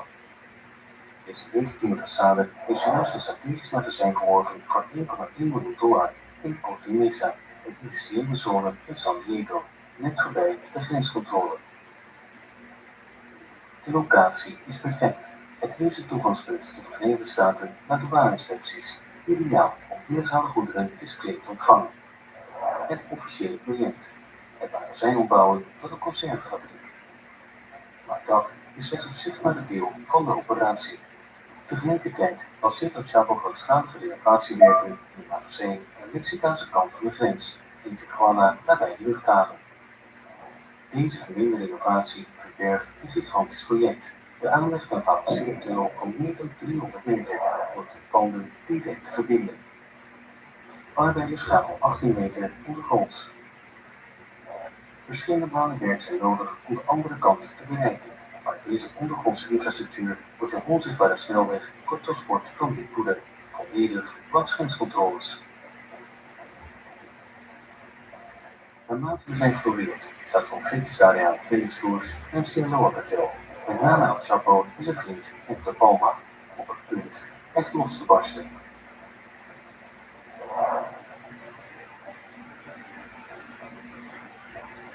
In deze wereld kent iedereen elkaar. Iedereen begrijpt dat conflicten slecht zijn voor zaken. El Mayo, een belangrijke leider in Sinaloa, probeert confrontaties met de Ariane Felix koers en Tijuana te vermijden. Ondanks jarenlange samenwerking bevindt hij zich tussen twee partijen, El Chapo aan de ene kant en de leider van Tijuana aan de andere. El kamp wijst de andere aan schuldigen voor de spanningen. Het probleem komt voornamelijk door Ramon, een van de broers, bekend als het onvoorspelbare geweld. Benjamin, de echte baas, houdt zijn voeten stevig op de grond.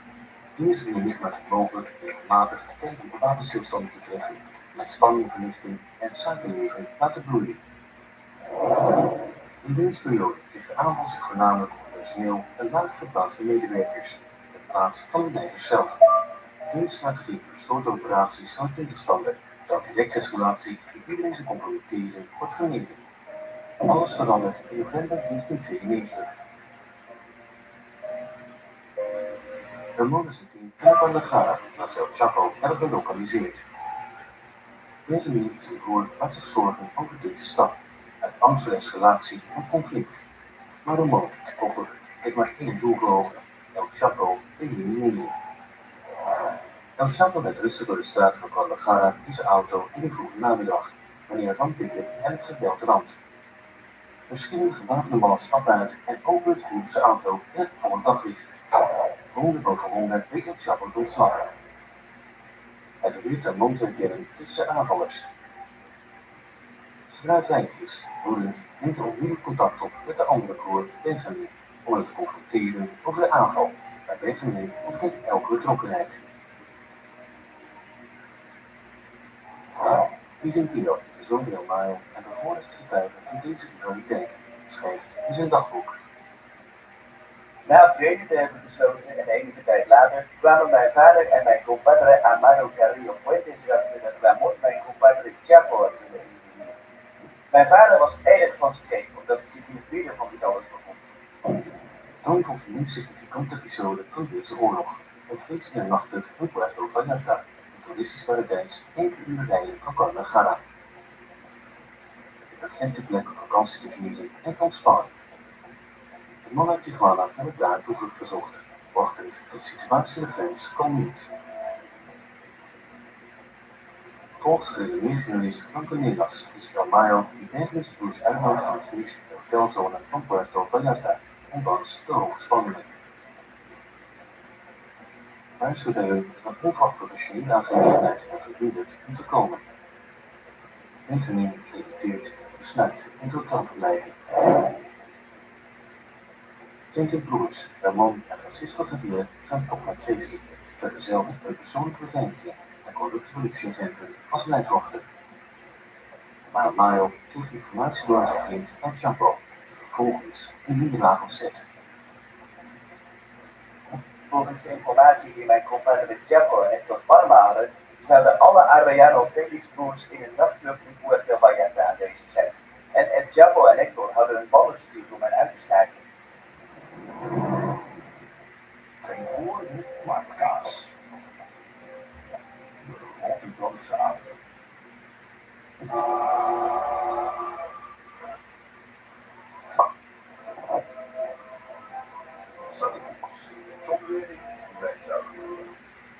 Are you a one-step trader?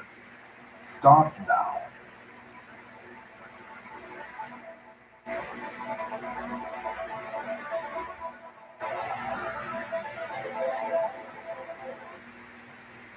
Een commando van 40 man bestond de nachtclub. Sommigen doen zich voor als politieagenten om de veiligheid te neutraliseren, terwijl anderen het etablissement direct binnengaan. Binnen escaleert de situatie snel tot een vuurgevecht. Schoten klinken vanuit alle richtingen, waardoor er niet ontstaat bij de klanten. Ondanks meerdere doden en gewonden mislukt de operatie. Ramon wist ontsnappen door het plafond van het badkamer te klimmen en via nooduitgang te vluchten. Volgens sommige bronnen werd Francisco Javier, de jongere broer die recentelijk aan de Universiteit van Guadalajara studeerde, tijdens een aanval gevangen genomen. De man uit Sinaloa liet hem uiteindelijk vrij. De conclusie dat hij niet bij het conflict betrokken was en dat ze op zoek waren naar zijn broer Ramon. Later was ik bij mijn vader toen mijn compadre Amado hem belde. Hij vertelde dat Benjamin had gebeld in Chapo en zelfs mijn vader had beschuldigd van een poging hem te liquideren in een nachtclub op Puerto Vallarta.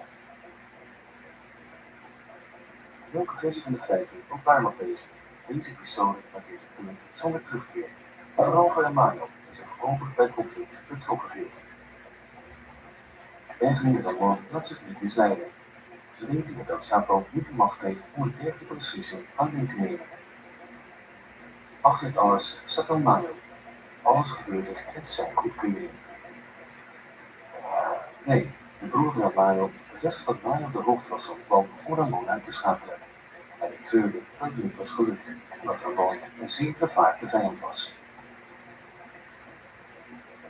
De Arellano-Felix-broers keerden terug naar Tijuana om de krachten te hergroeperen en een offensief voor te bereiden.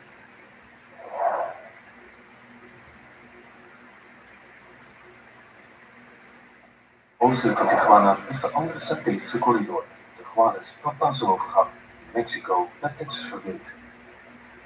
De locatie is ideaal. In 1994 passeerden meer dan 16 voertuigen de brug tussen de twee landen. Minder dan 10% ondergaat gedetailleerde inspecties. Zoals de douanebeambte beschreef, als ze elke auto zouden controleren, zou de rij helemaal tot Mexico-stad rijden. Dit plein, een van de meest lucratieve in Mexico, wordt gecontroleerd door Rafael Aguilar Guajardo, die de macht deelt met Amado.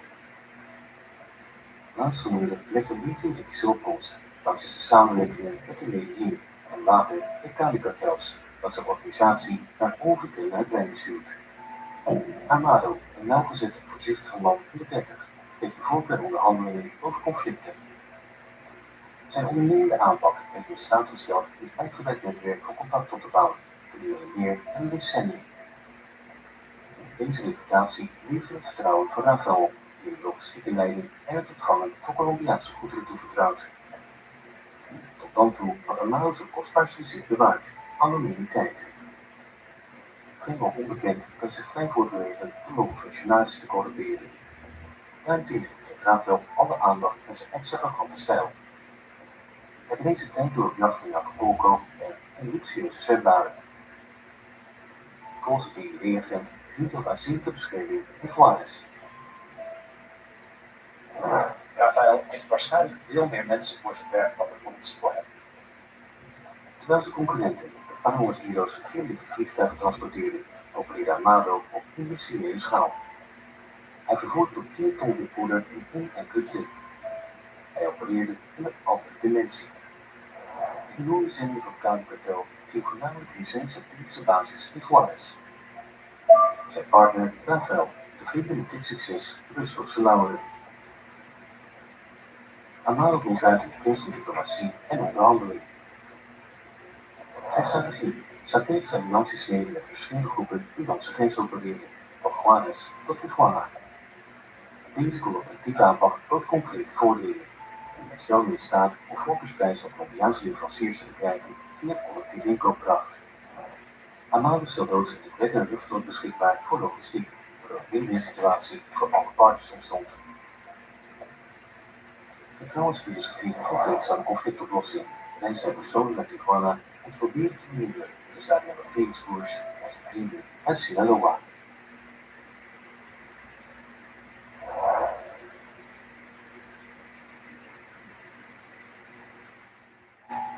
In januari 1993, 2 maanden na het incident in Puerto Vallarta, organiseerde Tio de zoveel Mayo een feest bij een nachtclub in Tijuana. Er volgde een bijeenkomst met Benjamin en Amado, die zijn Tio meeneemt. Ik was daar. Ik was bij mijn compadre Amado en hij vertelde me dat we Benjamin gingen zien omdat er al een probleem was tussen hen en mijn vader. Amado gaf aan dat ik dicht bij hen moest blijven en me geen zorgen moest maken. Diezelfde avond gingen mijn compadre Amado en ik naar een bijeenkomst met de Arellano Felix-broers. We zagen hen in een van de schuilplaatsen. Toen we aankwamen waren er veel gewapende mannen en Benjamin wachtte al op ons. Toen Benjamin Amado begroette, merkte hij dat ik naast hem stond. Hij was verrast en vroeg me, wat doe jij hier? Amado antwoordde, hij is bij mij. Hij doet hier niets, hij is gewoon bij mij. We gingen het huis binnen. Ze gingen naar de woonkamer en ik bleef in de keuken. Ramon was er niet. Benjamin en Amado riepen me naar de woonkamer waar zij waren. Toen ik binnenkwam spraken ze over een persoon genaamd Rafael Aguilar Cayate en zeiden dat Rafael mijn vader wilde elimineren. Benjamin vroeg mijn compadre zich met hen te verbinden, met de Ariano Felix broers, om mijn compadre Chapo en mijn vader uit te schrijven. Amado zei, ik weet dat jullie een probleem hebben met het Chapo, maar jullie hebben het over jezelf afgeroepen. En dat was een van de redenen waarom ik in Tijuana was, om namens mijn vader te spreken. Om te zeggen dat hij geen problemen wilde, en dat als ze mijn vader wilde doden, zij hem eerst zouden moeten doden. De situatie werd gespannen. Ik was aanwezig en op een gegeven moment begon Benjamin in mijn gezicht te schreeuwen. Vertelde me dat hij mijn vader ging elimineren. Hij zei met veel beledigingen dat hij ook Chapo en Hector Palma zou doden. Chapo en mijn vader zullen spijt krijgen dat ze geprobeerd hebben ons in de nachtclub uit te schrijven. Ik keek hem gewoon aan. Ik had daar niets mee te maken. De bijeenkomst eindigde rond 1 of 2 uur 's nachts. We verlieten het huis en mijn compadre Amado zei dat het beter was om meteen te vertrekken, zonder zelf terug te gaan naar het hotel om onze spullen te halen. We gingen naar het vliegveld. Ze vliegen rechtstreeks vanuit Tijuana. Amado vertrouwt Ramon niet. Hij is zeker dat Ramon het huis in de gaten hield en tegen hem had kunnen handelen. Terug in Sinaloa vertelt Vicentino aan zijn vader El Mayo wat er is gebeurd. El Mayo zegt dat hij zich geen zorgen moet maken en er geen aandacht aan moet besteden. Een cruciaal moment voor Vicentino's getuigenis betreft Rafael. Hij heeft ingestemd met de eliminering van El Mayo en El Chapo. De organisatie Tijuana, door de alliantie Rafael en zijn Juarez-kartel, had de meest strategische grenscorridors kunnen controleren, waardoor een echt monopolie ontstond. Geconfronteerd met deze situatie moet Amado een keuze maken. Met zijn ambities voor macht is de beslissing snel genomen. In april 1993 werd Rafael geliquideerd in Cancún. Amado wordt een natuurlijke erfgenaam van het Juarez-kartel en overschrijdt een beslissende drempel.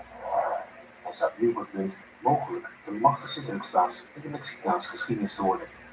Hij zal niet aarzelen om iedereen te elimineren die zijn opkomst in de weg staat. Criminele kringen blijft het gerucht bestaan. De executie van Rafael werd door Amado zelf georganiseerd. Bovendien, in het FBI-rapport uit die tijd, de hypothese van de DNA-agent dat Chapo mogelijk ook bij de aanslag betrokken was. Laten we teruggaan naar El Chapo. Enkele weken later sloot de Jalapeno de operatie in, waarin de Mexicaanse politie een vrachtwagen onderschept. Het witte poeder, zorgvuldig verborgen, zal nooit de straten van Los Angeles bereiken. De beoogde $146 miljoen vertand in een oogwenk. Volgens de afspraak met Geppetta zou het Sinaloa-team 35% van dat bedrag ontvangen, ongeveer $65 miljoen. Een fortuin dat nu buiten bereik is. Na de confiscatie heeft Geppetta bewijs dat de autoriteiten daadwerkelijk de klok in slag hebben genomen en dat er niet gestolen was. El Pollo, de broer van El Chapo, wordt officiële documenten overleggen die de beslagname bevestigen om virtuele gedenkingen weg te nemen. Ondanks deze tegenslag vertraagt de activiteit niet. In de grens tussen de VS en Mexico, na het door de Tijuana-tunnel Cotoy, op meer dan 400 meter gegraven en verlichting en ventilatie geïnstalleerd. Werknemers bereiden zich voor om aan de Amerikaanse kant door te breken en tevoorschijn te komen naar het zijn dat als ontvangspunt zal dienen. De organisatie van El Chapo ervaart explosieve groei. In 1987 werkten slechts 25 mensen onder zijn bevel. Volgens de luitenant El Gordo was dat aantal tegen 1993 gestegen tot bijna 200. De meest geslepen allianties ontbeert El Chapo's soldaten van onwankelbare loyaliteit. Maar de organisatie Tijuana blijft niet stil en aarzelt niet om gangsters uit San Diego aan te werven.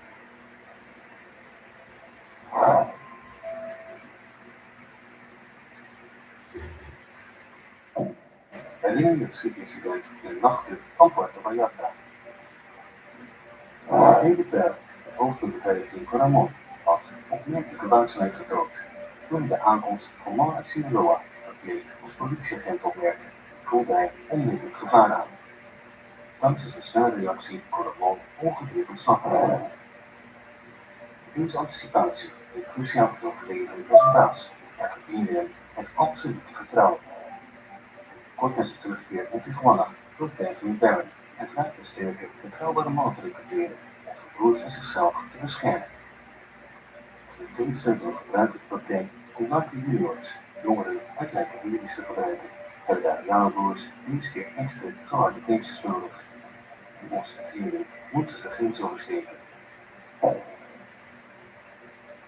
Barron groeide op in de arme wijken van San Diego, waar hij al een invloedrijk figuur was in de lokale bende. Hij mobiliseert snel zijn netwerk en werd man uit gemarginaliseerde gebieden zoals Broken Heights en Barrio Logan, bekend om de straatbendes. Leden van deze Amerikaanse bendes worden onmiddellijk geïntegreerd als lijfwachten en sicarios. Ze ondergaan intensieve training die wel zo werk blijven, klaar om leden van de Sinaloa-organisatie gevangen te nemen. Elke schutter ontvangt een epische vergoeding van $5, exclusief aanzienlijke bonussen voor elke voltooide missie. Regelmatig kregen we nieuwe moordenaars en ik formele training in het gebruik van vuurwapens. Deze training bestond uit schieten en timingsoefeningen. Na deze oefeningen zouden David Baron en onze vuurwapeninstructeur, een man uit het Midden-Oosten, onze prestaties evalueren en bekritiseren. Zo ontstaat een voltijdse slagkracht. Dit markeert een keerpunt in de geschiedenis van de Mexicaanse kartels. Voor het eerst werken buitenstaanders uitsluitend voor de capaciteit voor geweld, waarmee een echte gewapende vleugel ontstaat. Op 18 mei 1993 ontvangen de Ariana Felix-broers cruciale inlichtingen. Hun geschoren vijanden, El Chapo en waarschijnlijk Hector Palma, bevinden zich naar verluidt in Guadalajara. De Tijuana slagkracht wordt onmiddellijk ingezet om het doelwitten te lokaliseren. Ze vestigen een operationeel hoofdkwartier nabij het stadscentrum. Dit safehouse dient zowel als arsenaal als basis om de dagelijkse patrouilles te coördineren. De informanten hebben gemeld dat El Chapo vaak naar recente witte klapbakjes lijkt. Ondanks grondige zoekacties keren de mannen elke nacht leeghandig terug. Hun inspanningen lijken te vergeefs. Enkele dagen later komt Ramon aan dat de missie wordt opgegeven. Nog El Chapo, nog Hector Palma zijn in Guadalajara. Hij beveelt zijn mannen vliegtickets te kopen en naar de luchthaven te gaan om terug te keren naar Tijuana. Sommige leden zijn gefrustreerd. Ze waren tot $30.000 beloofd als ze El Chapo wisten te vangen. Ongeveer 10 mensen arriveren op de luchthaven in afzonderlijke groepen met hun 5 gepantserde auto's volgeladen met wapens. Hier wordt het verhaal ingewikkeld. Toeval of niet, na een week van toezicht besluit de man uit Tijuana de stad te verlaten op exact dezelfde dag als El Chapo.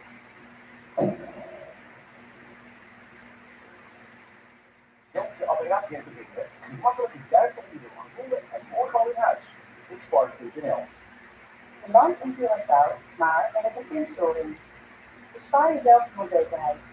Bestel $US vooraf in Nederland, zodat je altijd cash hebt. En GWK Treffernet staat 50 jaar, dus krijg je tot €50 korting op dollars. GWK Treffernet. Valuta voor slimme reizigers.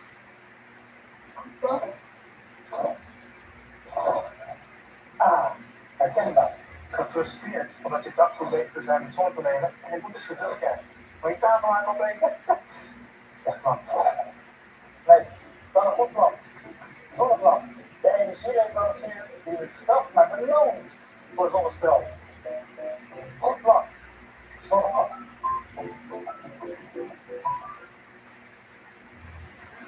El Chapo arriveert in de luchthaven in een gepantserde auto, vergezeld door zijn lijfwachten. Hij wil een vlucht naar Puerto Vallarta nemen en van stand genieten. Hij parkeert naar de terminalingang. Het tweede escortvoertuig positioneert zich direct erachter. Op het moment dat hij uit de auto stapt, breekt de chaos uit. Er klinken schoten. Zijn lijfwachten zien meerdere gewapende individuen uit nabijgelegen voertuigen komen. Op het schieten De scène duurt niet langer dan 30 seconden. Instinctief werpt de Chapo zich op de grond en kruipt naar de terminal om het vuur te ontvluchten. Hij bereikt de bagageafvalzone. Vandaar breekt hij in zijn lijfwacht de landingsbaan en vlucht over de velden, gebruikmakend van de verwarring. Maar het incident eindigt daar niet. Niet ver van Chapo's gepantserde auto staat een witte Marquis geparkeerd met een belangrijke passagier, Hernando Posadas, de kardinaal van Guadalajara, een invloedrijk figuur in de Mexicaanse katholieke kerk. Hij is zojuist doodgeschoten in het vuurgevecht. Volgens de eerste officiële versie weet de aanklager dat de kardinaal gestrikt raakte in een kruisvuur tussen twee rivaliserende bendes die elkaar op de luchthaven van Guadalajara troffen. Een incident dat in totaal 7 levens kostte.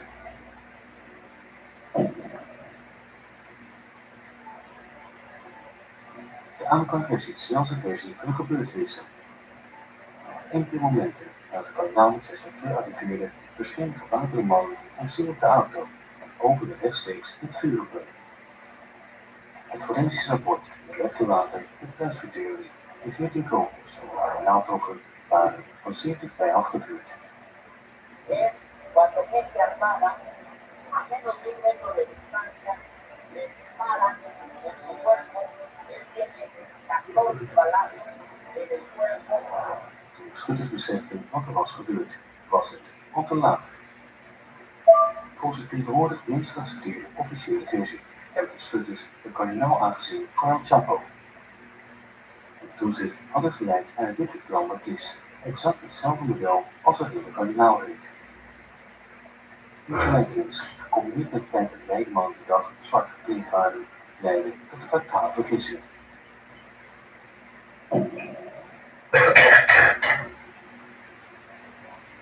Veel leiders van de katholieke kerk verwierpen de volgens hen was de opzettelijke staatsmisdaad, uitgevoerd op het hoogste niveau van de overheid, als onderdeel van een gerichte operatie. Senior politieke functionarissen zouden de kardinaal weer laten zwijgen, vanwege de mist, corruptie en banden met de kartels. Hij zal lange tijd bedreigd, afgeluisterd en bestudeerd zijn. Wat de waarheid ook is er talloze boeken, getuigenissen en tegenstrijdige verslagen. Wat belangrijk is voor ons verhaal, is dat vanaf dat moment Chapo de meest gezochte man in Mexico werd.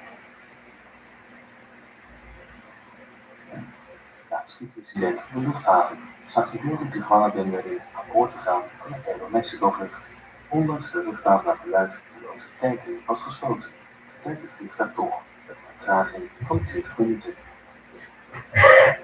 Volgens FBI-documenten zaten de broers Ramon en Francisco Javier Mariano Felix op de vlucht naar Tijuana, vergezeld door 6 andere mannen, Winston en San Diego. Toen ze landen werd niemand van hun gearresteerd. Het al auto's aan elkaar stonden en het team opgezet. Degene die niet in Guadalajara en uiteindelijk de autoriteiten gearresteerd. Ze verklaarden dat ze uit de stad waren gekomen op bevel van de broers Mariano Felix om El Chapo te sporen. Ze getuigen ook over zijn rol bij het schietincident en de fatale vergissing met de kardinaal. Een lid van de Tijuana-groep onthield de locatie van het ziekenhuis en de dagen voor de hinderlaag werd gebruikt, dezelfde plaats waar wapens zijn opgeslagen. Decennia later gaf El Chapo zijn eigen versie van gebeurtenissen in een brief. Hij beweerde dat de Mexicaanse regering hem de perfecte zoon had gemaakt voor de een kardinaal. Volgens hem was er gewoon op vakantie naar Puerto Rico, tot ze nu in een vuurgevecht terecht kwam. Hij parkeerde zijn auto op de luchthaven, was hij bezig zijn bagage uit de kofferbak te halen, toen het geweer losbarstte. In paniek leende hij naar dekking met zijn bezitting en identificatiepapieren achter. De autoriteiten maakten gebruik van de situatie door die documenten te gebruiken om hem te beschuldigen en snel publiek een handige schuldige te presenteren. Op dat moment is het Mexicaans publiek bijna niets van El Chapo. Het was slechts een enkele keer verschenen, maar groot. Overnacht van zijn gezicht op tv-schermen en klanten door het hele land, wat het begin van zijn beruchtheid markeerde. Hoewel de autoriteiten verschillende verdachten zochten, was de Chapo's imago met zowel de Mexicaanse als de Amerikaanse regering het meest versterkte. Het werd zo alomtegenwoordig dat de eindelijke opsluiting mensen geschokt dat hij steeds opveilig toe was. Maar Chapo beweert dat in koortijd de publieke vijand nummer 1 werd.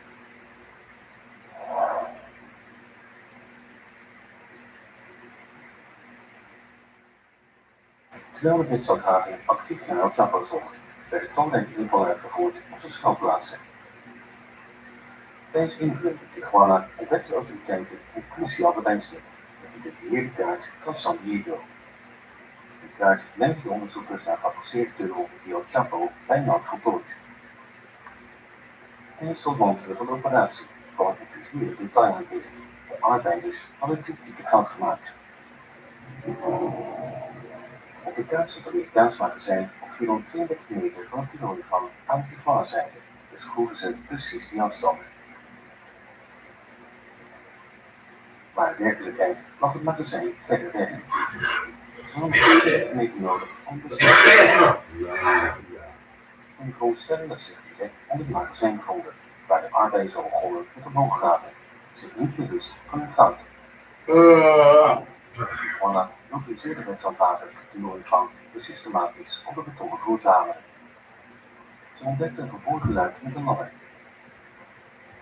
Onderzoekers schatten dat ongeveer 20 mensen voltijds aan dit terrein constructieproject werkten. Het ontwerp van de tunnel leek sterk op dat van de eerste tunnel die jaren eerder aan El Chapo toegeschreven, de Haca Prieta en Tapasverbod. Met deze nieuwe ondergrondse doorgang tilde alles naar een hoger niveau, zowel in grootte als in verfijning. De Tijuana-tunnel is bijna 5 keer zo lang als de Douglas-tunnel. Ik was onder de indruk van de Douglas-tunnel, maar deze hier is het Taj Mahal van tunnels.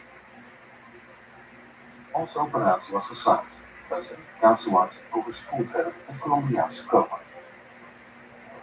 Dicht bij de grens bood de perfecte dekmantel voor een grootschalige smokkeloperatie. Aan de Amerikaanse kant staan talloze magazijnen, met vrachtwagens die dag en nacht constant in en uitrijden. Vrachtwagens die om 2 uur 's nachts kwamen en gingen, zou niemand vreemd hebben gevonden. Het zou er gewoon uitzien als een normale bedrijfsvoering.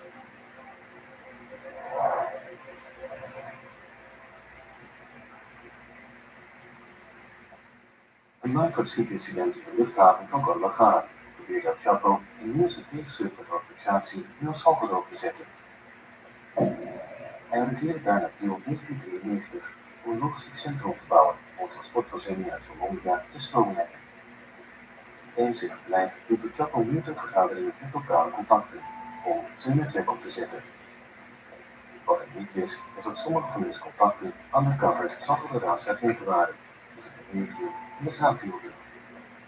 In een lokale bar zag de agenten zelfs in El Chapo ontspannen op de foto te zetten, bewijs van zijn aanwezigheid in het land. El Chapo bleef niet lang in El Salvador. Nadat hij snel zijn netwerk had opgezet, keerde hij terug naar Mexico. Ondertussen waren de Salvadoraanse autoriteiten die nauw samenwerkten met de DEA zorgvuldig hun zaak op. Hun plan was duidelijk en hij liet het laten arresteren tijdens zijn volgende reis, wanneer hij de Colombiaanse zending kon ophalen en vervolgens uit te leveren aan de Verenigde Staten. Maar dat plan zou nooit plaatsvinden. Na het schietincident in Guadalajara is de situatie in Mexico uiterst gevaarlijk voor El Chapo. De Mexicaanse regering onderzwang de internationale druk, geduurde uit inspanningen om hem te arresteren en resultaten te laten zien. El Chapo vluchtte toen naar Guatemala, waar de forse steekpenning had betaald voor bescherming. Ondanks deze voorzorgsmaatregelen waren zijn dagen geteld.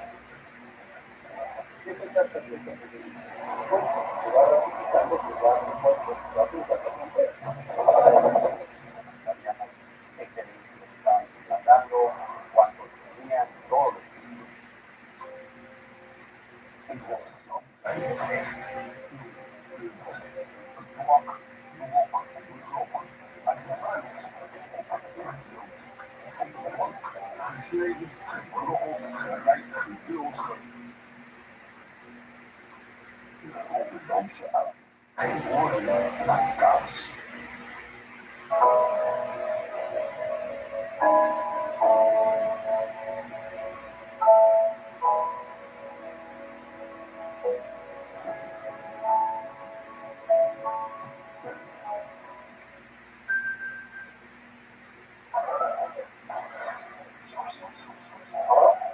Met Anna van Beersje. Uw alarm gaat aan.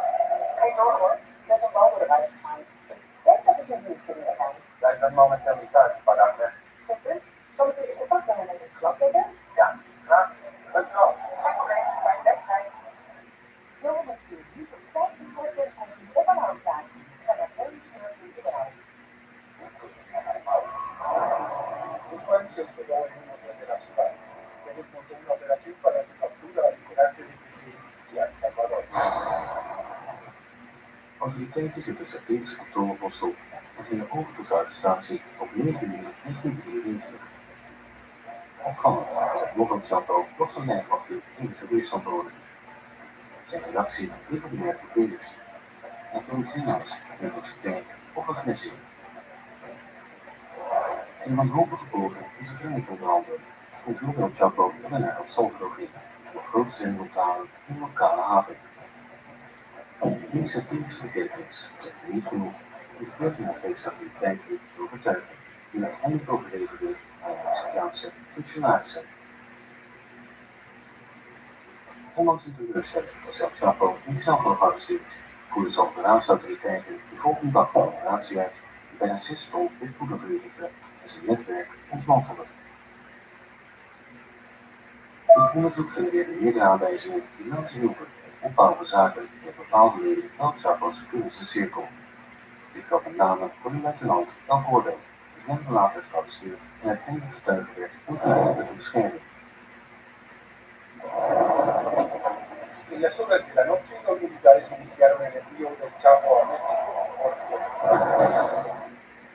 Terug naar El Chapo. Hij landt in Mexico, wordt onmiddellijk overgebracht naar de gevangenis. ¿A qué se dedica la droga? ¿A qué se dedica?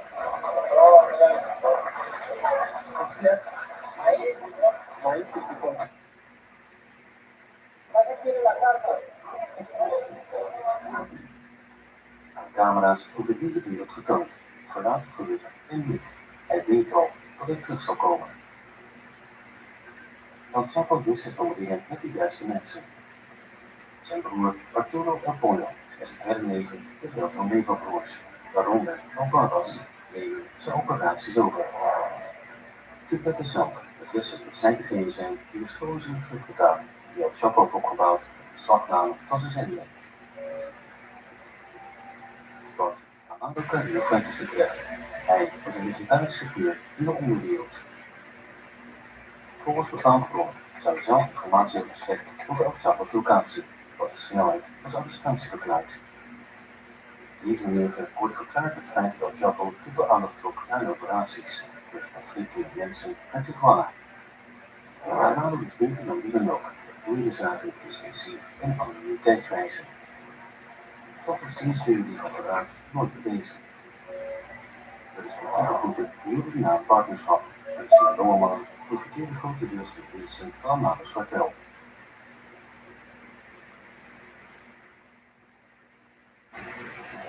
In dezelfde periode gebeurde een belangrijke gebeurtenis. Er werd een arrestatiebevel uitgevaardigd tegen Calderoni, de corrupte hoge politiefunctionaris. Hij verzag de situatie en pakte zijn koffers richting de Verenigde Staten, waar hij desalniettemin werd gearresteerd door Interpol en de FBI. Hoewel het onderwerp was van uitleveringsprocedures naar Mexico, ging hij verblijfsvergunning in Texas en met een beschermde bron voor de DEA, die zijn informatie in meerdere rechtszaken gebruikte. Calderoni wijde zich daarna aan het onthullen van details over kartels en de samenwerking met de overheid, bij de toenmalige president en zich beschuldigde van medeplichtigheid en bescherming van de narcos. Hij had te veel mensen verraden en maakte een lange lijst van vijanden. In deze wereld komt verraad altijd met een prijs, en die is zeer hoog.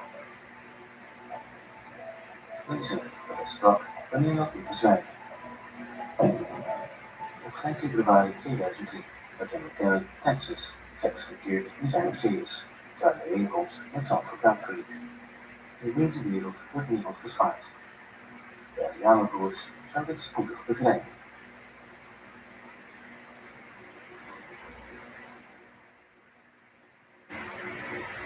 Apparaat kapot, weggooien, moorden, repareren. Ik zit bij KNAP omdat het gewoon een hele fijne band is, heel veel tools geeft voor startende ondernemers. Start ook voor jezelf. Natuurlijk bij KNAP, de bank voor ZZP'ers. De grenzen tussen Utrecht en Amsterdam worden steeds vaker, met als doel de gemeenschappelijke rivalen te neutraliseren. De geduchte Ridwan Taghi aarzelt niet om het zin te gaan met de Amsterdamse organisatie onder leiding van Rico Duchesne, een alliantie die vergemakkelijkt zou zijn door de bemiddeling van Noffel, die een uitgebreid netwerk van contacten heeft. Iets anders. Ik moet Rico ontmoeten. Ook hij is net zo'n man als ons broer. Volgens het Openbaar Ministerie is deze boodschap de oorsprong van de vorming van het crimineel driemanschap dat opereert als een echte broederschap of familie.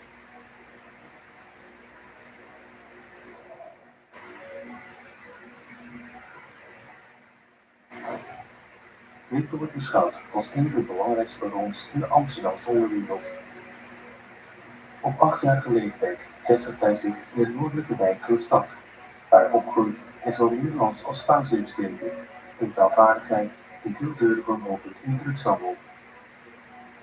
Helaas komt hij onze 25e door gebrek aan voorzichtigheid tegenover undercover-agenten te staan in een grote cocaïnezaak in Duitsland, wat resulteert in een straf van 11 jaar, waarvan hij slechts 6 daadwerkelijk uitzit.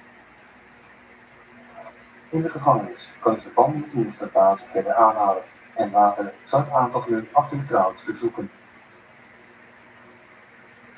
Zoals vaak het geval is met grote criminelen in Amsterdam, houdt de politie snelweg in de gaten, wachtend op het juiste moment om te arresteren bij eventuele misstappen. Deze observatie in 2011 kijkt Rico vrijgezel door anderen die een vrees om zich heen terwijl hij tas achterlaat voor een huis dat hij gebruikt in de Beethovenstraat. De regisseurs nemen het risico en arresteren met €30.000 zijn bezit. De aanklacht voor witwassen van geld blijft echter uit en hij wordt uiteindelijk vrijgesproken. Rico verdwijnt vervolgens van de politieradar en brengt steeds meer tijd door in het buitenland, vooral in Spanje en Zuid-Amerika, waar alles wordt opgezet om de drugshandel uit te breiden. Het is belangrijk om te onthouden dat in deze tijd de mokkeroorlog woedt in de straten van Amsterdam, waarbij 2 rivaliserende groepen, de ene geleid door Bernard Marta tegen de andere door Roes, wat resulteert in een reeks liquidaties. Rico speelt een centrale rol achter de schermen en schuilt zich achter zijn vriend Burnett in deze oorlog, maar hun samenwerking is van korte duur. Kort daarna, in mei 2014, wordt de groepsleider Burnett zelf geëlimineerd, wat een keerpunt in het conflict markeert. De erfgenamen van Burnett sluit zich dan aan bij Rico's organisatie en zien op wraak terwijl ze proberen de controle op de cocaïneketen over te nemen. Een paar maanden later is een invloedrijk figuur in de onderwereld, Samir, alias Scarface, in een zakelijke ontmoeting met Noffel en anderen uit Rico's kring in een restaurant in Zuid-Spanje, wanneer hij genadeloos wordt uitgeschakeld. Rico's naam wordt vaak genoemd als het brein achter deze operatie, georganiseerd met de bedoeling om de macht te grijpen in de criminele wereld. Deze informatie bevestigt die van 10 criminele inlichtingen, de TCI, ook al wordt het niet beschouwd als onweerlegbaar bewijs. Wat wel duidelijk is dat de verhoudingen in de criminele onderwereld eind 2014 zijn verstoord, wat de komst van een nieuwe ondergrondse oorlog inluidt. Op het spel staat de macht in de drugshandel, met aan de ene kant de groep rond Rico en aan de andere kant de erfgenaam van Scarface. In het bijzonder zijn broer Karim, alias Taxi, die zijn toevlucht zoekt in Dubai. Om deze oorlog te winnen is het vormen van allianties essentieel, vooral wanneer verschillende facties gemeenschappelijke vijanden hebben. Noffel zou gebruik maken van zijn contacten een sleutelrol hebben gespeeld in het verbinden van Ridwan uit Utrecht met Rico uit Amsterdam. Beide groepen bepalen in nauwe samenwerking wie waarvoor verantwoordelijk was, welke doelen moesten worden uitgeschakeld en hoe elke actie moest worden uitgevoerd. Bovendien wordt volgens PGP-communicatie naar verluidt geleend aan Ridwan. Het verlang om constant waakzaam te blijven tegen die vader benadrukt aan zijn eigen groep. Mijn zoon schijnt die Kakan, Karim en zoon van Scar laten slapen in de bar. Let op. Hij zou ook een van zijn soldaten hebben gevraagd om meer informatie over Karim te verzamelen. Die Karim, broertje van Scar, hoort in de wandelgangen dat er veel naartoe bij zit en soms naar Barca gaat. Maar wanneer weet ik niet, broer. Broertje van Scar, die is zwaar op zijn moeder. Die flik van Scar broertje die komt niet naar NL. Hoort niks van hem, broer. Uit verrichting in september 2015 blijkt dat het nodig is om uit zelfverdediging een verhaal uit te schakelen. De berichten gaan verder met aanwezigheid van een belangrijke luitenant, Dennis G., ook bekend als Rasta. Deze moeten snel gaan, Rasta. Ze hebben veel geld en hebben veel geld op onze hoofd gezet. Oké, dan moet je inderdaad een oorlogsverklaring gaan afgeven. Maar Kim, doekoe en ballen hebben zijn twee dingen. Jij en Loffel hebben vak goede ballen. Hun zijn allemaal snuivende maloten. Ze komen er wel achter. Denken echt dat geld hun gaat redden. Oké, dan gewoon fuck the war, Kim. Open war. Ja, precies. Ga iedereen afmaken die met Karim wat doet. Iedereen gewoon. Het Openbaar Ministerie veronderstelt dat de dreiging van rivaliserende fracties die rond de Krievers Scarface draaiden de reden was waarom Ridwan de krachten wilde door Loffel en Rico uit Amsterdam.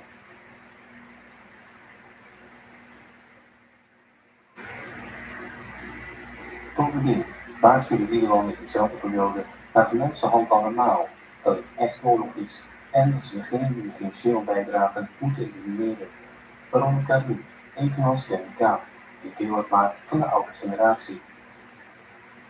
In oktober 2015 wordt in een rapport van de TCI al melding gemaakt van de bedreiging van Rico's leven en berichten suggereren dat het contract ter waarde van €350.000 op zijn hoofd is gezet. Wat vooral opmerkelijk is dat Rico op de bezoekerslijst staat van de gevangenis.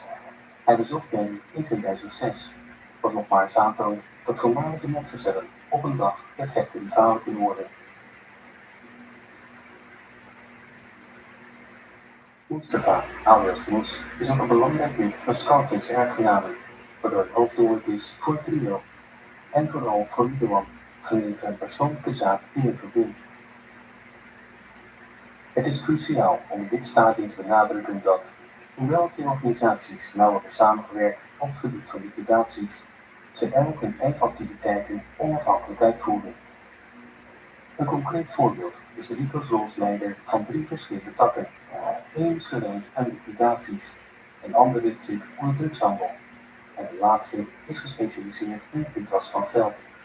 Het is in de laatste dat tientallen miljoenen euro's zouden zijn witgewassen, dankzij een eenheid die wordt geleid door een belangrijk team van loyalisten, waaronder 2 bijzonder belangrijke Chinese coördinatoren, Carlos en Leonardo. Het onderzoek van Odinus begint nadat de politie in december 2015 informatie heeft ontvangen waaruit blijkt dat Rico een aantal Joegoslavische ex-militairen opdracht heeft gegeven om verschillende liquidaties uit te voeren, waaronder die van Karim.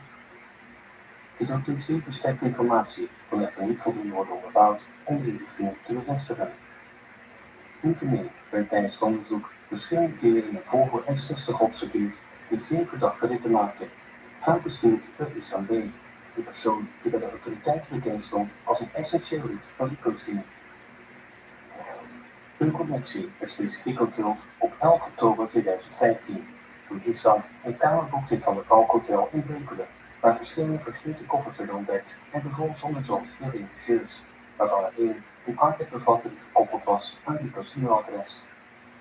Kort daarna, op 10 januari 2016, liet observaties zien dat een onbekend individu in dezelfde Volvo stapte met Issam aan boord, alleen om een grote rugzak af te geven voordat hij vertrok. Deze omstandigheden deden de verdenkingen toenemen en leidden tot de installatie van een tracker en microfoons in het voertuig in kwestie, met als doel meer informatie te verzamelen over mogelijke criminele activiteiten. Uit de datagegevens in Volvo bleek dat Issam regelmatig een bezoek bracht aan het bedrijf genaamd Jumping Fun in Amsterdam, wat nu failliet is en eigendom is van Rico's zus en zijn zwager. Onderschepte gesprekken suggereren dat de persoon met dit bedrijf verwezen als het kantoor. Kort daarna, in juli 2016, begon de politie huiszoekingen te doen die rechtstreeks verband hielden met Rico en dit bedrijf. Tijdens het onderzoek in het zogenaamde kantoor vonden de ingenieursvaten in een van de loodsen, samen met een plastic zak met cocaïneresidu. Er werd ook een weegschaal ontdekt in het kluis, evenals een verborgen compartiment, maar niets bijzonder intrigerends. In april 2016 verliet de zus van Rico Nederland met haar kinderen en uit het telefoongesprek dat zij met haar moeder voerde, bleek duidelijk dat zij het probleemloos te kampen had direct aan Rico toeschreef en dat zij door hem moeilijke tijden beleefde. Hoewel het Openbaar Ministerie concludeerde dat dit kantoor fungeerde als opslagplaats voor drugs, kon het niet met zekerheid worden vastgesteld in een rechtszaal. Op verschillende plaatsen werden ook extra politieoperaties uitgevoerd. Tijdens een inval in een van de appartementen ontdekte de politie bijna €1,5 miljoen in biljetten van €500, deels verborgen in een doos met de inscriptie Louis Vuitton. Er werden ook financiële notitieboekjes gevonden in de woningen van Carlos en Leonardo, waarvan de inhoud bijna identiek leek. Er werd vastgesteld dat er meer dan €10 miljoen is omgezet in de periode die op de foto staat, een bedrag dat volgens de justitiële autoriteiten waarschijnlijk afkomstig was van drugshandel. Het is vooral opmerkelijk dat hij in dezelfde straat, de Beethovenstraat, waar Rico in 2011 het aanzienlijk geldbedrag werd aangehouden, in het geheim nog steeds een appartement bezit. Hoewel Leonardo officieel wordt aangeduid als huurder en de huur en lasten betaalt, is hij niet de echte gebruiker van het appartement. Het lijkt erop dat Rico in het appartement woont, waardoor het zijn hoofdverblijfplaats is. Dit wordt bevestigd door de aanwezigheid van foto's van hem en zijn vriendin aan de muur van de kamers en door de ontdekking van harde schijven met vakantieherinneringen van Rico. Het is opmerkelijk dat Rico een luxueus leven leidt, ondanks het feit dat hij sinds 2011 geen officieel inkomen heeft opgegeven in Nederland. Hij gebruikt verschillende belastingoptimalisatiestructuren om te voorkomen dat hij op papier de eigenaar is. Dit geldt ook voor zijn samen exclusieve en dure auto's. Tijdens een huiszoeking in het bedrijfspand van het bedrijf dat om vertrouwelijkheidsredenen X1 wordt genoemd, werd een recente informatie over een wagenpark ontdekt. Volgens Europol zijn al deze voertuigen geregistreerd onder de naam van een ander Duits bedrijf, genaamd X2. Ook werd er een kopie van Rico's paspoort gevonden.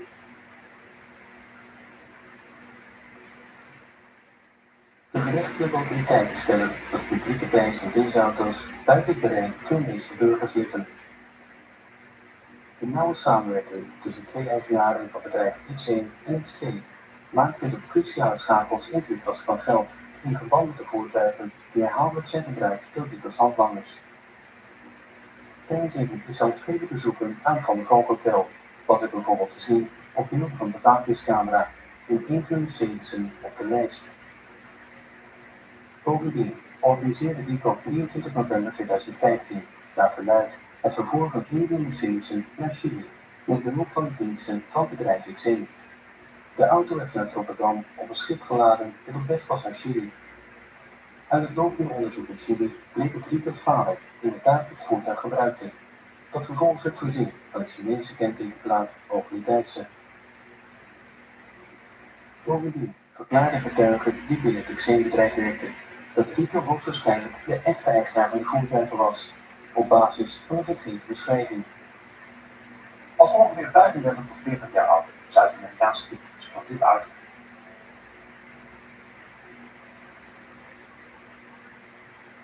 Hoe dan ook, justitie zal genoeg bewijs hebben om Rico te beschuldigen en van deze tak van witwassen het eerste stukje van de puzzel te maken die tot zijn ondergang zal leiden. Het zal echter nog een hele tijd duren voordat dit werkelijkheid wordt.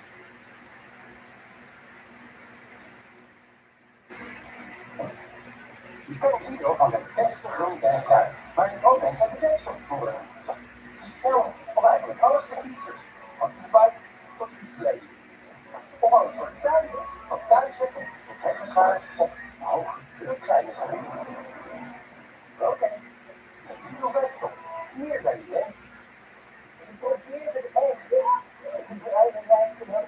frietjes eet en calorieën tellen, maar voor sommige mensen is afvallen gewoon lastiger. Misschien is het tijd voor een andere aanpak. Dus Dennis werkt aan gewichtsverlies onder mensen begeleiden. Online, gewoon vanuit huis, Dennis. Minder strijd, meer resultaat.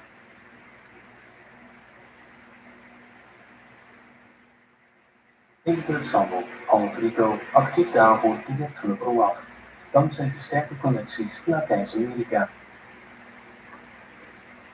Voor verschillende stadia van de logistieke keten werkt hij nauw samen met andere belangrijke spelers in de onderwereld. Hij vertrouwt bijvoorbeeld de verantwoordelijkheid voor de scheepvaart, dat wil zeggen het transport, toe aan personen als Rafael Imperiale. Deze laatste is een belangrijk figuur die banden heeft met de Camorra-maffia. En volgens informatie van agenten zijn hij en Rico samen betrokken bij talrijke operaties. Deze elementen komen overeen met de gecodeerde berichten die tussen twee individuen zijn uitgewisseld, waar ze gecodeerde termen gebruiken, zoals telefoons. In deze gesprekken zinspelen ze op de geur van de telefoons, terwijl ze de prijzen van 22 en 24 bespreken. Volgens informatie van het Openbaar Ministerie wordt deze gecodeerde taal geassocieerd met cocaïne, die op dat moment ongeveer 22.000 tot 24.000 euro per kilo kosten. Als we dieper in de financiële administratie van Rico's groep duiken, ontdekken we dat er aanzienlijke bedragen zijn uitgetrokken voor de uitgave met het label telefoon. Het lijkt echter zeer onwaarschijnlijk dat zulke kolossale bedragen echt bedoeld zijn voor de aankoop van versleutelde telefoons, vooral gezien de relatief korte periodes die ermee gemoeid zijn. Rico's rol in de transportactiviteiten wordt verder benadrukt in september 2015, wanneer voorkennis opduikt over een grote levering die gepland stond voor Rotterdam, namens Rico. Uit de details blijkt dat de vracht rond 24 of 25 september wordt verwacht. Wat blijkt? Op 27 september, precies zoals vermeld in de tip, werd een hoeveelheid van 440 kilogram cocaïne ontdekt op de aangegeven locatie. Er bestaat geen twijfel over dat Rico in de hoogste kring opereert. Vooral niet wanneer regisseurs de telefoon in handen krijgen en een video ontdekken waarop hij samen met Rafael en Daniel Kenyani van het eerste kartel te zien is. De drie zijn te zien in een appartement in Dubai. Dit emiraat, dat bekend staat onze wereldwijde reputatie op het gebied van veiligheid, wordt ook het speelterrein voor Rico's liquidatietak, waar zijn vriend Rafael een cruciale rol speelt. Niet alleen in transport, maar ook in de missie om een rivaal Karim uit te schakelen. De missie loopt al sinds het voorjaar van 2016. Rafael Imperiale wil Karim in de val lokken in Tirana residentie in Dubai. Rico wordt op de hoogte gebracht van de situatie ter plaatse door Imperiale zelf, in zijn gebroken Engels, en geeft de berichten door aan Noffel. Hermanos Tiara Russell, bombs in there. Please, just send somebody. Let's have very clean face. Because they look a lot around most of the time. It's from 5 p.m. and sometimes also late. After the gym, they go eat something at the bar. And they sit always inside. Dit is de plek waar Karim gaat sporten steeds, Koer. Kan je dit aan die OT-man sturen? Er komt een nieuwe berichtgeving van Imperiale. Hermano, the place I told you last time is shit 4 times a week. But he's going out. I don't know, because many places can be difficult. Because it can change. I think the gym is best for an easier one-time option. If not working. I will make a meeting again. And I will send you the photograph. Die kakbak, die moet, Koer. Dit is meteen KO, Koer. En die kakgasten kunnen niet altijd zo'n geluk hebben. Ik heb geloof in de taxis, hoor. In deze context verwijst taxi naar een team van spotters die verantwoordelijk zijn voor het nauwgezet in kaart brengen van Karim's routine. Bovendien komt een van de belangrijkste coördinatoren van Rico's team op 5 april aan in Dubai en boekt een hotel van 6 tot 20 april en informeert nog hierover. Bro, ik ben in Dubai. Ik ben gecheckt in het hotel. Nog geen nieuws van taxis niet.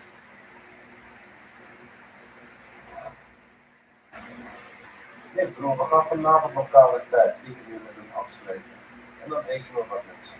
Wil je dat we naar het werk gaan? Hier met buurten afgaan? Hier weer Palm en de Hills? Gaan we vast daarmee aan het werk zo. Ja broer, Die man moet toch te vinden zijn. En binnenkort is er een feest waar die zeker gaat zijn. Dan moet je daar naartoe. Maar nu gewoon goed kijken daar. En die taxis, zet ze op scherp. Dat is belangrijk. Oké bro, ik ga zo meteen dan beginnen met werk hier. Taxijongens zijn er vanavond mee. Oké bro, als die plek van de feest tijdig bekend is, dan kan ik samen met me daar al voor werk gaan doen. Dan op de dag van de feest ga ik naar binnen en me blijft in de auto achter. Ik gelijk op mijn teken dan die persoon te volgen. Zodra hij het feest verlaat, en dan voeg ik 15 minuten later om te volgen. Bro, ik ben net klaar met eten met de taxijongens.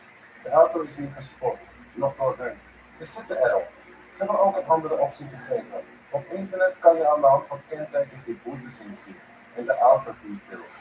Als die persoon vaak boete maakt op een bepaald traject, dan weten we in ieder geval welk traject en rond hoe laat hij die aanhoudt. Misschien kan ik een patroon ontdekken als er een boetegeschiedenis is van die auto. Kan ik die kenteken nazeggen op internet, bro? Die website is gewoon van de overheid, ook om die belastingen, boetes etc. te betalen. Precies.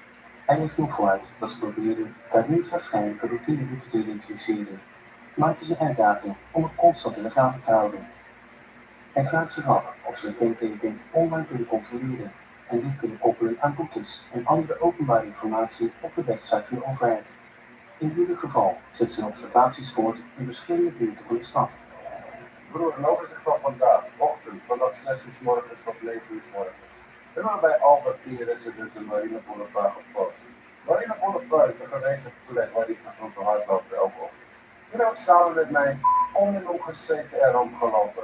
Die persoon hebben we niet gezien. Na 9 uur wordt het al te benauwd om te sporten en te hardlopen. Albert 10 hebben we ook niet een van de genoemde auto's gespot. Daarna zijn we rondjes gaan rijden bij de Pallen. Daar ook geen vooruitgang geboekt. Die hills gaan we vanavond heen wel. We blijven concentreren dagelijks op JBR Pallen en Hills Bro. Meer dan een week later heeft Rico een gesprek met Rafael Buriale, die steeds dichter bij Karim lijkt te komen. We are looking, and please, we have to know all from you, please. Where will you meet him, Emano? Somewhere where we can follow him? Hermano, I know your idea of it. You want to take him in. It is difficult, but not impossible. Hermano, I have to tell you out of respect, and I have weapons and all, AK. But because the maid want to live there, I will do it with knife. I have the ninjas there ready, and I see him one place, I do him. But I cannot bring you in problems. So, if you meet them, and 100 meters away we step in, you will have problems. Head is going overtime to get in. One time, we saw him in a mall with black panty, but when the ninja came, he was gone. Rico maakt duidelijk dat gebruik van vuurwapens in Dubai geen verstandig idee is, omdat het te veel aandacht zou trekken. Bovendien wil een van de teamleden in Dubai blijven wonen. Dus bewijs achterlaten naar de missie is geen optie. Hij benadrukt ook dat als Karim het geëlimineerd na zijn ontmoeting met de Imperiale, alle verdenkingen hem als medeplichtige zullen gaan. Hey Hermano, I spoke with the car. Today, I will meet him on Wednesday. Het is niet verrassend om Karim tegen te komen, aangezien de Imperiale zakenrelaties heeft met veel personen in de criminele wereld. Daarom zou er geen verdenking te bestaan over zijn betrokkenheid bij het plan voor Rico's team. Naarmate de tijd verstrijkt, lijken de problemen zich echter op te stapelen voor Imperiale, wat ernstige gevolgen voor hem kan hebben. But you are too long there, so the problem will be much more bigger for you. Okay, then we will do with knife for 100%. You will put the weapons away, so we don't have problems. We have 2 ninjas there. They are there for the moment we see him. One will do it, other one will look, it all go good. He don't do nothing. They are real men and know what will happen, but all is fixed, so don't worry. This dog was in cavalry club with Colombian people. We were there, but the ninja could not come in. He had a problem with someone that day. He was very, very, very lucky, that dog. All men make pictures inside. We have to know when he will be somewhere. Mall, restaurant, terrace, and they come and finish him. In een van de telefoons die later bij Rico in beslag werd genomen, werd een foto ontdekt waarop een persoon te zien was die opvallende gelijkenis met Karim vertoonde. De foto werd snel genomen met een donkere achtergrond die een nachtelijke omgeving suggereert, mogelijk een nachtclub. Then all is again a bit back to normal. You will see. Now, because he is paranoid and very afraid, he has lost too much work and other Colombians don't want to work like they do. They lost 1950 kilograms, 3,000, 5,000, 3,700, all in short time. And Colombians all say this is because his problem, because he is paranoid. He paid to get me, but others make him crazy, so we give all the time money. You understand? So, never will be calm if he is walking around and paying to make war, like a big hiding there. Karim, die een enorme financiële imperium heeft geërfd van zijn broer Scarface, ooit beschouwd als een van de rijkste drugshandelaren van Nederland, lijkt een hoge prijs te betalen voor het voeren van de oorlog tegen de entourage van Rico en Ridwan. Dit alles is schadelijk voor de bedrijven, omdat de paranoia blijft groeien, wat leidt tot meer van slechte beslissingen. Dit alles leidt tot financiële verliezen voor de Colombiaanse leveranciers die vroeger met Scarface werkten en nu relaties onderhouden met zijn erfgenamen, dat wil zeggen Karim's entourage. In de wereld van de misdaad zijn de connecties nauw en kan het gebeuren dat verschillende teams dezelfde leveranciers delen in Latijns-Amerika, omdat kartels voornamelijk worden gemotiveerd door geld en geen rekening houden met lokale kwesties, dat wil zeggen de kant van de klant. Er kunnen echter problemen ontstaan wanneer grote hoeveelheden drugs, zoals vermeld in het bericht dat zinspeelt op verloren zendende cocaïne in 1000 kilo's, in gevaar worden gebracht. Dit kan nadelige gevolgen hebben voor het hele criminele netwerk en daarom moet er snel met Karim worden afgerekend. Zomerhuur. Nu tot 50% korting op een aanplaatsing. Ga naar veryshort.nl.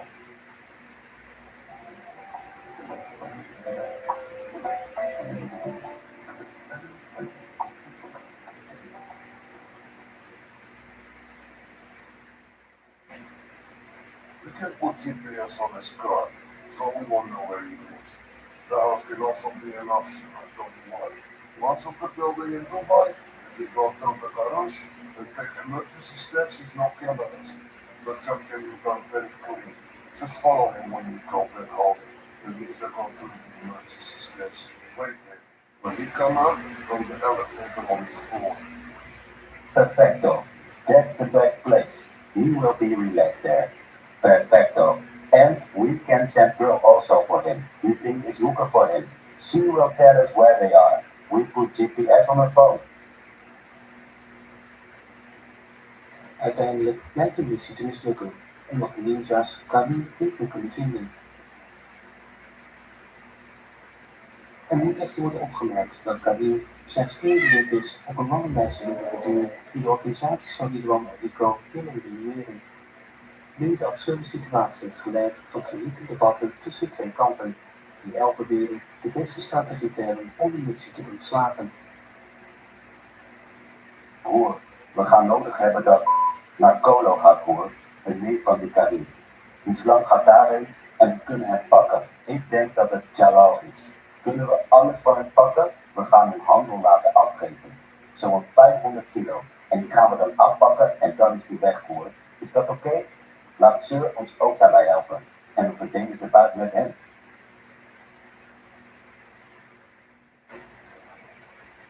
Ja, stank weer. Maar weet niet of we zullen deze niet te laat komen. Een tijdje geleden zei ik hem ook dat Jalal moet slapen. Wist er alles van hem. Toen was hij niet zo handig. Hij zei ik heb niks met hem. Maar met die andere broer, ik denk dat we deze beter zelf kunnen fixen. Maar sowieso kan ik me vragen als je wilt hem halen.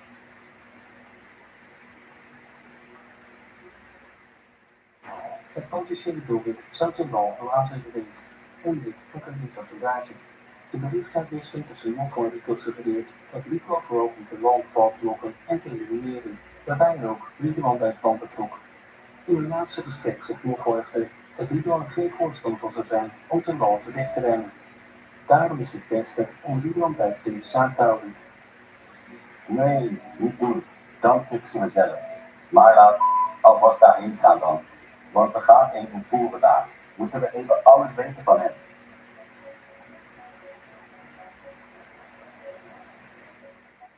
Slechts een maand later blijkt echter dat Jan op door beide teams gedurende lijst staat, zoals blijkt uit de via PGP uitgewisselde gesprekken die in verband zijn gebracht met Rico en Riedeman en zijn bestudeerd door de gerechtelijke autoriteiten.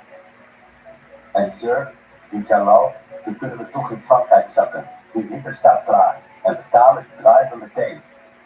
Deze zover de bijstap Tetuanse is geregeld, wordt geauditeerd vol. Het gaat hem opgesneden. Deze kankervieze laat in mijn deze open laten snijden, hermano, sir. Ah, sir, als we dan fixen. Maar sir, onze broer en ik hebben u al gezegd. De jongens staan klaar, sir. Niet zo doen. AUB, AUB. Deze kankervieze laat in mij deze open laten snijden. Die boys staan al klaar, sir. Het plan van Rico om Jan in Frankrijk gevangen te nemen wordt door Riedeman niet als de beste optie beschouwd. Volgens hem is het beter om hem in Marokko in de val te lokken, waar het team klaar staat om hem uit te schakelen, om vervolgens met een Zodiac naar Spanje te ontsnappen.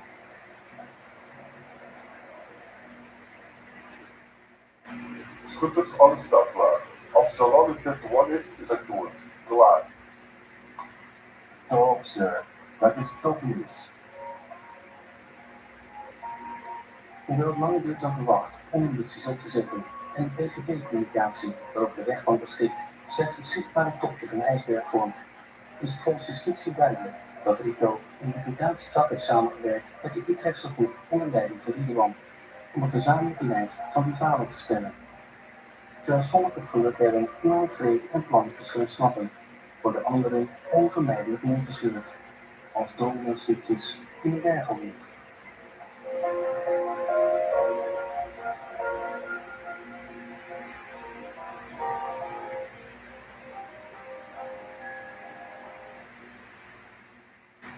De Schatkamer, een nieuw online platform waar je je favoriete radio- en televisieprogramma's van vroeger opnieuw kunt bekijken en beluisteren.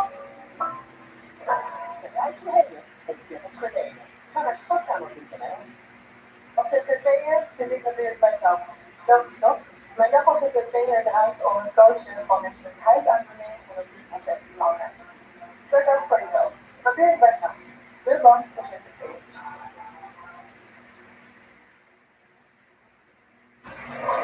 In a world where money is everything and life means nothing, a drug gang stalks the streets of Chicago.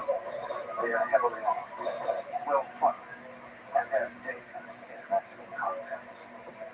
It will take every weapon in the FBI's arsenal to stop the deadly threat known as the El Rukers.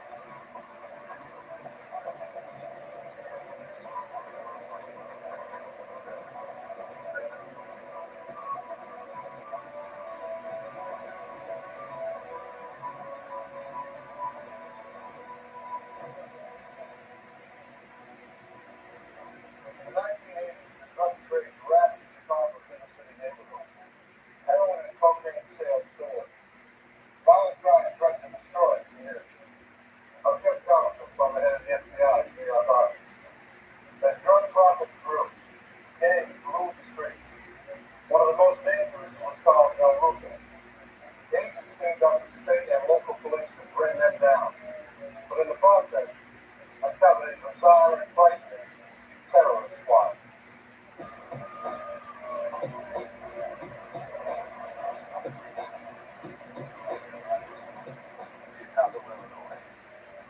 In the early 1980s, it is one of the deadliest richest cities in America. Powerful drug gangs have transformed the South Side from a neighborhood into a war zone. To combat the rising tide of violence, the FBI forms the Organized Crime Drug Enforcement Task Force. In Chicago, their prime target is a vicious gang known as the El Rukers. John Podliska is an assistant U.S. attorney in Chicago. The business of the Olympians was to traffic in narcotics, cocaine, and heroin, and to control a vast area on the south side of Chicago for purposes of selling and distributing those narcotics.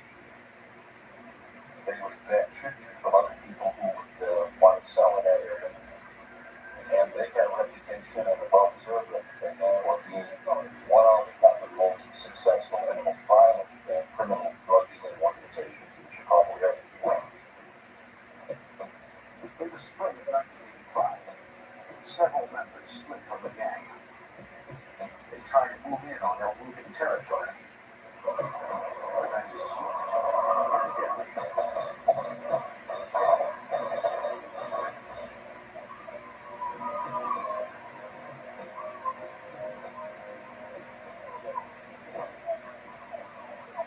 Chicago's south side is gripped by a vicious turf war.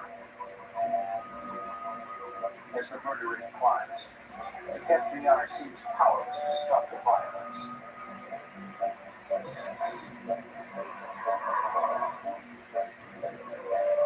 Then, in May, an informant gives agency tip. Several members of the El Rugen gang have left Chicago. They are hiding out in a house in Cleveland. Many are wanted for murder.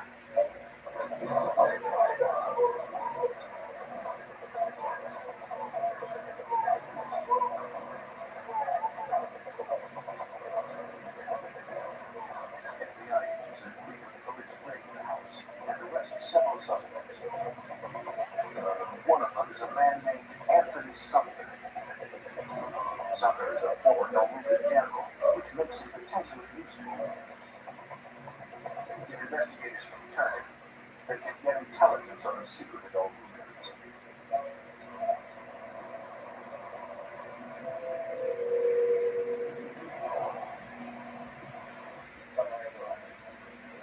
Detectives question Sumner for hours. He implicates himself in a double homicide in Chicago, and he is facing serious time. Authorities offer to reduce charges, but only if Sumner tells them everything he knows about the El Rugans. Finally, the former El Rugen general agrees to cooperate. As Sumner talks to authorities, a terrifying picture emerges. The El Rugen gang has hundreds of members. They're heavily armed, they're well organized, and they're growing. The entire organization is run by Jeff Fort, a kingpin known for his efficiency and his brutality. He was at the top, controlling the entire organization. Directly below him were 21 generals, and he preserved his power that way. If anyone tried to seize power from him, from amongst those 21 generals, there were 20 other people who were the decisions to let him know that he could tell.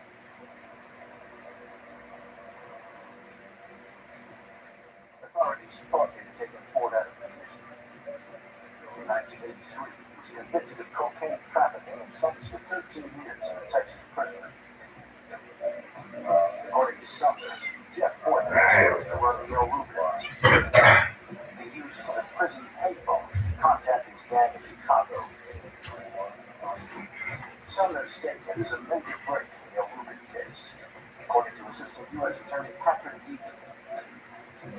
He was the first person to actually confirm what the authorities had gotten a lot on, which was that Jeff Ford, who was currently in penitentiary in Texas, was regularly talking on the telephone to members of the El Rugans in Chicago and coordinating the direct activities of the organization. The El Rugans run their operation out of a converted movie theater on the south side of Chicago. It had been fortified by the El Rugans and was essentially a fortified fortress. People at the headquarters of the El Rugans who were required to sit by that phone 24 hours a day. There was always someone at the phone, so that when he called, he could give his instructions, directions, and orders as to what he wanted done in his organization. For the task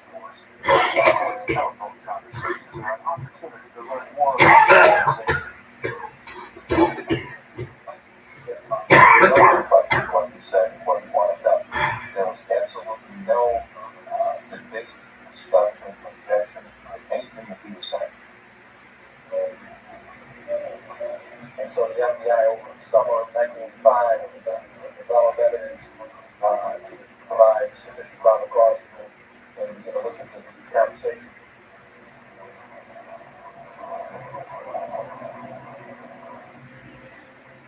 Agents activated 24-hour wiretap to record the kingpin's phone calls.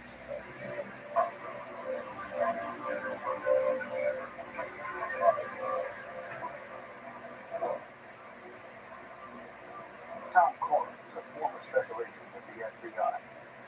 In 1985, he's assigned to the Drug Task Force and the El Rubin case. The technicians installed the wiretap equipment through the telephone company. Nothing was actually installed at the prison. We did all the monitoring back in Austin, Texas, which was 40 to 50 miles away from Bastrop, Texas, where the prison was located. We were really stunned when we started hearing the conversation before, because he was speaking with key gang leaders in Chicago, and what we were hearing was just streams of words. Jeff Ford and his gang are talking in code. And kinds of series of words that we would hear said would be things like, in the science of Kaku, love, true, perfect man. And we had no idea what these words meant. And we couldn't establish any form of reference to figure out what he was saying during the conversations.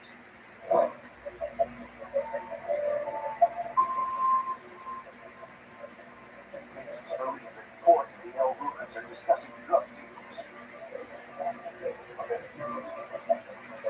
But until they crack the gang's code, they can't prove a thing.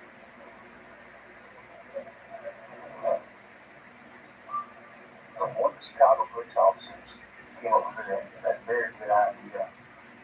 The Chicago Police Department had uniformed officers almost on a daily basis make some sort of contact with the El Rubin gang members just to let them know that the Chicago Police Department was in the neighborhood and that they were being watched. And so the Chicago detective came up with the idea of having one of the uniformed officers go up to the gang headquarters, speak to one of the gang leaders while Jeff Ford was on the telephone, and see if the gang members would encode what the police officer had said to the gang member, and then feed it back to Jeff Ford in the coded form. And what we heard was the gang members come back up to the telephone where Jeff Ford was on the phone at the time, and then encode that statement that had been made to him by the police officer. So at that point, we learned the code words for one, the word for pound, and the word for marijuana. And the word for marijuana, we found out at that time was perfect man.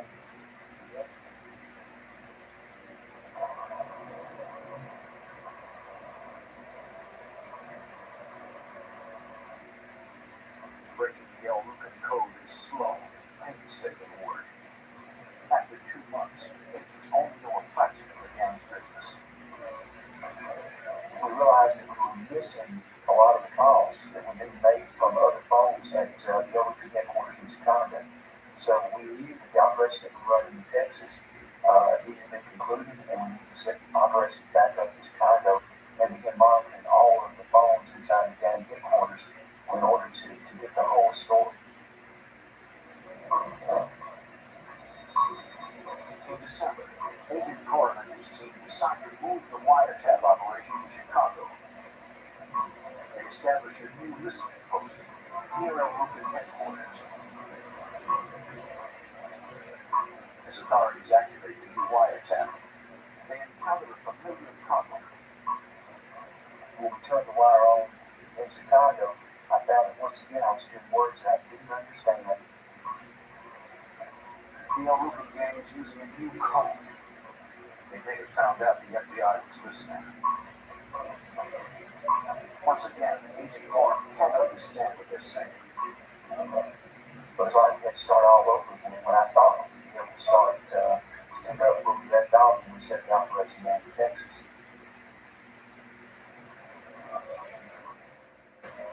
Hour after hour, Corrin listens to the recordings.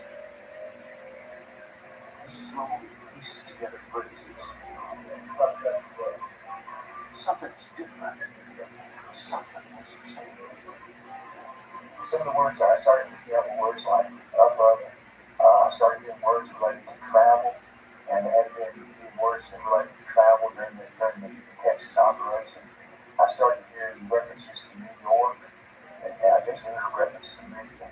It really caused me to be really, really concerned about what changes had occurred during the 3 or 4 months that we had not been monitoring the telephones. It's a chilling discovery. Libya, a rural nation in North Africa, is suspected of state-sponsored terrorism. A well-armed drug gang, combined with foreign terrorists, could pose a deadly threat to national security.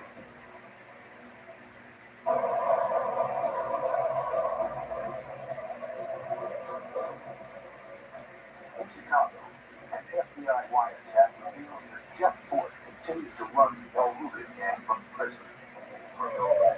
Although the gang talks in code, authorities learn they are discussing Libya, a country suspected of terrorism. Investigators of the Chicago Drug Task Force spend hours listening to the recorded conversations. To Special Agent Tom Coram, it doesn't make sense. Why is the Chicago drug gang talking about Libya?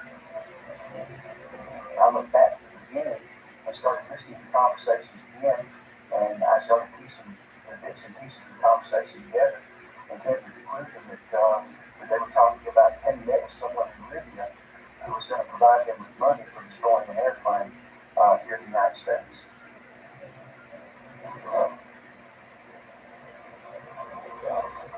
Coram alerts the U.S. Attorney's Office. The drug investigation has uncovered a potential terrorist plot. The FBI calls in the Joint Terrorism Task Force. Special Agent Ned Hamara is assigned to the Terrorism Task Force in Chicago.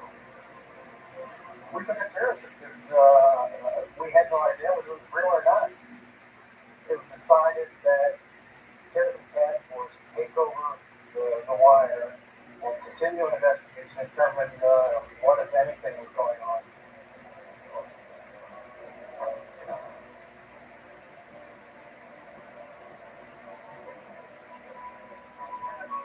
The Drug Task Force offered their agents to help with overhearing the wire talk and recorded conversations. If authorities hope to unravel El Rugen's plans, they need to decipher the new code quickly and completely. At that time, we took our surveillance teams, put them to work. Fred Weed is a lieutenant with the Chicago Police Department. His specialty is surveillance. In 1985, Weed is assigned to the FBI's Terrorism Task Force. We were brought in to do surveillance, and also with a number of Chicago police officers that worked with us before, and we both was setting up the strategy to work this organization. The surveillance team's job is to make physical observations and to be compared to the information agents are hearing on the wiretap. We basically had round-the-clock surveillance on different members of the group who were involved with the conversation with Jeff Ford. We were watching those members and just trying to follow their activity.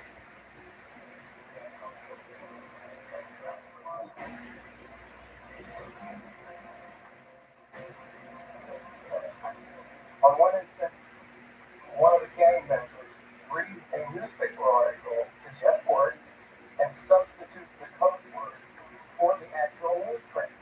So we had a verbatim interpretation of some of those code words because he describes an incident on the south side of Chicago where there was a shooting involving a landlord and a neighbor of some sort. And so we were able to take those code words and go back to previous conversations, insert them in the conversation, which solved a lot of our deciphering of some coded conversations. Slowly, agents crack the new code. Ron Reddy is a special agent with the FBI Chicago field office. The calls that are being intercepted at the El Rugen headquarters basically concern two areas. They concern the El Rugen's normal business of engaging in drug transactions, as well as what we are being realized is that plot between the Al-Rukans and the government of Libya. Knowing the violent history of this particular organization, we were afraid that the Al-Rukans were going to commit an act of terrorism in the United States in order to obtain money from the Libyan government. From the wiretap, authorities learned that several members of the Al-Rukan gang recently traveled to Libya. As agents continue to monitor the gang's conversations, the situation with Libya deteriorates.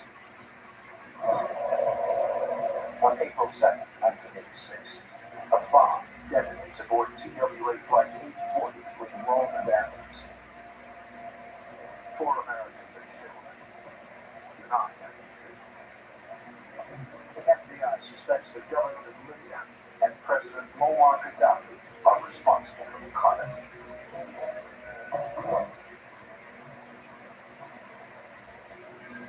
On April 4th of 1986, there was a series of conversations between Jeff Ford and a general in the Al-Rukan organization known as Melvin Hayes. And they discussed this explosion of this flight between Rome and Greece. And Hayes, at one point in the conversation, indicates that their group would be able to do something like that within 30 to 50 days. Yeah, it is a terrifying prospect. Via the decoded wiretap, the task force listens in on Ford's plans. The gang leader wants 2 of his generals, Leon McAnderson and Rico Cranshaw, to make another trip to Libya. Ford was really concerned about how are we going to convince the Libyans, that we're an organization that can do something for them. One of the things that we were able to try, we talked about getting newspaper clippings to take back over there to show the Libyans that this is what we've been doing, this is what we can do. They don't find all the things that have been that the Libyans are responsible for.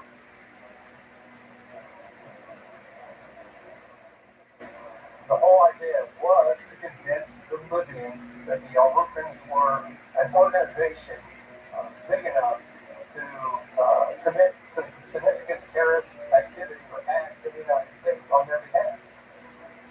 We believed it was a real threat. If McAnderson and Cranshaw return to Libya, federal agents will not be far behind.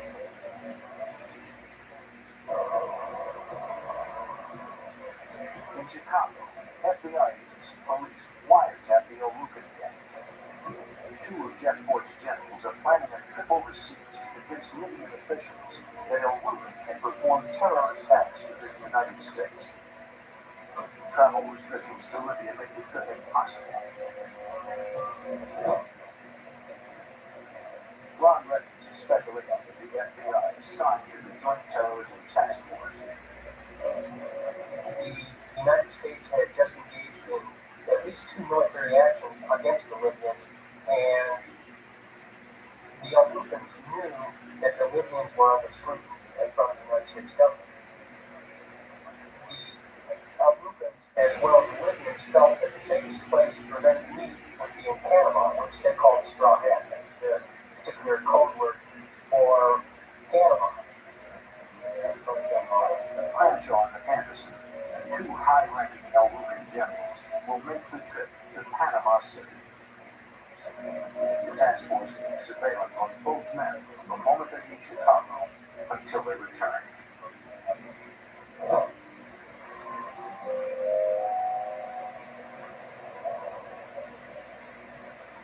On May 3rd, Cranshaw and Anderson leave Al-Rukan headquarters.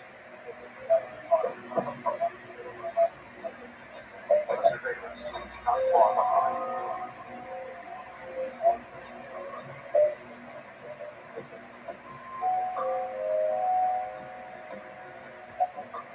The Al-Rukans board a jet in Chicago bound for Miami. From there, they fly to Panama.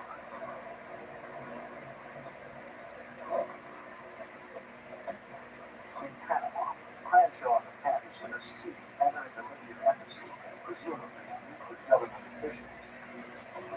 And on May 10th, the 2 Al-Rukans return to the United States. We knew they were coming back, and we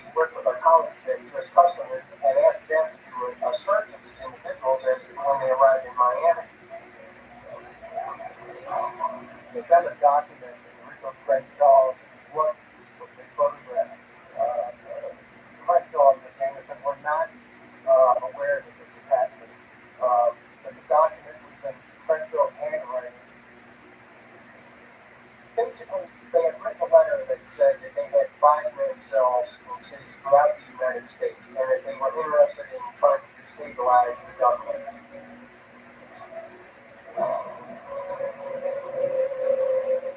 The next day, on May 11th, the task force intercepts several telephone conversations between the two El Rubens and their leader, Jeff Fort. Cranshaw and Anderson tell Fort the Libyans have agreed to provide financing.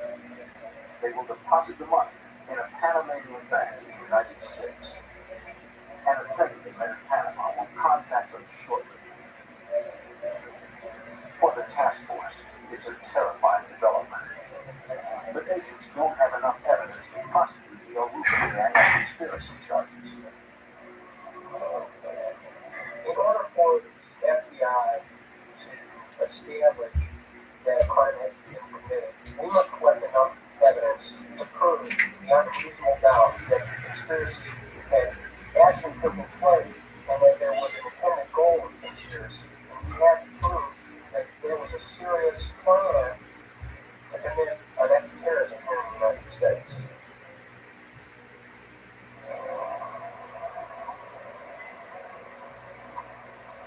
Agents continue to listen to the wiretap, hoping to learn more. During June, Ford talks about sending El Rubens over to Libya to learn bombing skills. He said some of the soldiers or members over there, they could learn how to make bombs. Those individuals could come back to the United States and teach other members how to make bombs. As alarming as this scenario is, it's still not enough to prove a conspiracy.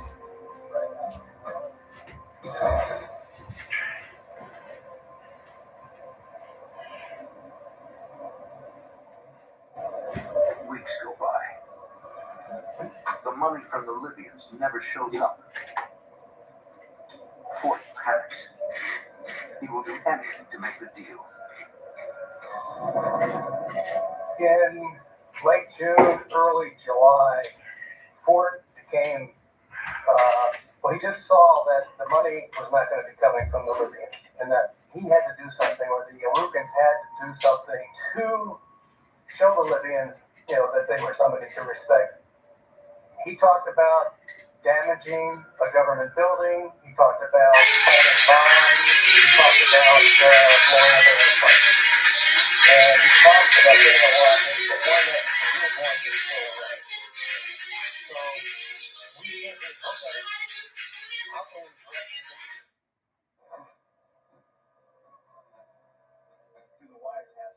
Fort wants to buy military-grade weapons. The task force decides to use it to their advantage by becoming El Ruben's sole supplier. Okay, so enter Special Agent Willie Hewlett. Willie was on the drug task force. He'd already made one drug buy with Alan Knox through an FBI cooperating source. Alan Knox is a high-ranking El Ruben. Agents assume he is aware of Fort's plans. So we figured that we'd set up another drug buy with Alan Knox, and at which point Special Agent Hewlett could introduce the idea that he had a weapons contact and so on, and that they might be able to supply the Iraqis or somebody else with weapons or any military equipment. He mentions that he has a friend who works at a military base. A friend who can steal weapons. Knox is interested. Willie Hewlett is an amazing individual. He's cool, calm, collected, works well under pressure. He was ideal for this situation. His knowledge of the street gangs, his calmness and operating sources, and Willie was perfect for this role. Knox tells Hewlett about the kind of weapons the gang wants to buy. They were interested in grenade launchers, and so when he described grenade launchers, he said it's the type that Clint Eastwood used in the movie, which obviously is a law rocket. The M72 Law rocket is the U.S. Army's primary light anti-tank weapon. The shoulder-launched missile can penetrate a foot of armor at a range of over 200 meters. It can destroy a tank, a building, or even a low-flying airliner.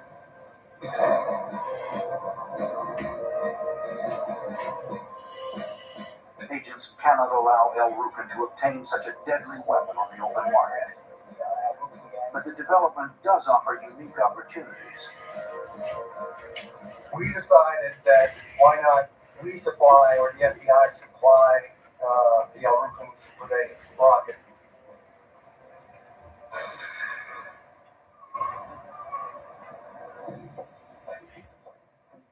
Special Agent Willie Huelon negotiates with Alan Knox on the price. He tells Knox he can get law rockets for $1,850 a piece. Obviously, we weren't going to sell these guys a law rocket that they could use or would even work. But that being said, we wanted to sell them a device that looked like a real law rocket, and on a cursory inspection would appear to them to be a real law rocket.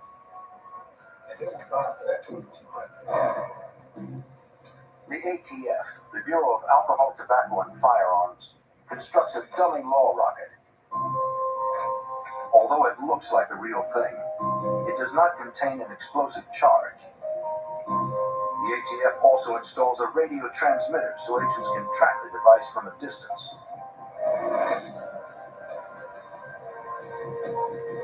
The inert rocket is ready. The trap is set. On July 29th, the task force launches the operation.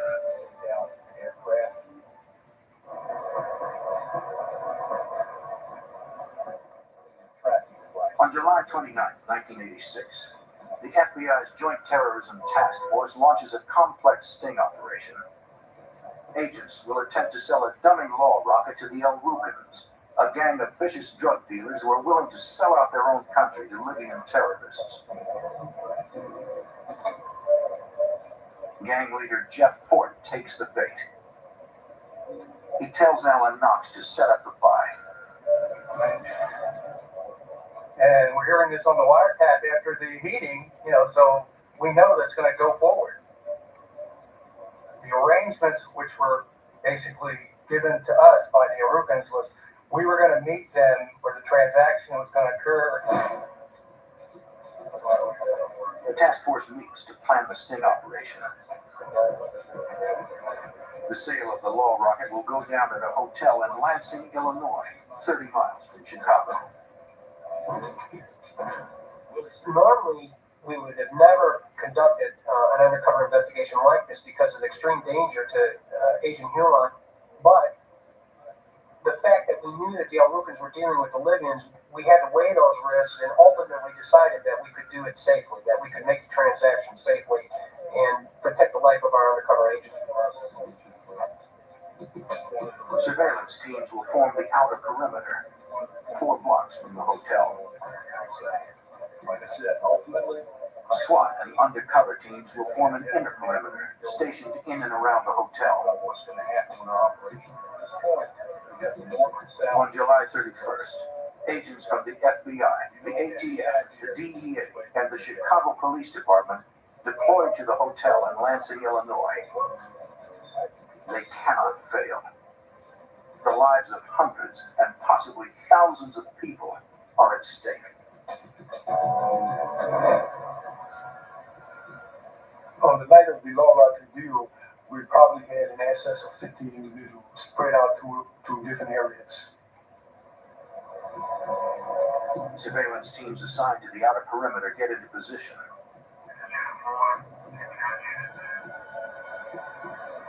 At 6:30 p.m., a car enters the perimeter. There are 2 men inside. Agents are unable to identify either one of them.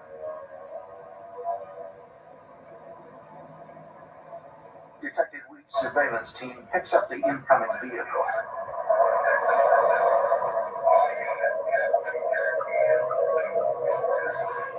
He follows it to a gas station nearby.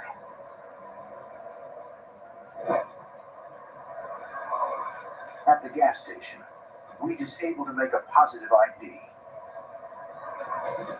Melvin Mays is the driver. Alan Knox is in the passenger seat.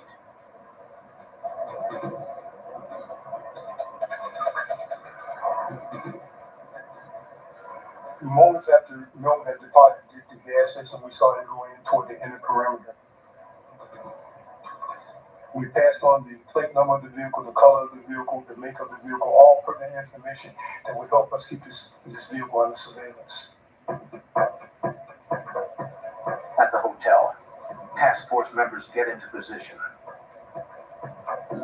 We had a complement of SWAT, other surveillance people, other case agents in adjacent rooms, down hallways, different floors. Everything to control that situation. We didn't want people from another floor coming up. We didn't want to have citizens who weren't a part of this deal getting caught in the crossfire if that happened. The other teams were prepared to move in to help secure this area in the event that things went wrong, so that there was plenty of firepower there on hand to deal with any situation that might develop.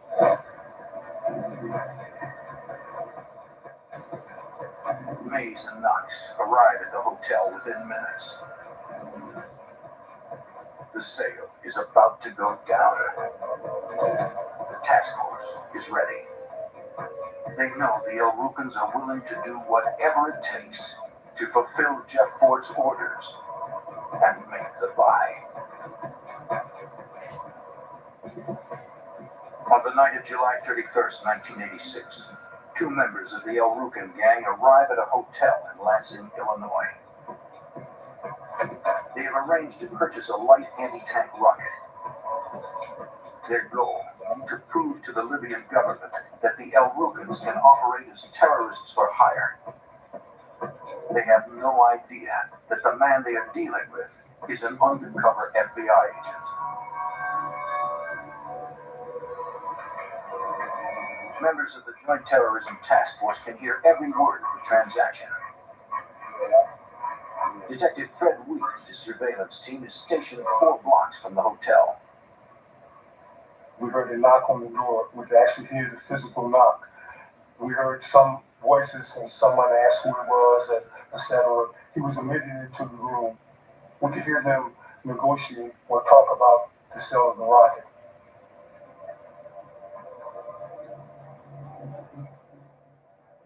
Mark, got something extra out the way. You can't see the parking lot, where's that? On the photo. You know I didn't do this like that. Where's the cash? It's close. You get your lunch when I get my cash.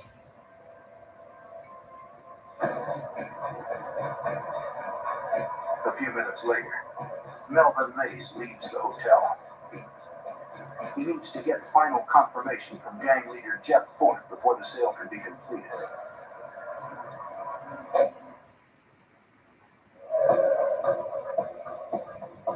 Mays returns to El Rukan headquarters to wait for Ford's call.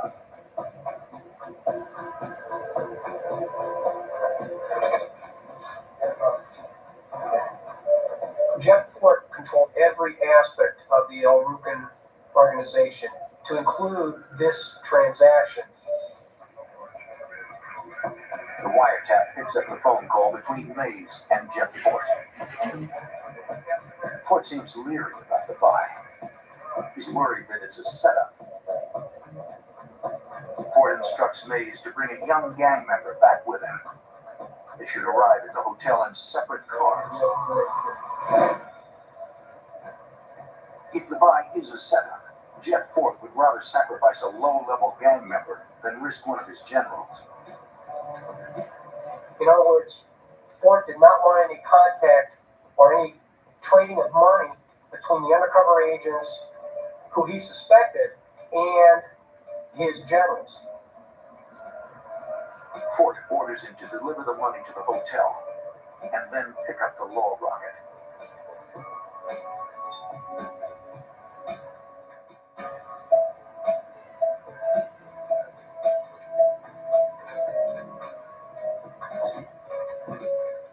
The sale goes off without a hitch.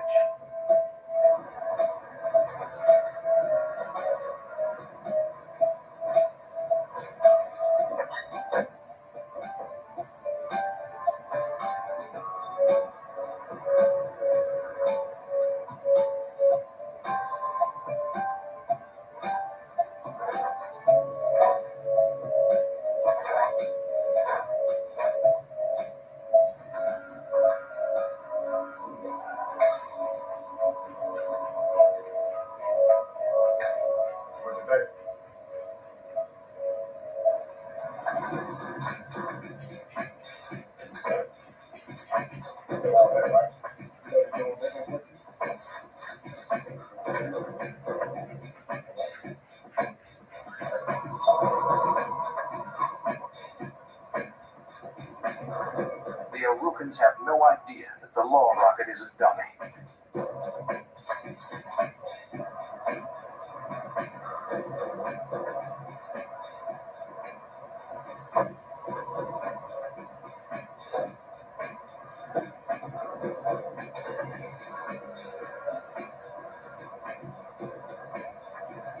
The low-level Elrukan takes off in the direction of Chicago.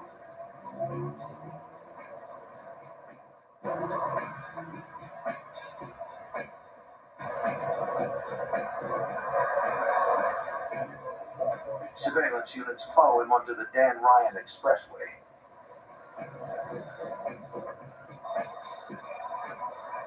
At that point, we had surveillance behind them, in front of them, on the side of them, down the expressway, coming on at certain exits, getting off at certain exits. Suddenly, the young gang member transporting the law rocket pulls over and stops.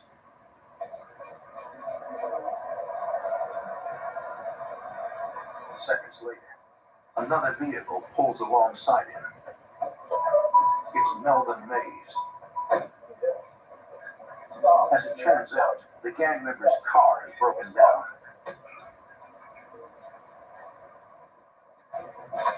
The law rocket is transferred to Mays' car. We would not have known that it changed from one vehicle to the other, or one person to the other, unless we had a physical eye on that transaction.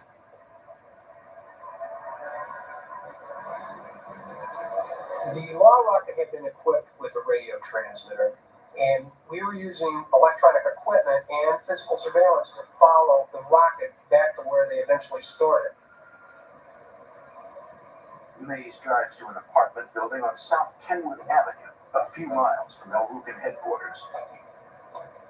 The gang members refer to this building as the Armory. And then our job really began, because at that point we were 24/7 on that location, because we had to make sure that that law rocket was not moved.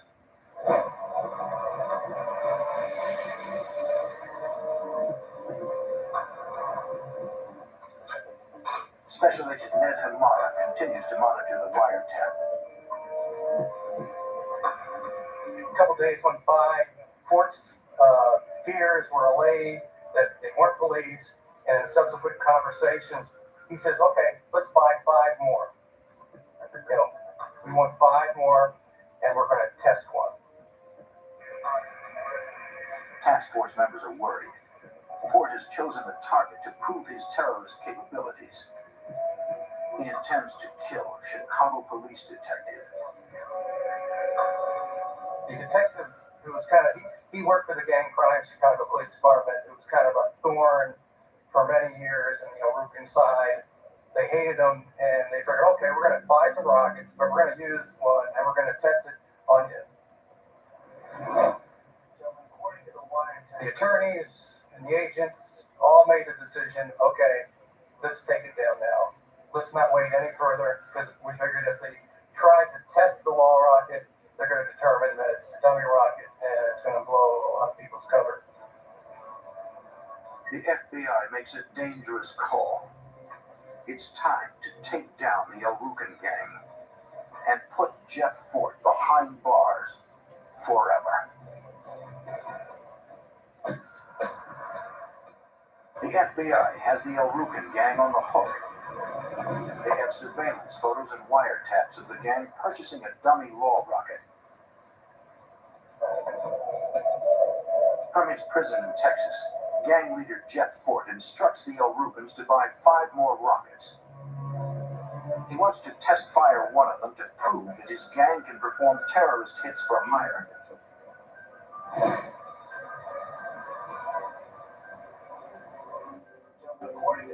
We had to prevent the workers from actually doing something to try to impress the Libyans.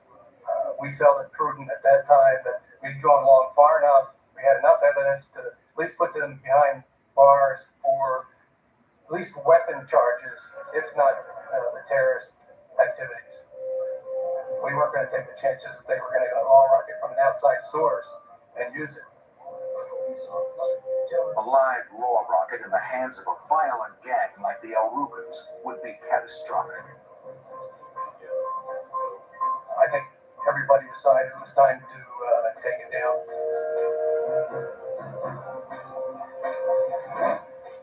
On the morning of August 5th, the task force launches simultaneous raids on El Rucan headquarters and on the apartment building they call the Armory.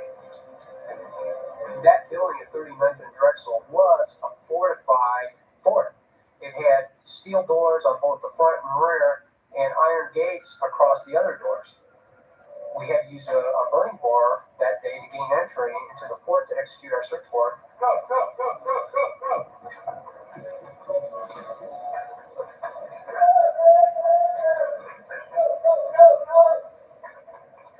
We went from surveillance officers to search and control officers.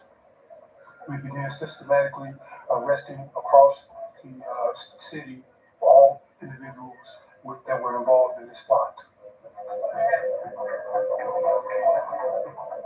In an office at El Rucan headquarters, authorities find travel itineraries to Libya for Rico Cranshaw and Leon McAnderson.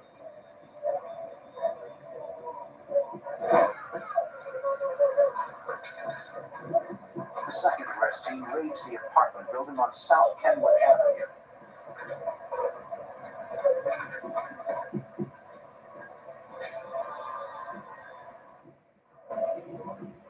I was at the location on South Kenwood.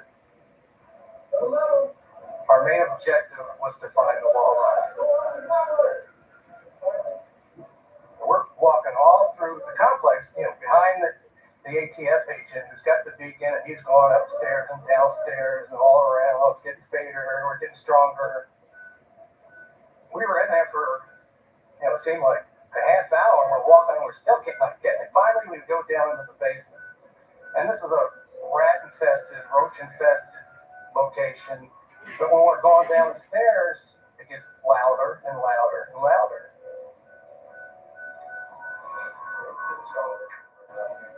Finally, we decided it's got to be under the stairwell. So we ripped open the stairwell, and sure enough, the law rocket was there, along with about 35 other assortment of automatic weapons that we discovered. Some of them were submachine guns. Who knows how many weapons were used in crimes or murders or what. That main thing, we got the law rocket back before they were able to determine that it was an inert or a dummy law rocket.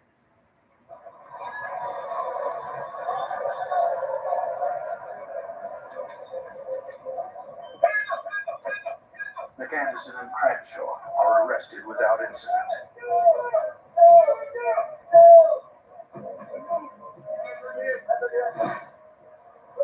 Alan Knox is also taken into custody.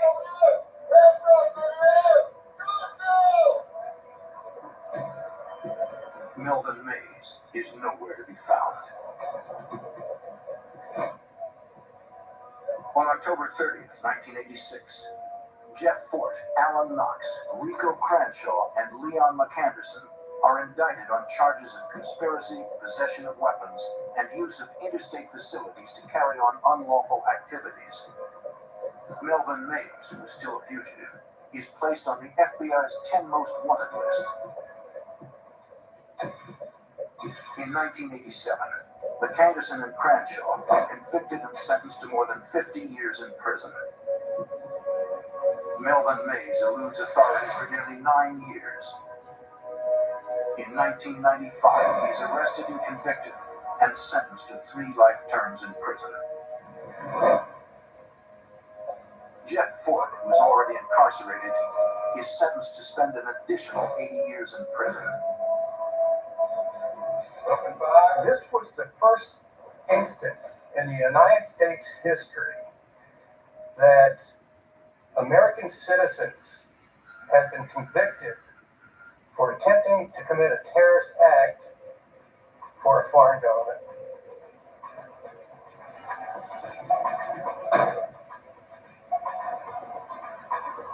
For Chicago police, the El Rucan case is a major victory.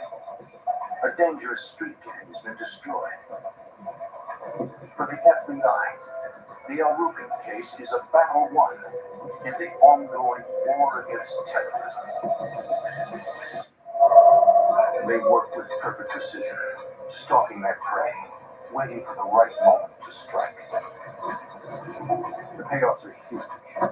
Millions of dollars for a few minutes of violent work. They leave no evidence behind, but to get away, they're willing to leave bodies. The FBI and local police must stop this dangerous gang of thieves and break up their bad company.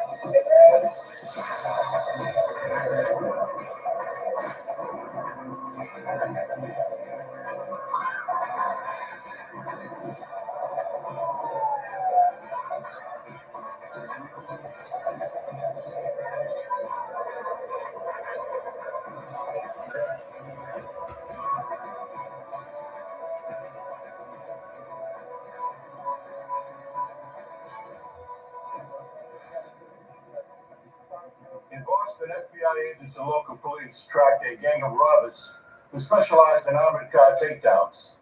Their MO was familiar. The gang used precise timing to steal millions in cash and burn their getaway cars to destroy evidence. I'm Jim Kallstrom, former head of the FBI's New York office. As the robberies grew more violent, agents launched a complex sting to trap a deadly ring of thieves and shut down their dangerous operation.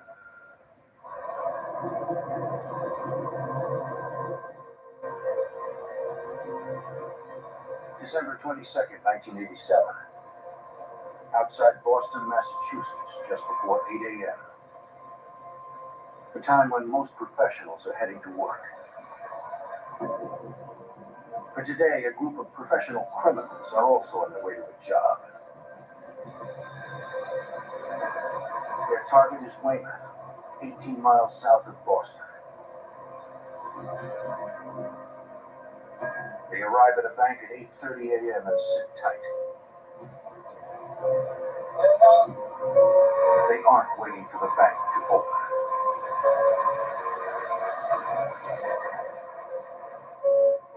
All right, guys, lock and load.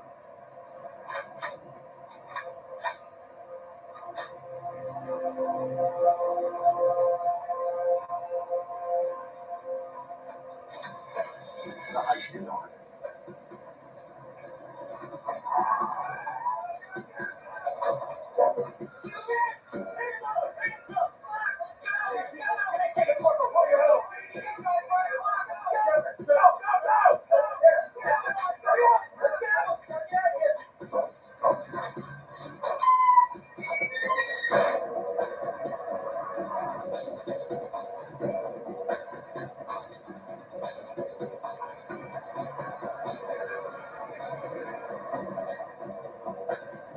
Put your hands up! Look down. Don't you look at me. Don't you look at him. They stop a few hundred yards away behind a nearby shopping center. Hands up! Get out! Get out! Get out! Don't move! Go, guys! Come on, let's go!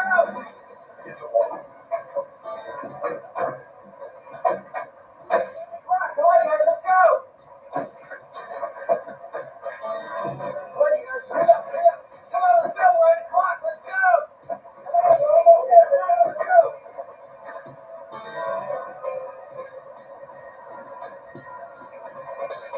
The men get away with over $1 million. It's one of the largest armored car heists in Massachusetts history.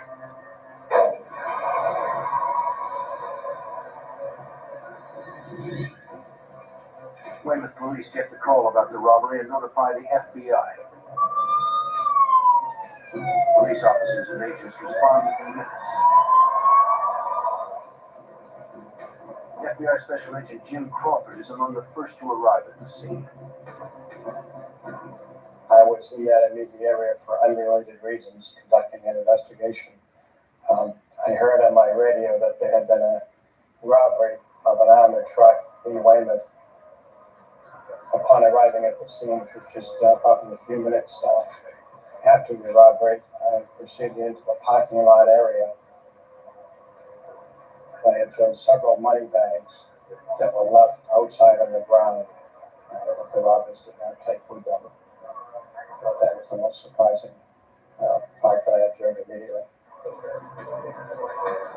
While investigators are working the scene, they receive a report of a burning blue van fitting the description of the getaway vehicle.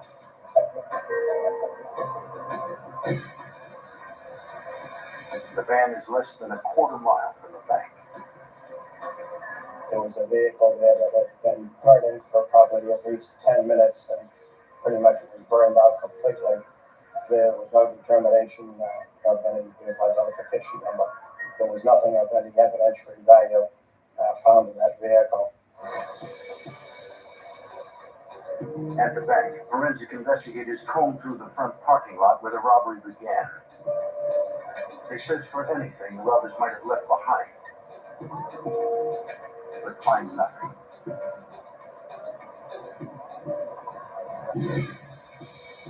Police also process the armored car for clues. Again, they find nothing. The armored car crew tells agents they didn't get a good look at the robbers' faces because they wore masks. I had masks, but I think they were white because I could see the eyeballs on it. The robbers also wore gloves. Forensic techs don't lift a single usable print. What troubles agents most about the heist are the robbers' tactics. It was very unusual.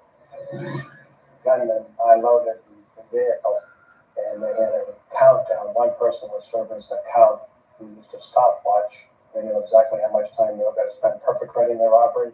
The professional knew that they handled the truck, the getaway area where they had burned out the vehicle. Very professionally accomplished. The job is so professional, agents have almost nothing to go on. The only clue investigators have is puzzling. I believe they left on the ground over $1 million. These robbers, whoever they are pros. Leaving that much money to stick to a timetable suggests they've done this before.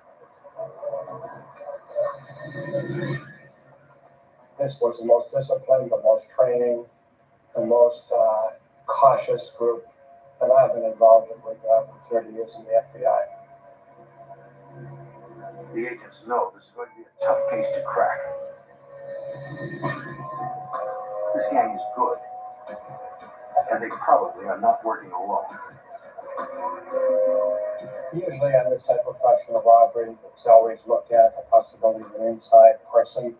There was nothing to indicate here that was the case. I know the guards had been interviewed during the course of the investigation, but nothing to indicate that they were involved in this robbery. The precision of the Weymouth heist reminds Agent Crawford of the string of jobs pulled over 25 years ago by a legendary Boston criminal named Richie Harold. During the later part of 1977, I was a case agent on a robbery of the Wells Fargo armored truck that occurred in Braintree, Massachusetts. As a result of that investigation, I developed sources that indicated the primary suspect in that robbery was an individual by the name of Richie Harold.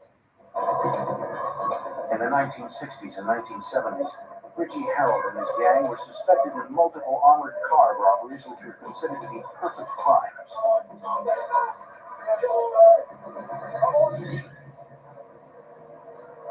Although no fingerprints are found in Weymouth, Agent Crawford feels Richie Harold had something to do with this. The similarity between the Weymouth armored truck robbery and the Wells Fargo and Braintree were that they were restricted on time of the Wells Fargo robbery, just as the Weymouth one.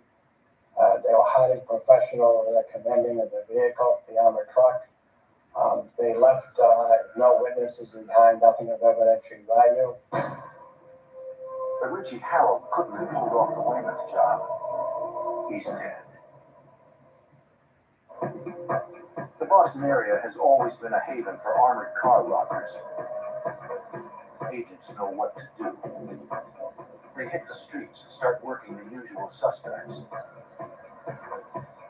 In the 60s and the 70s, Charlestown was kind of infamous to have a lot of young men that were involved in bank robberies and armored truck robberies.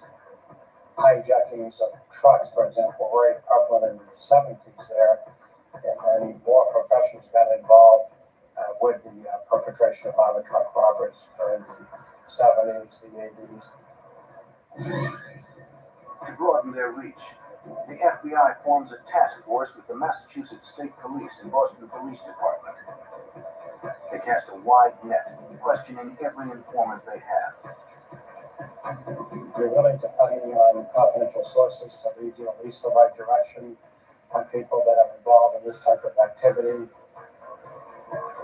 But the informants don't give the investigators anything. The investigation stalls. And agents know, with a gang this good, it is only a matter of time until they strike again. On December 22nd, 1987, robbers hold up an armored car at a Weymouth, Massachusetts bank and get away with over $1 million. Special Agent Jim Crawford. They were not foolish at all to go buying live purchases or talking to anyone, and they pretty much operated in secret and were well disciplined to stay away from anybody that might inform on them. Despite the task force's best efforts, the trail of the Weymouth robbers goes cold. The task force disbands after a year of hard work. Even so, investigators fear they haven't seen the last of the robbers. I believe these individuals would strike again. Number one, they were successful. The amounts of money they obtained was very significant. There was no indication to them that they were being closely monitored by the police or the FBI. And it was a matter of time that they were involved in another robbery. Agents worry they will lose more than money if the robbers strike again. The individuals that take the task on robbing an armored truck, first of all, go with the idea that they're going to escape and perpetrate this robbery no matter what they have to do. That would include killing police officers. May 31st, 1989. A year and a half after the Weymouth robbery. At a bank in Fitchburg, Massachusetts, about 60 miles east of Boston.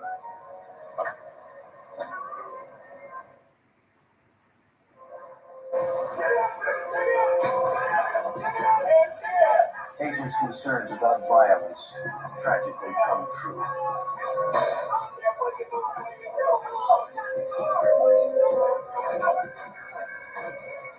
The robbers take control of the armored car in seconds.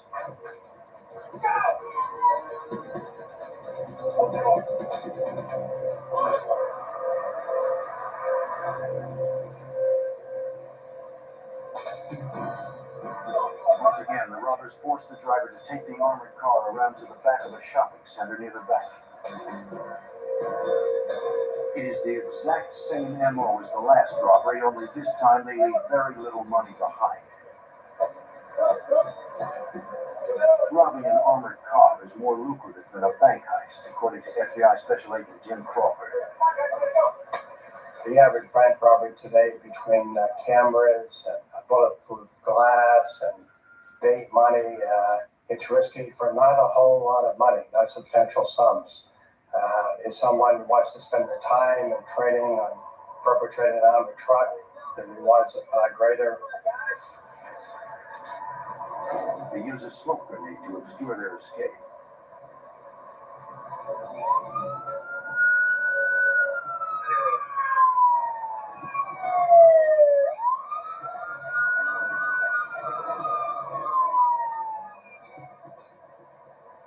As the wounded armored car guard fights for his life, police try to find the men responsible. Officers like Massachusetts State Police Staff Sergeant Richard Rand try to get descriptions of the robbers. Some sort of robbery in progress, but as far as identifying the individuals or giving significant information about their identity, they were masked, and there was very little information that was provided that could lead to identifying the suspects. Police see the robbers torch the getaway vehicle. They know the suspects had to find another way to flee. The most likely escape route, into the woods. But there's a deep stream that will be difficult to cross. Further into the woods, investigators find a makeshift bridge over the water. They've gone to the time of preparing their exit so that they could get across the stream, probably not get all that wet, so that they would obviously stand out to other people or law enforcement if they were approached in the short time after the robbery. Officers follow the path and come out in a residential neighborhood. Across the street, a potential witness. Police learn the man saw something suspicious just a few minutes earlier.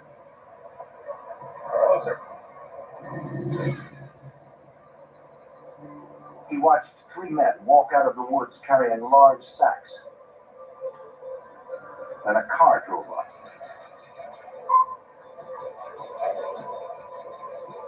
He didn't get a good look at the men carrying the bags, but he saw the driver.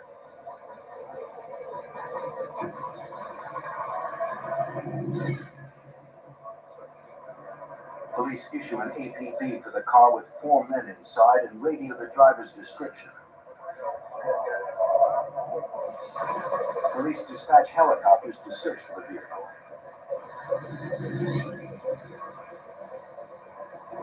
40 minutes after the robbery, investigators find the robber's car a few miles from the bank. The robbers torched it to destroy the evidence. But unlike the Weymouth robbery, this time some items inside didn't burn, including a blanket, a bank bag which held money, and an unexploded dye marker designed to go off when thieves opened the money bags.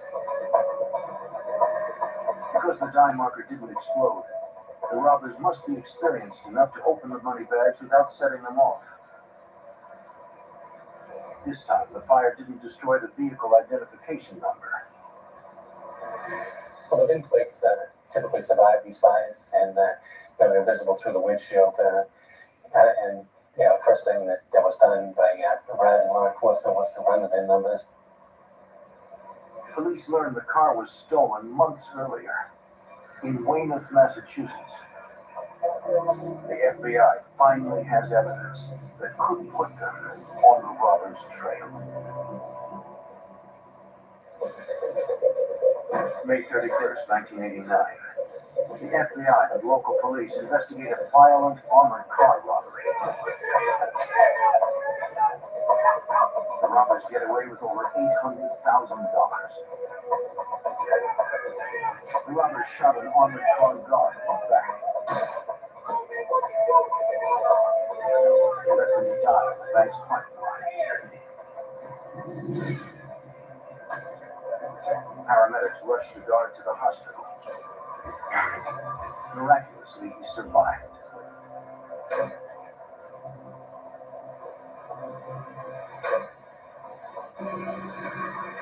A few miles away from the bank, investigators found a burned getaway car. They recovered the VIN number and determined it had been reported stolen in Weymouth, Massachusetts, months earlier. Police found another torched vehicle in the rear of the bank. They believe the robbers also burned it as a diversion.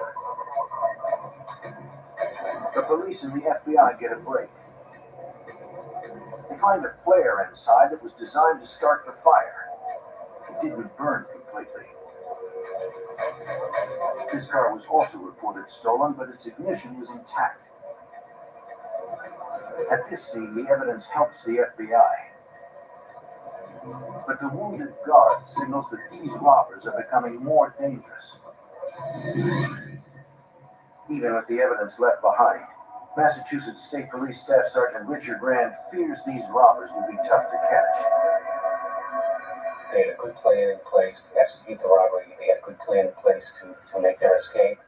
And they had a good plan in place to destroy whatever evidence could possibly be left at the scene for law enforcement to gather against them. So they had done their homework, and they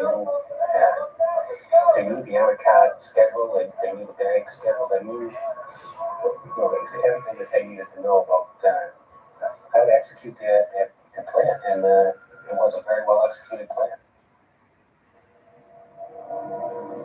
Agents interview witnesses and learn the robbers used duct tape to seal the gap between their sleeves and gloves, as well as their pants and boots. These robbers were very sophisticated, and that they made sure that they didn't shed any evidence at these scenes. Investigators find no useful evidence inside the armored car. No bullet casings at the scene. The Fitchburg job is so similar to the robbery in Weymouth 18 months earlier that it catches the attention of FBI Special Agent Jim Crawford.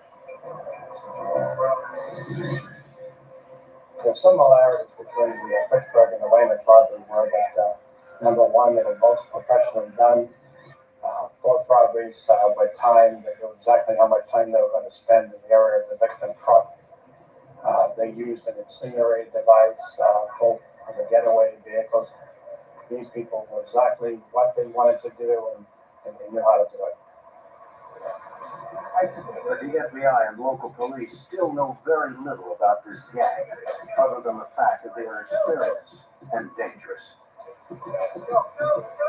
It will take every weapon in the FBI's arsenal to bring them down. Investigators follow up on their best clue left by the Fitchburg robbers, the burned car. They learned the car had been reported stolen from South Boston 6 months earlier. But the vehicle's ignition showed no signs of tampering. Police suspect the robbers may have had a key.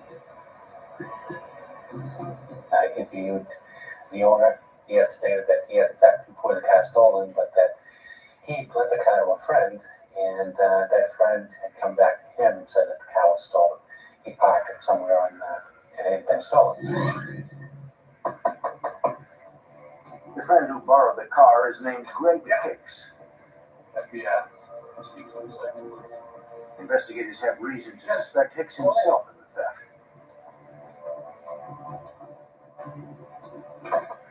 We came up with the fact that he had a criminal record for a number of petty crimes and auto theft, and it seemed like he had a substance abuse problem. Investigators pressure Hicks to come clean about what happened to the car. It wasn't particularly difficult.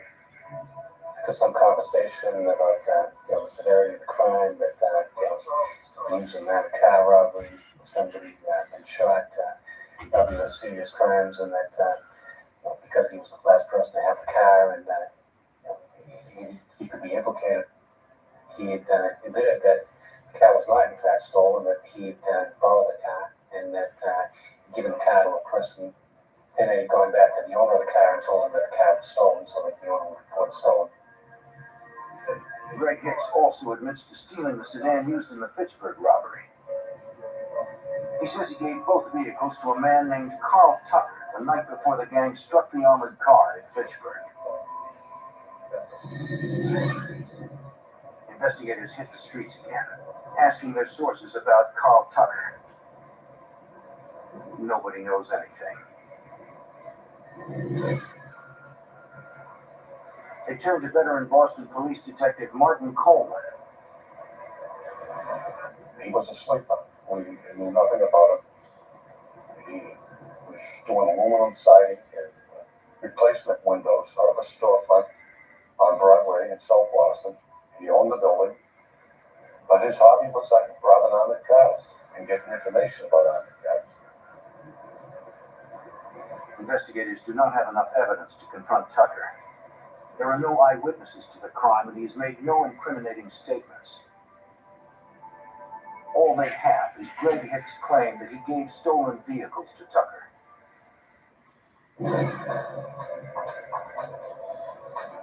Agents Taylor, trying to learn more.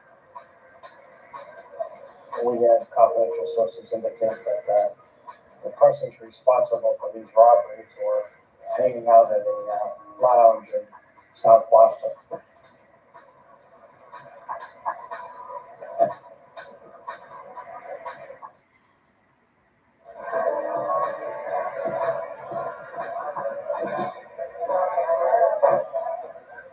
Investigators try to learn the identities of Tucker's associates. At the same bar, they see a known bank robber named Fred Rogan. Rogan has a connection to a Robert Crawford knows all too well. He was an individual that came to my attention back in the 70s. He was suspect in the robbery in Braintree, associated with Richie Harrell. I had done surveillances in the 70s and seen Richie Harrell meet with him. On one occasion, I believe I observed them surveilling a bank in the area of Quincy, Massachusetts. If Fred Rogan was involved in the two armored car robberies, it would explain how the robbers could pull off such an elaborate job. Almost 2 years after the Weymouth heist, and 2 months after the Fitchburg robbery, agents finally have suspects. The question is whether agents can bring down this dangerous gang before it is too late. 2 armored car heists 16 months apart net a gang of robbers over $1.8 million. On the first job, on December 22nd, 1987, the gang left no evidence behind and took over $1 million. It is one of the largest heists in New England history. The second heist didn't net as large a take, but the robbers made an uncharacteristic mistake. They failed to completely torch a getaway car. A VIN number on the vehicle led them to a man named Carl Tucker. Tucker hangs out at bars frequented by Fred Rogan, the protege of a dangerous but now dead armored car robber named Richie Harrell.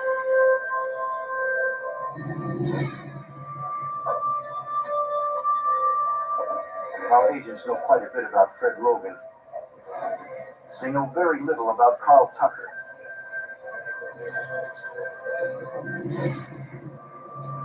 Investigators hit Boston streets to ask contacts in the city's criminal underworld for background on Tucker and any associates he might have.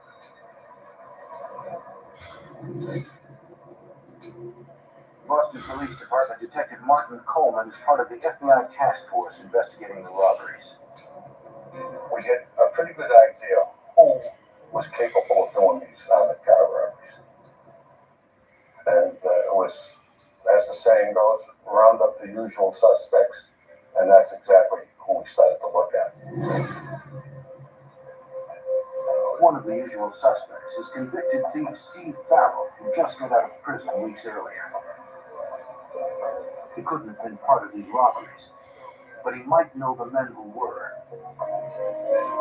He had committed armored car robberies himself. As an employee of one of the armored car companies, he drove off with the truck one day. It isn't long before Farrell gives investigators a big break.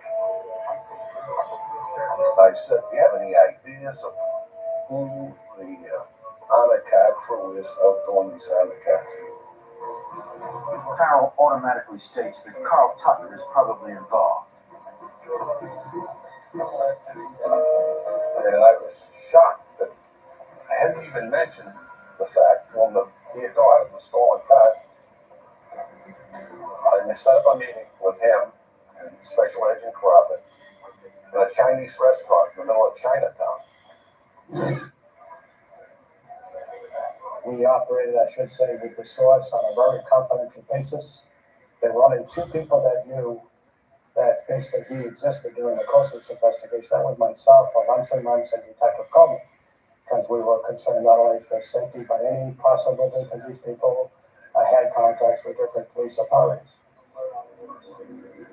Steve Farrell explains he knows Carl Tucker fairly well as an acquaintance in Boston's criminal underworld, but they have never worked together on a job.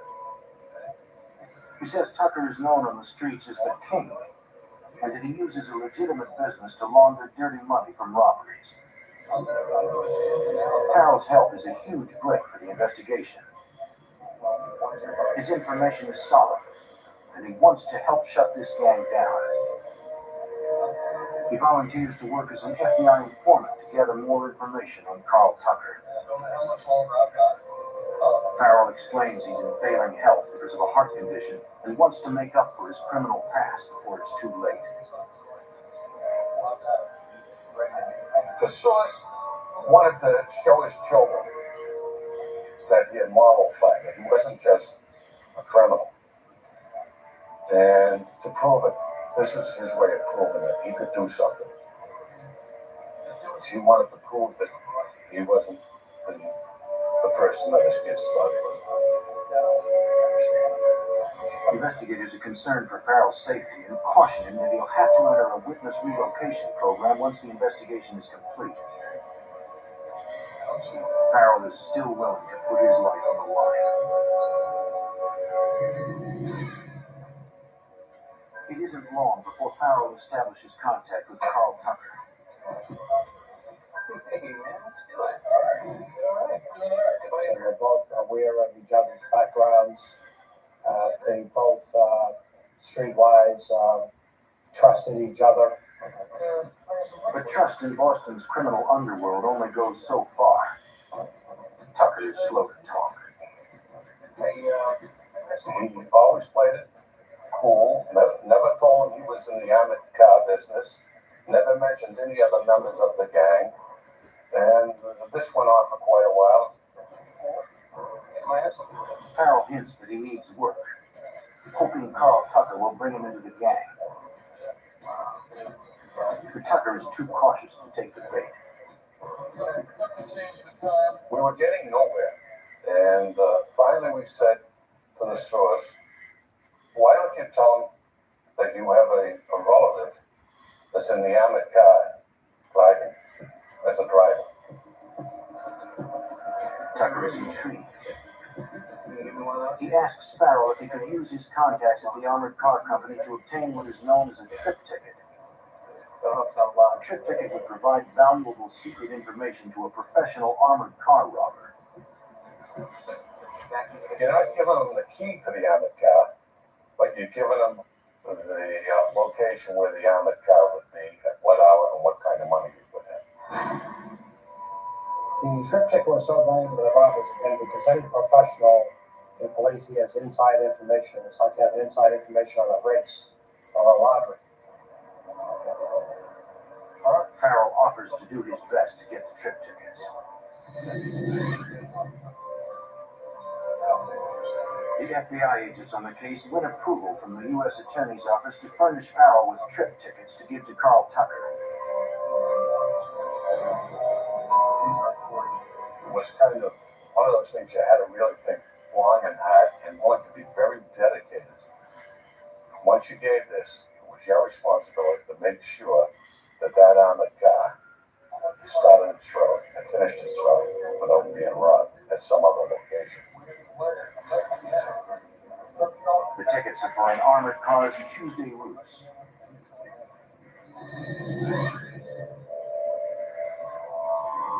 The handoff goes down. The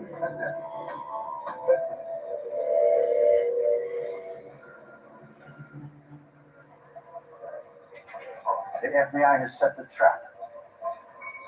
Now all they can do is watch and see if Tucker takes the bait.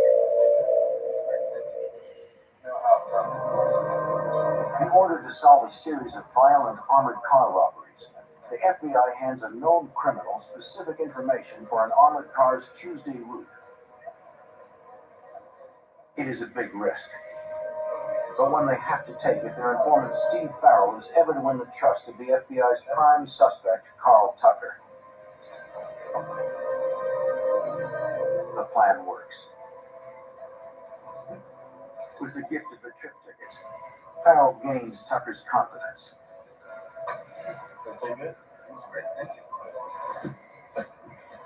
FBI technicians install a listening device in Steve Farrell's car to capture the increasingly open conversations Carl Tucker is having with the undercover source. I'd have to say in this was that he was a natural. Always got direction from the FBI, things that you would want to say, basically, not to entrap, that type of instruction, the legal instruction, but he knew the street as well as any seasoned FBI agent. Carl Tucker begins to open up about his criminal enterprise with Farrell. But he is always vague about the exact details of future jobs. Surveillance efforts slowly reveal the identities of Tucker's associates, men the FBI know all about. Men like James Murphy. James Murphy always claimed he wrote the book on armored cars. He always liked to brag that he was the best armored car robber in the country. Another associate is Michael Havich. Well, Michael Havich was a career criminal. He'd been in prison most of his life. He always carrying a gun, a violent criminal, also an armored car robber. Investigators know Fred Logan is an old pro. He had a history of bank robbery and armored car robberies. He was one of the usual suspects and lived within 200 or 300 yards of the Weymouth armored car robbery.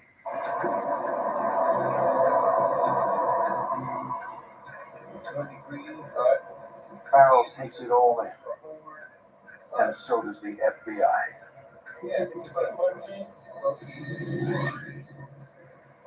Agents obtained the trip tickets from an armored car company that agreed to assist in the investigation. An armored car crew volunteers to help the task force. Agents warn the guards that a gang of armored car robbers will have trip tickets for their Tuesday routes. The agents assure the guards that they will not be alone. We placed an FBI agent in the armored truck, a potential victim truck, who was there basically to safeguard the guards, to be there in case something went wrong, to be there in the event that something happened early that we anticipated. A team of investigators and agents will also tail the armored car. Over the next few months, agents observe the suspects shadowing the armored car. They looked at the truck every Tuesday, and they timed it, what time it arrived and what time it left. And they knew exactly, same guards all the time. It was very interesting to watch them and not get caught ourselves. Agents can never be sure whether any given Tuesday will be a dry run or the day the robbers strike. It adds up to a lot of long hours. Every Tuesday for months, we started at 4 in the morning and then get through until the armored car left. And then we followed the armored car for the rest of its route to make sure that they weren't still following and going to take them down in another location. June 1990, in Methuen, Massachusetts. FBI agents and an assault team watch what starts out as another dry run.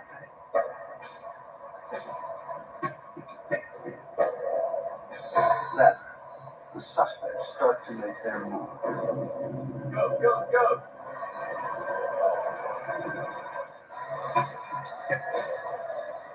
June 1990, in Methuen, Massachusetts. An FBI task force watches a gang of dangerous armored car robbers. The gang spends months shadowing an armored car. An FBI task force believes the men got away with 2 robberies, one in 1987 and one in 1989, that netted them almost $2 million.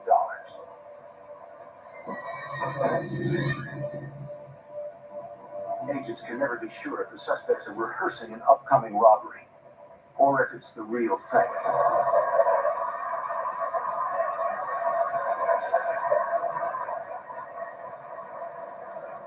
At the bank in Methuen, the gang makes its move. One of the vehicles they were driving made an overt move towards the armored truck. Go, go, go! Based on that, one of the surveillance vehicles followed just for safety purposes. But the FBI task force and Special Agent Jim Crawford discover it's just another dress rehearsal. Being safe comes with a price. Stand down, stand down. The prime suspect, Carl Tucker, could discover he's being watched.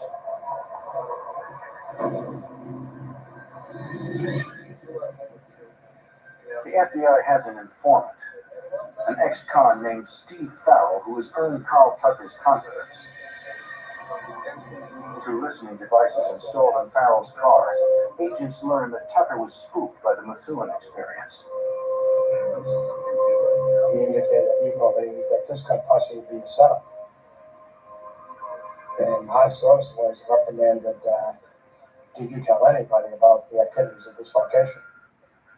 Based on that discussion, my source backed off and said, who's to say somebody else didn't mention something? Farrell tells Tucker that they can't work together if they don't trust each other.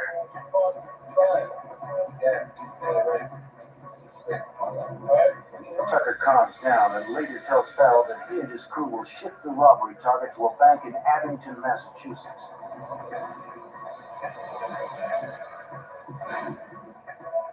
The trip tickets the robbers are working with give precise times when the armored car arrives and leaves Abington, and the amount of cash on board. When they targeted the Abington, it was believed they personally had $2 million in that truck on a given run. Over the next several months, the FBI task force watches Tucker and his men stalk the armored car as it delivers money to Abington. The long hours every Tuesday takes a toll on investigators and resources. There was lots of pressure to get this done because every Tuesday, half the office in Boston was out on this case. The surveillance team, the SWAT team, the airplane, everyone was working. Agents are concerned about the expense and fatigue caused by shadowing the robbers. So they instruct their source to tell Carl Tucker that the Abington Bank is closing its branch, and that on January 9th, the armored car will remove a vast amount of cash. We held that carrot out. It was a solid gold carrot. The bank was closing. It's time to do it. It's gonna get out of the water. That's the day you're gonna do a trial. Agents learn that Carl Tucker is planning a dry run on January 9th, 1991. This could be the dry run that turns into a robbery.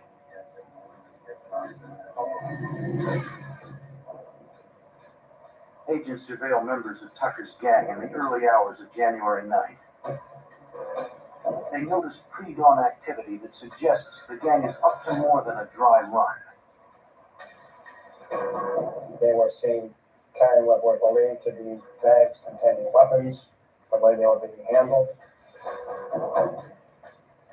We strongly believed that they were going to possibly make a move and attempt to perpetrate this robbery.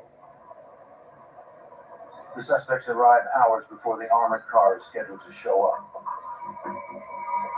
They stake out the location. They don't know they are not alone. The FBI task force is there. Agents quickly identify multiple vehicles containing suspects, including a van. The FBI assault team is prepared for a robbery attempt when the armored car arrives. There was high risk involved basically on apprehending these people. We believe they would be armed based on prior history. But by 10:30 a.m., the armored car still has not shown up. It's running behind schedule, unusual in the armored car business. Both the robbers and law enforcement are on edge.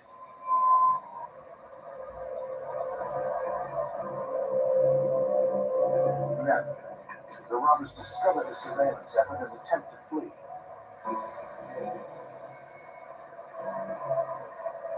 Agents decide to take them down.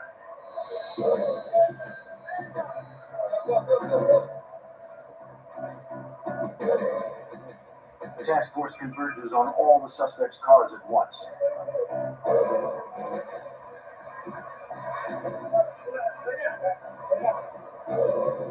The agents know they are inside, but they don't know if the men are armed. They proceed with caution.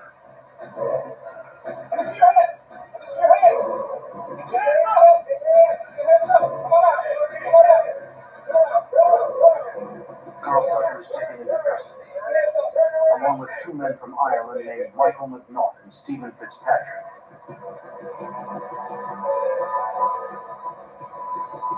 The old pro Fred Rogan had been standing guard outside a van. He tries to walk away by acting like a bank customer. But the ruse doesn't work. Inside the robbers' vehicles, investigators find several items that prove Abington was definitely not a dry run. Ski masks, police scanners, smoke grenades. The van had enough items to start a small war. The armored car finally arrives nearly a half hour behind schedule. Agents asked the driver why the armored car was so late. We got stopped for speeding by the state police, he said. And then, well, what did you say to the trooper? We told him we were on our way to get robbed. The FBI was waiting for us. The trooper didn't believe him and gave him a ticket. In the end, all of the participants in the attempted armored car robbery in Abington were convicted. Michael Havich was sentenced to 19 years. The oldest of the group, Fred Rogan, got 10.5 years. As did the Irishmen Michael McNaught and Stephen Fitzpatrick. Carl Tucker received 19 years. James Murphy was the only suspect tied to the Fitchburg robbery. A witness saw him behind the wheel of the getaway car. Murphy fought his charges and received a 65-year sentence. They were all criminals through the court. They lived a life of crime, and they were all repeat offenders, and they never got out of the business. And I assume that they're out of it now because there have been no more on the car robbery. The FBI's chief source, Steve Farrell, provided damning testimony that helped convict the robbers. I was with the prosecutors during the trial. The source's life was threatened by one of the suspects, then threatened his life in my presence. Because of the threats against him, Steve Farrell went into the witness protection program. He died a few years later, knowing he had at least in part made up for his criminal past. I would say with the source involved in this case, redeem himself, I would agree. He risked his life.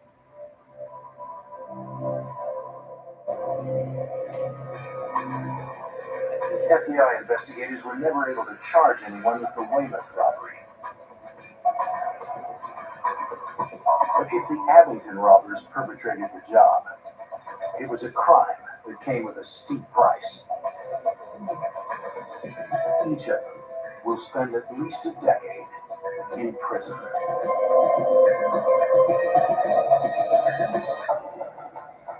A bank is robbed. There are no witnesses. Its president is missing without a trace. When a body surfaced, the criminal investigation grew deadly serious.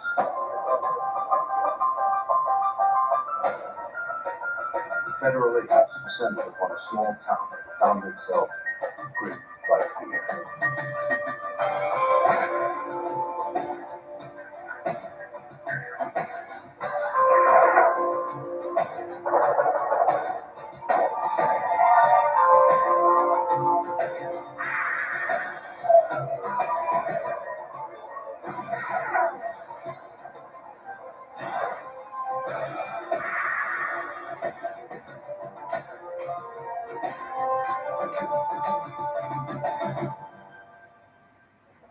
When the small community of Nome, Missouri discovered their bank was robbed, they were shocked.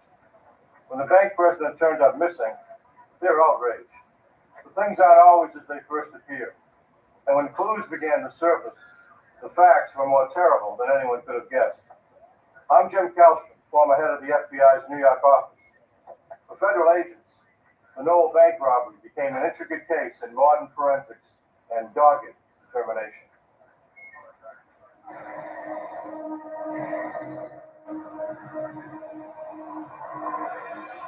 The Calhoun Bridge over Grand Lake, Oklahoma, just after 3 a.m.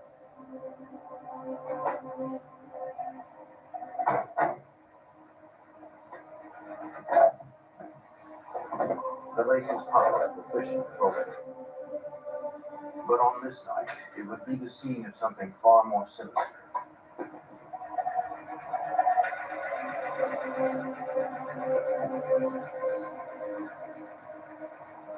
A gruesome crime, meticulously planned and executed. A cold-blooded murder that would shatter the tranquility of the nearby town of Lowell, Missouri.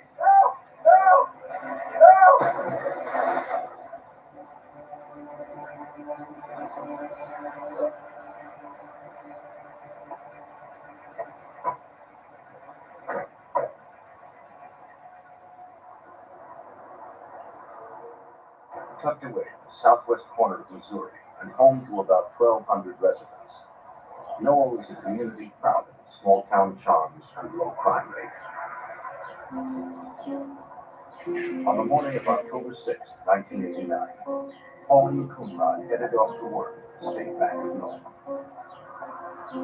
The cashier's first task upon arriving was to unlock the front doors.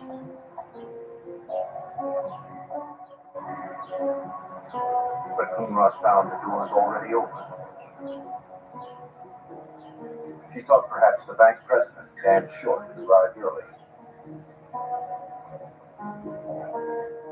But as she walked through the building, she saw no one.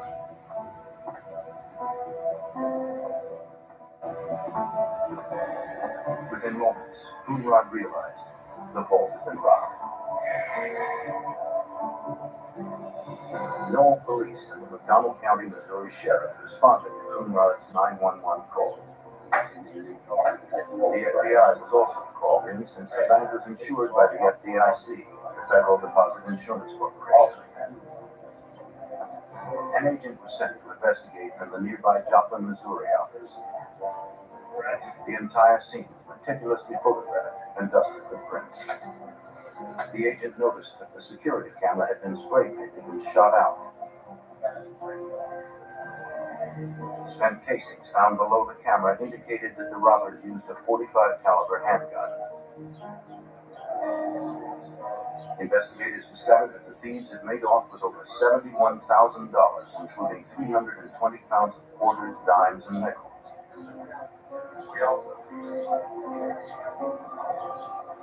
Strangely, more than $100,000 in bills was left behind in an unlocked drawer.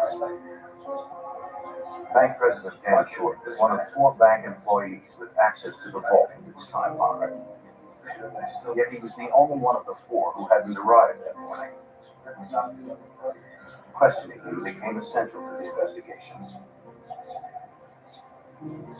Bank Vice President Mark Ullman told investigators that Short intended to work late the night before.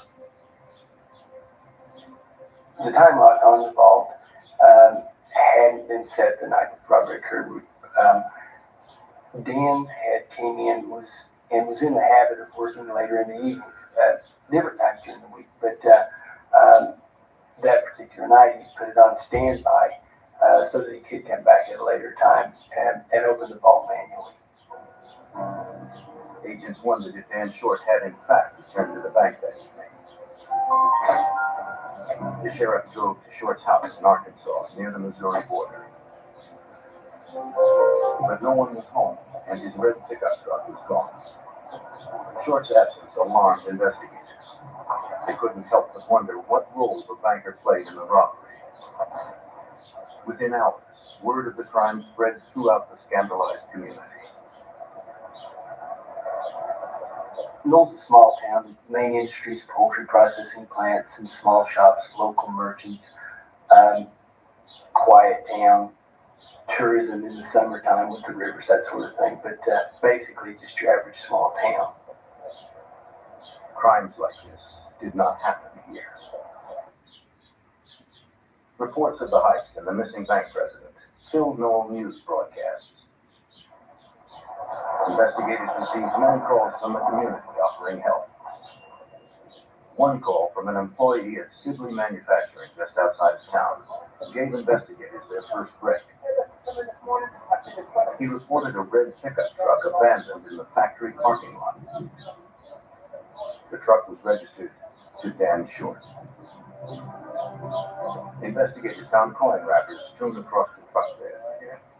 The truck was dusted for fingerprints, but only Short's were identified.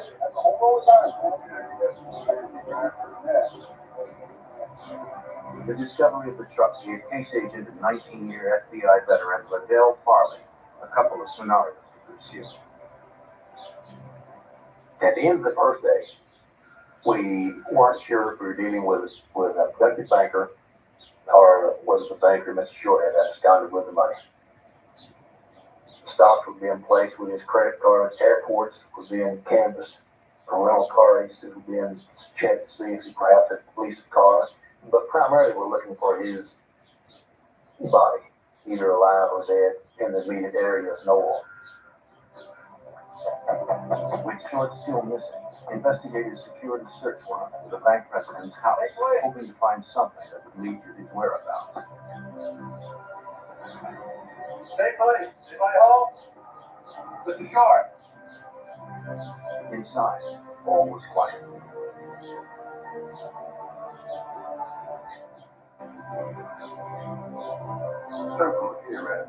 In the kitchen, they discovered an overturned trash can, suggesting perhaps a struggle.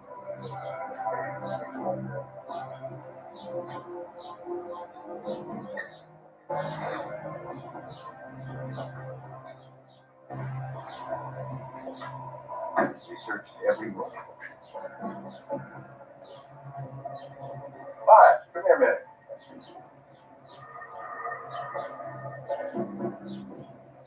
By the bed, they found Short's glasses on the nightstand. He never went anywhere without them. Get some light on. It appeared that the banker had left in a hurry. I'd say. Yeah. Still, it was impossible to determine from the search whether he had fled or was abducted. With no sign of Short, agents canvassed his neighborhood, hoping for a lead. One neighbor, Carol Dryden, recalled seeing several vehicles pulling into Short's driveway the night of the robbery. Assistant U.S. Attorney Mike Jones was involved early in the investigation. According to Jones, Dryden's statement was critical. Around 2 o'clock in the morning, which really gave us the first time frame, she saw lights going into Dan Sharp's property, headlights, and then about 15 or 20 minutes later, going out of Dan Sharp's driveway. But the neighbor's statement didn't put the FBI any closer to finding Short. McDonald County Sheriff Don Schlesman was a lead investigator in the case and coordinated the massive search for the banker in the area surrounding Knoll. We set up command posts on the west side of Knoll. The groups were split up, giving ropes to walk down. I would throw like a helicopter down. We had airplanes. Just mainly did a search from the air and the ground.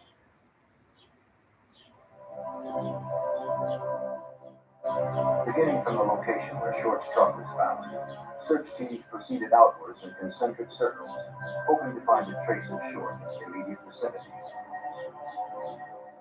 5 days after the crime, there was still no trace of the bank president. As the hunt expanded, Farley at 22 inches from the Kansas City office formed a task force with local law enforcement. To house the large number of personnel, the FBI set up headquarters at the local armory. While they unpacked, leads came pouring in from concerned residents. One tip came from local truck driver Buddy Mills. Having heard about the heist, Mills told an agent about what he saw on a road in Knoll the morning of the robbery. 3 a.m. in the morning. Returning home from work at about 3 a.m., he encountered 3 vehicles leaving town. One truck matched the description of Short's red pickup. He headed off with a 2-tone van. The other dark-colored truck followed Mills for a while, until it turned down a road toward neighboring Arkansas. This information jived with Carol Dryden's recollection of the traffic outside of Short's house at 2 a.m. Mills' account reinforced the time frame of the crime. Farley met with the bank president's ex-wife, Joyce, who had been married to Short for 25 years. Although they had recently separated, Joyce stressed he was a loving father to their 2 children. Having worked closely with him at the bank for several years, she never witnessed any impropriety. Yet Short was the FBI's only suspect right now, and after several days of searching, he was still missing. On October 11th, a couple fishing in Grand Lake, just over the state line in Oklahoma, hunted for a good spot to drop a line. They motored to a favorite shady spot. Hoping to hook some bass, they sighted what looked like a clump of seaweed floating on the water. Moving closer, they made a gruesome discovery.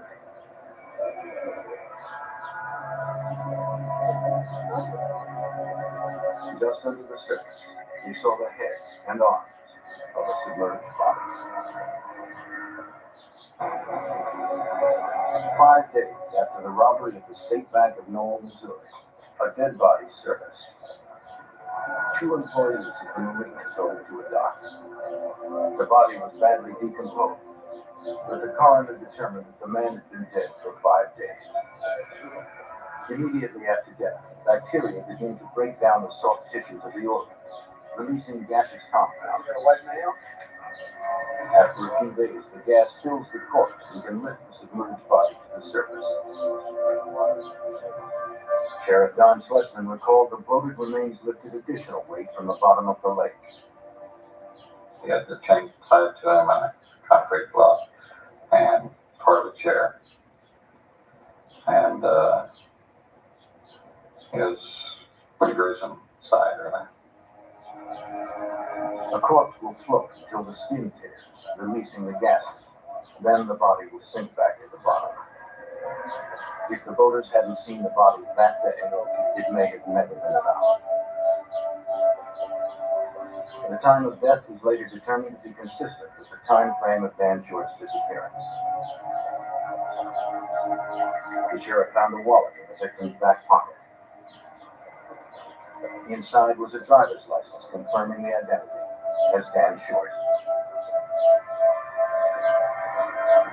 The sheriff contacted the FBI. The search for 51-year-old Dan Short was over, and a homicide investigation had begun. with his surfacing, which was almost in defiance of the people who had murdered him. It gave us the knowledge of what had happened, and it gave us the focus that we needed in the investigation to direct resources thereafter. Farley and his partner Larry Nolan rushed to the lake to conduct their own review of the body. Special Agent Nolan's first task was to preserve the evidence. Collectively, the decision was made to release Mr. Short from the chair, at which time I released him and preserved the concrete block and the chain hoist, the chair, and also the duct tape.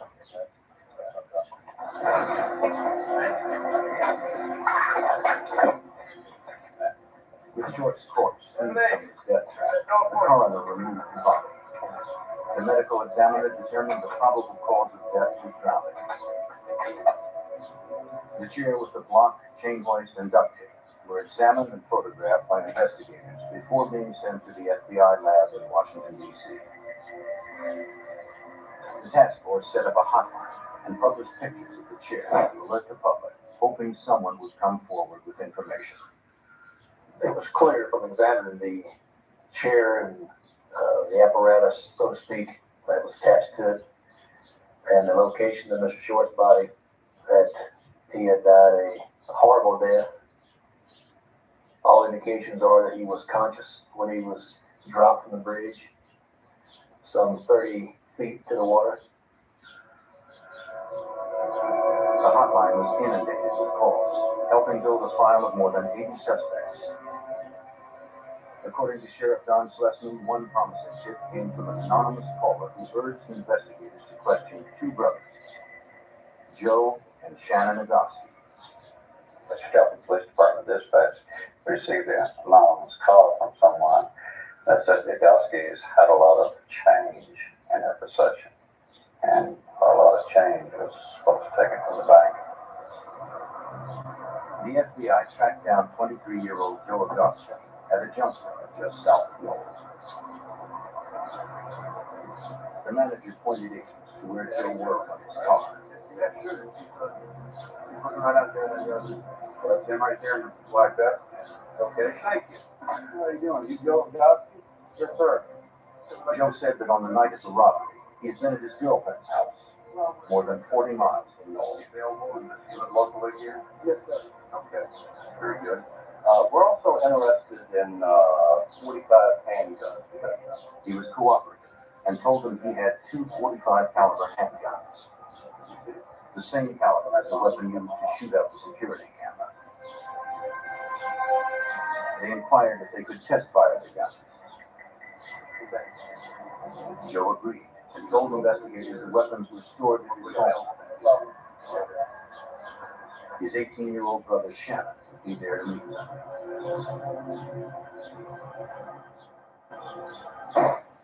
His brothers?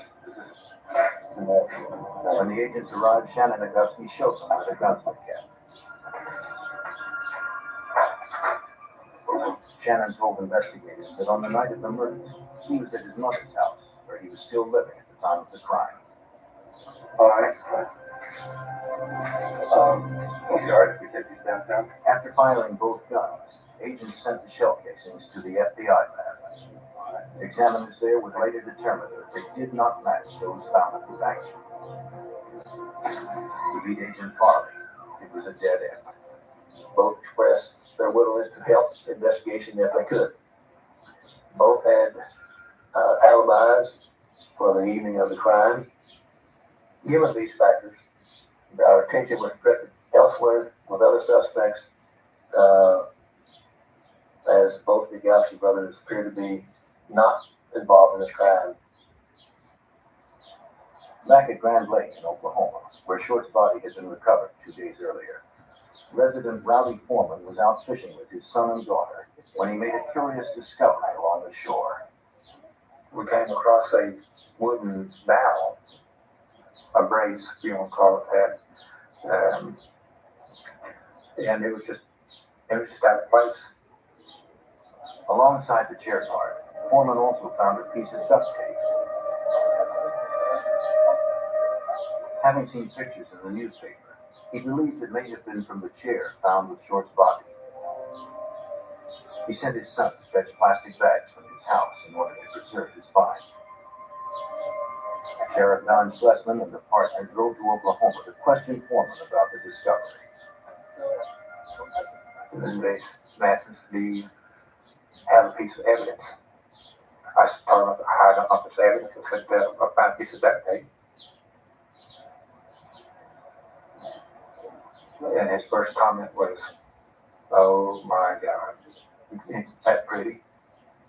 And he was looking at the fingerprint, just clear as day, as a print there. The fingerprint appeared to be made from car grease, impervious to the lake water. But investigators still had to prove the tape was used in the crime. Although the tape contained fingerprints, that piece of evidence was not relevant unless it could be proven to be part of the chair or the apparatus in which Mr. Short was drowned.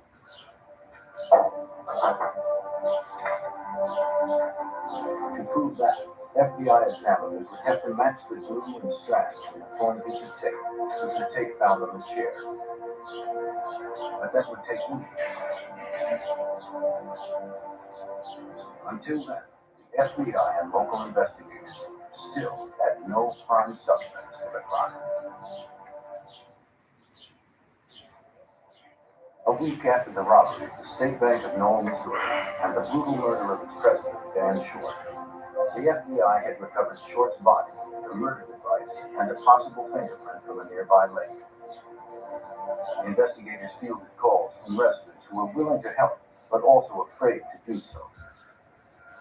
Due to the manner in which Mr. Short was killed, although the local citizens were very concerned and wanted to be helped, some were reluctant to do so out of fear.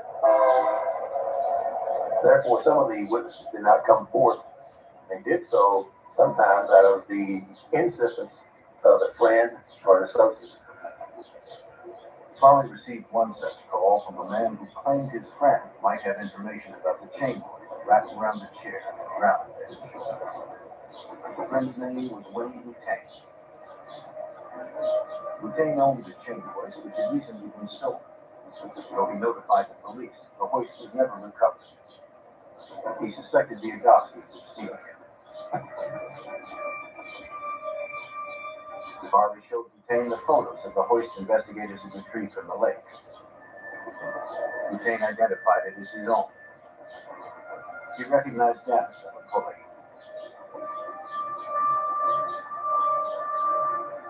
He'd last seen the apparatus at Sheila Agofski's house where he'd once lived. Boutain agreed to take a polygraph test and passed it. Another important development in the case was the determination that the chain horse, which was duct taped to the chair, was property of Wayne Boutain, who had left it at the residence of Sheila Agofski a few days before the murder of Mr. Short. On the strength of Boutain's statement, Farley decided to question the Agofskis again. Driving up to their mother's house, he noticed an old van in the front yard. It closely matched the description of one of the vehicles Buddy Mills saw the night of the bank heist.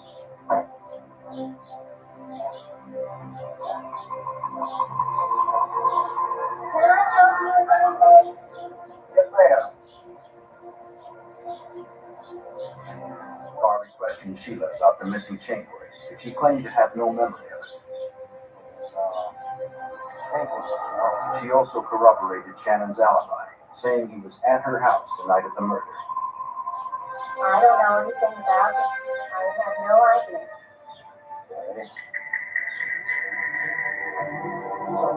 I can't help you.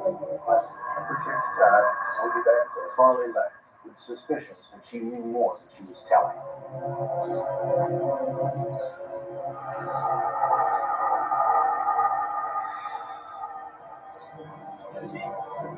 He asked the brothers to give their fingerprints, hoping to match the one found on the duct tape. Joe Agofsky complied. When asked about the hoist, he told Farley he remembered seeing it at his mother's house, yet he didn't know what became of it.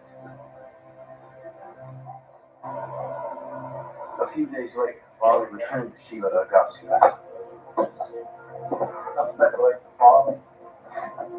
And there he found Shannon, a friend by the name of Gant Sanders. Having secured Joe's fingerprints, Farley tried to convince Shannon to give his as well.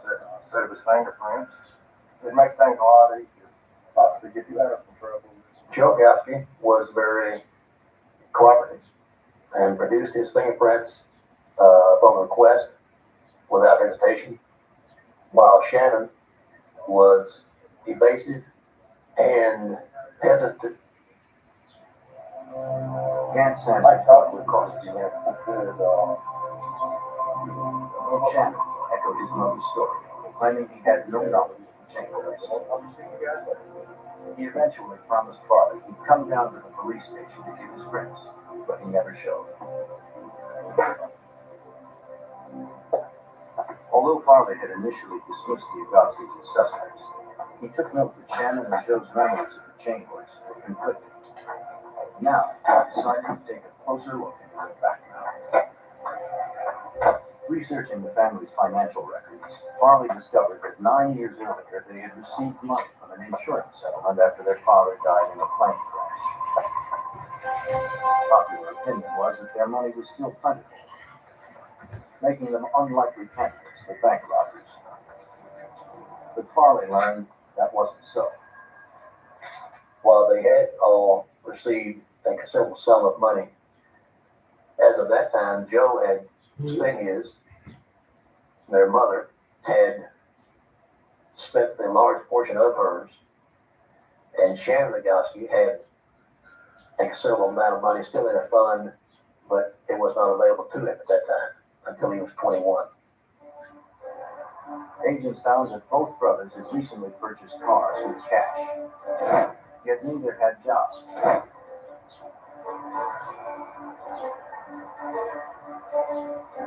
Investigators also determined that 18-year-old Shannon had spent more than $5,000 since the heist.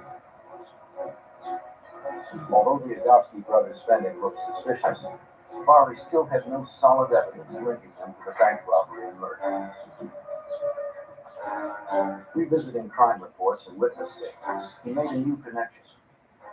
Truck driver Buddy Mills said he had seen 3 vehicles leaving Noel on the night of the robbery. That meant there was a possible third suspect out there. If 2 of the vehicles were driven by the Agofsky brothers, then perhaps the other was driven by one of their friends. Farley recalled the young man he met briefly on the Agofsky's porch the day he questioned Shannon, Gant Sanders.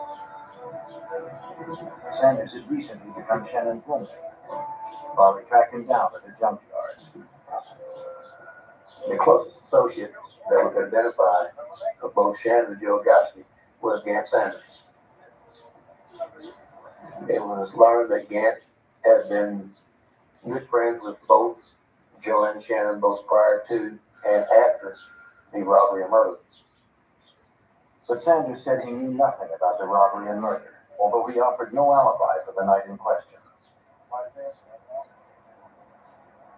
Farley decided to question Shannon again, this time with a polygraph machine.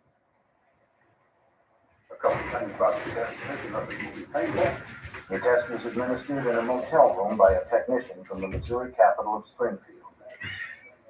The polygraph is used by investigators as a tool to rule out possible suspects. The machine monitors the subject's reactions to stress in 3 ways. Tubes fastened around the chest monitor the slightest change in respiration. Low-voltage electrodes placed on the finger detect moisture on the skin. And the cuff on the arm measures changes in blood pressure. The examination is based on the body's fight or flight principle. When the brain perceives a physical or psychological threat, the body responds by increasing blood pressure, heart rate, and respiration. And Shannon Legowski was asked about Dan Short, the robbery, and the murder. Did you take the train horse from Wayne Buchanan? No.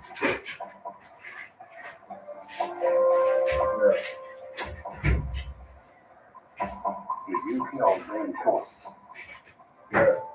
Based on his physiological responses, the examiner determined that the younger Legowski brother was deceptive about his knowledge of the crime. It was clear to Farley that Shannon was somehow involved. But he'd need more convincing evidence to bring charges.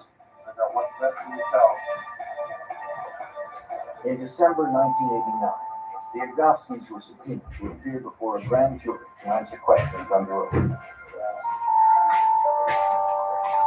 Each family member gave testimony separately. Shannon, Joe, and Sheila each disavowed any knowledge of the bank robbery and the murder of Dan Short. After questioning, Shannon was once again asked to supply his fingerprints voluntarily. Again, he agreed and set an appointment. In Washington, D.C., the FBI analysts continued to examine the items sent to them by Burgess and Knoll, trying to match the chair part and tape retrieved by Foreman to the chair and tape that had been bound to Dan Short. An examiner confirmed that the wood found by Bobby Foreman was part of the same chair that Dan Short was taped to. The piece of tape with the fingerprint on it was the most promising piece of evidence. But did it match the tape used on the chair and body? It did. Examiners were conclusively able to link these portions of tape by matching the torn ends, the fibers, and the glue. The tape found by Foreman had 2 complete prints on it.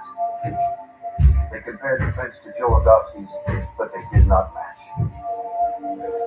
Farley recalled this finding was not all bad news. The fingerprint examiner notified me that the prints on the tape were similar to that of Joe Legowski, but not identical. And he advised me that the fingerprints of siblings were often similar in pattern. Therefore, getting the fingerprints of Shannon Legowski was imperative. Although he told the grand jury he would provide his fingerprints, Shannon never did. But this time, Farley would force Shannon to comply by serving him with a subpoena. Begrudgingly, Shannon Legowski gave his prints to the FBI almost 5 months after the heist occurred. Since comparing his prints to those found on the tape would take several weeks, Shannon was free to go.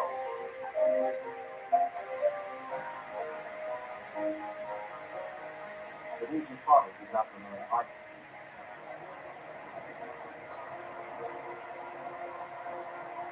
He knew Frank Sanders was close to both brothers and probably knew more about the crime than he had said.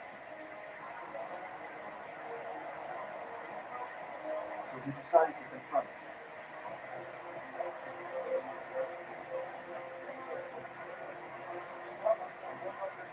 He told Sanders that if he was innocent and had knowledge of the crime, he should cooperate with the investigation.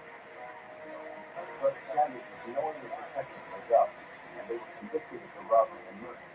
Sanders would be jailed for aiding and abetting. Woods, without a solid alibi, he was still under suspicion of the crime. But Sanders revealed nothing. He remained faithful to the brothers. Farley thought that perhaps Sanders was hiding his guilt with his silence.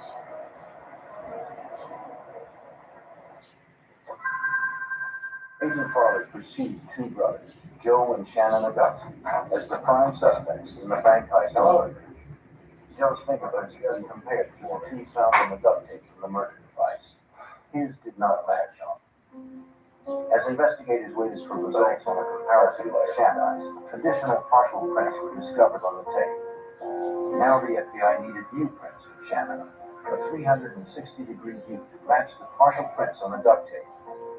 But Shannon was nowhere to be found. Farley hoped that he could get to Shannon through one of the Agosky brothers' friends, Gad Sanders. The agent also suspected Sanders could be the unidentified accomplice. But cooperating with the FBI would mean betraying his longtime friends. Finally, in June of 1990, hoping to clear his name, he contacted Farley, wanting to talk. Investigators told Sanders they thought that he'd helped commit the bank robbery and murder in Knoll with the Agosky brothers. But Sanders claimed he had nothing to do with it. However, he did admit to his involvement in another, more recent incident. On one particular evening in late December 1989, Shannon and Joe Agosky broke into a house in Missouri and stole several rifles. The brothers rendezvoused with Sanders later that evening, setting the second part of their plan into action. The next day, Sanders and Shannon drove across the state line into Arkansas and sold the guns. It was a federal violation. Sanders recalled another time when the brothers tried to convince him to participate in another, more violent crime just once after Dan Short's murder. Sheriff Don Schlesman recalled how the Agoskys tried to recruit Sanders. And they told him that we're not doing any more Mickey Mouse stuff. We're going to go hit a place. There's probably going to be some shooting because they got armed guards. And if you don't really want to kill somebody, you probably better let us know so we can take you back home. And so Gant told me he didn't really think he wanted to be involved in something like that, so they turned around and did take him home. By cooperating with the FBI, Sanders made a deal for his role in the illegal sale of the firearms and was put on probation. He was also finally dismissed as a third suspect in the bank robbery, passing a lie detector test 3 times. With the help of Sanders' statement, Farley issued a federal warrant for Shannon Agosky. He was indicted for transporting and selling firearms across state lines. Since Joe had not been involved in the sale, he was not charged. Authorities tracked down Shannon in a small town in Arkansas several months later.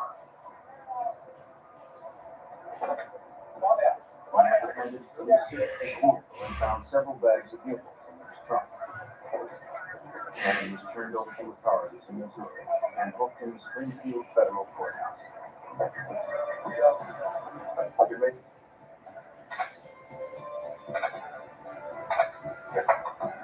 While being processed, Farley acquired the set of Shannon's fingerprints examiners had been waiting for. The FBI lab needed a front and back view of his prints, hoping to match 2 partial prints found on the duct tape used in the murder of Dan Short. But his older brother Joe was still free, and Farley had little evidence to tie him to the crimes. Investigators knew the brothers remained in contact while Shannon was behind bars.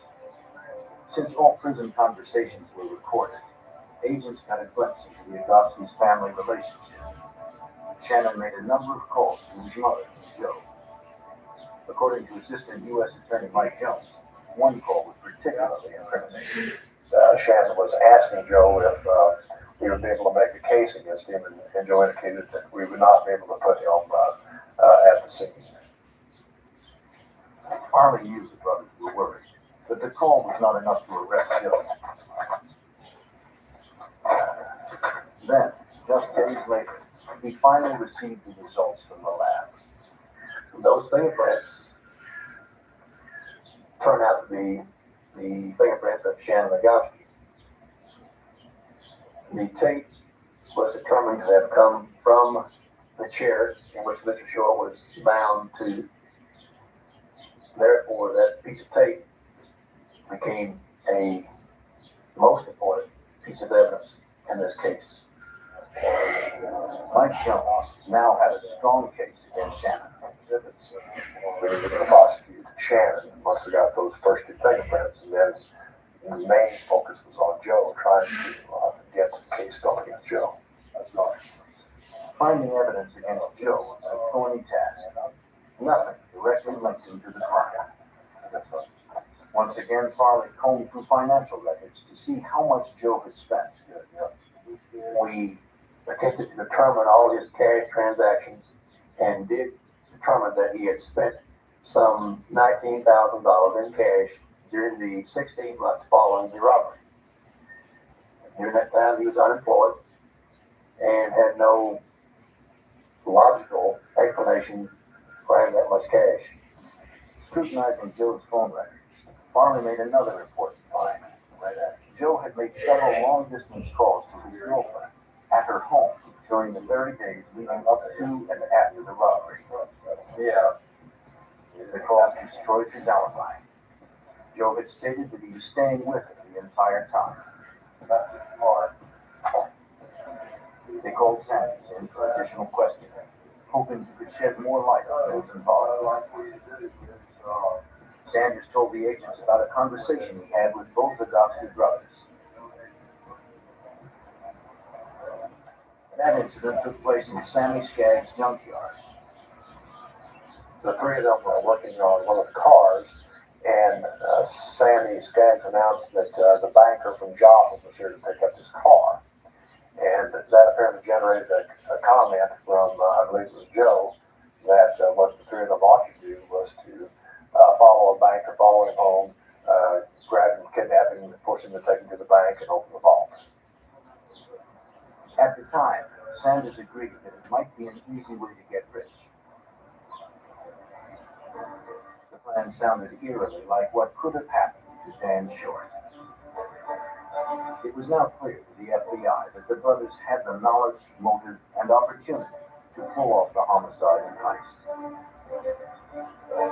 Based on accumulating evidence, Joe Rogowski was arrested more than 2 years after the horrifying crime. Both brothers were indicted on 3 federal counts relating to the bank robbery in Missouri. But would the evidence be strong enough to convict the two brothers? The investigators were betting on it. Almost 3 years after a bank heist and brutal murder, FBI agent Adele Farley handed prosecutors all the evidence the task force had amassed. Reviewing their files, the agents described the Rogowski's plans and actions to Assistant U.S. Attorney Mike Jones and his associates. They were determined to prove beyond any doubt that the brothers had committed the crime. The FBI had learned that Joe Rogowski, needing information about the state bank's floor plan, had opened a safe deposit box a few weeks before the crime.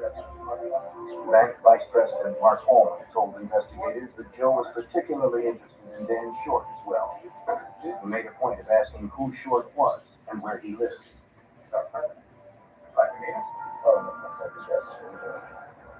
Returning home, Joe drew floor plans to the bank and plotted the crime with Shannon. They decided to do the job before the sun rose, so there would be no witnesses.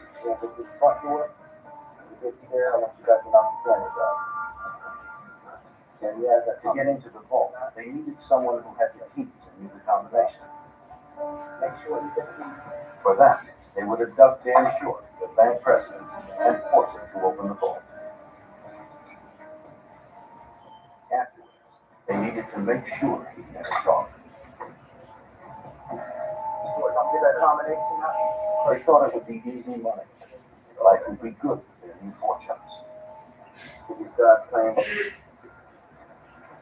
In the early hours of October 6th, Joe and Shannon Rogowski put their plan into motion. Acting as a lookout for them was an unidentified accomplice who drove the blue Chevy pickup. It was the same vehicle neighbor Carol Dryden recalled seeing around Short's house a week before the kidnapping. The brothers loaded their mother's brown and tan van with the equipment they would need to commit the crime. At around 2 a.m., they arrived at Dan Short's house, a brief trip across the Arkansas border.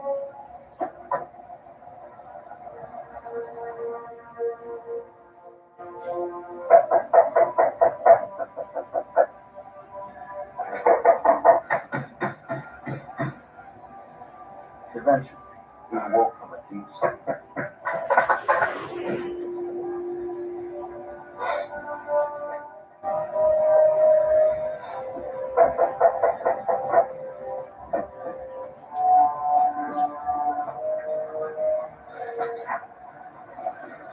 The intruders would be the last people he ever saw.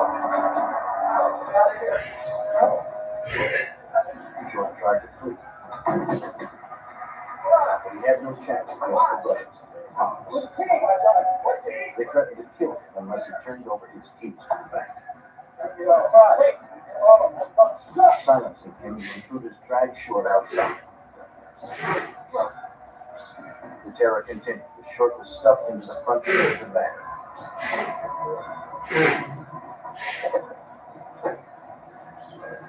Each criminal drove one of the vehicles, including Short's red pickup, as they sped off for the bank.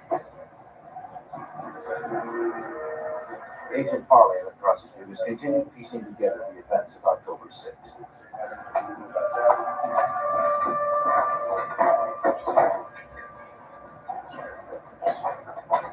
The Agofskis and their accomplices pulled up to the bank, only a brief drive from Short's house.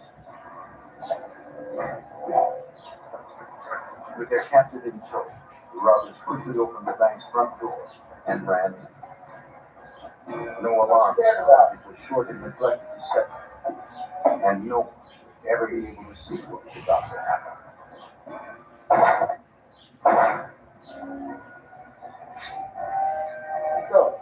After ripping the duct tape off his mouth, they pulled Short over to his desk and retrieved the keys to the safe. Then they forced him to provide a false combination.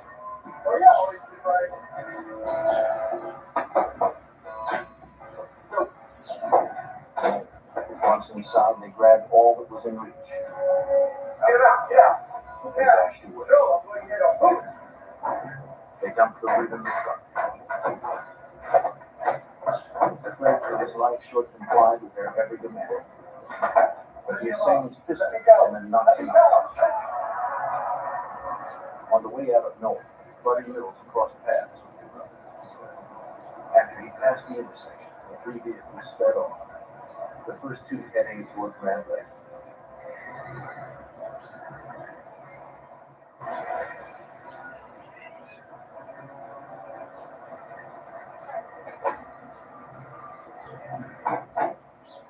Reaching Grand Lake, some 22 miles from North, the two remaining vehicles stopped along the high point of the Calhoun Ridge.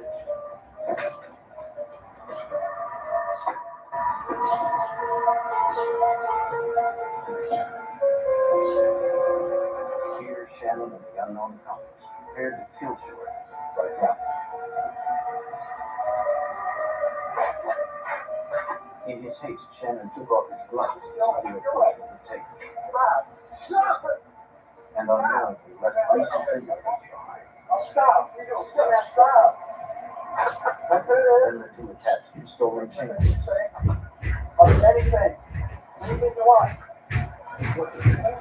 When they finished, they lifted Short above the lake.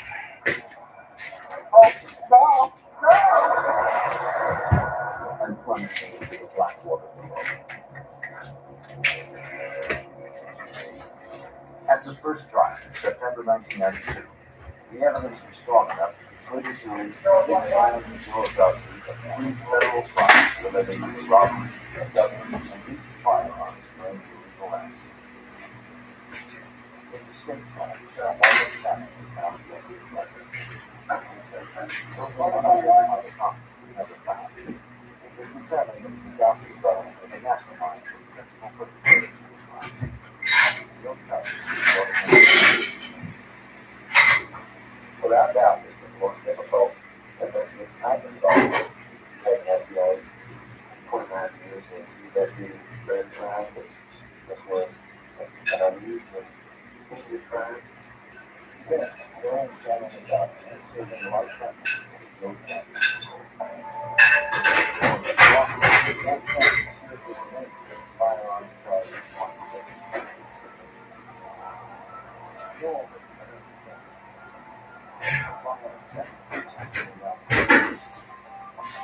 because of the crime, blood touch, and will never stand quiet and innocent pleasure.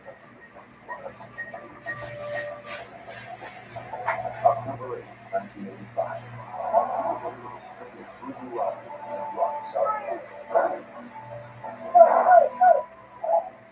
Two last men who to the weapons of a violent spirit of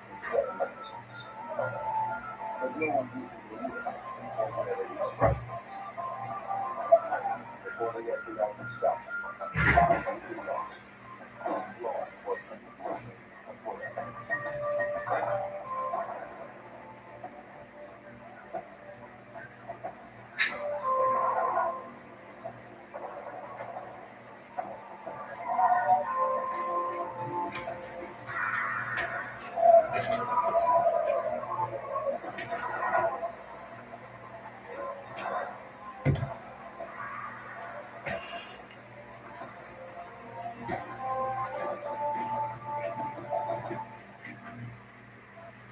In Miami, a gang of robbers targeted banks and Amish cars.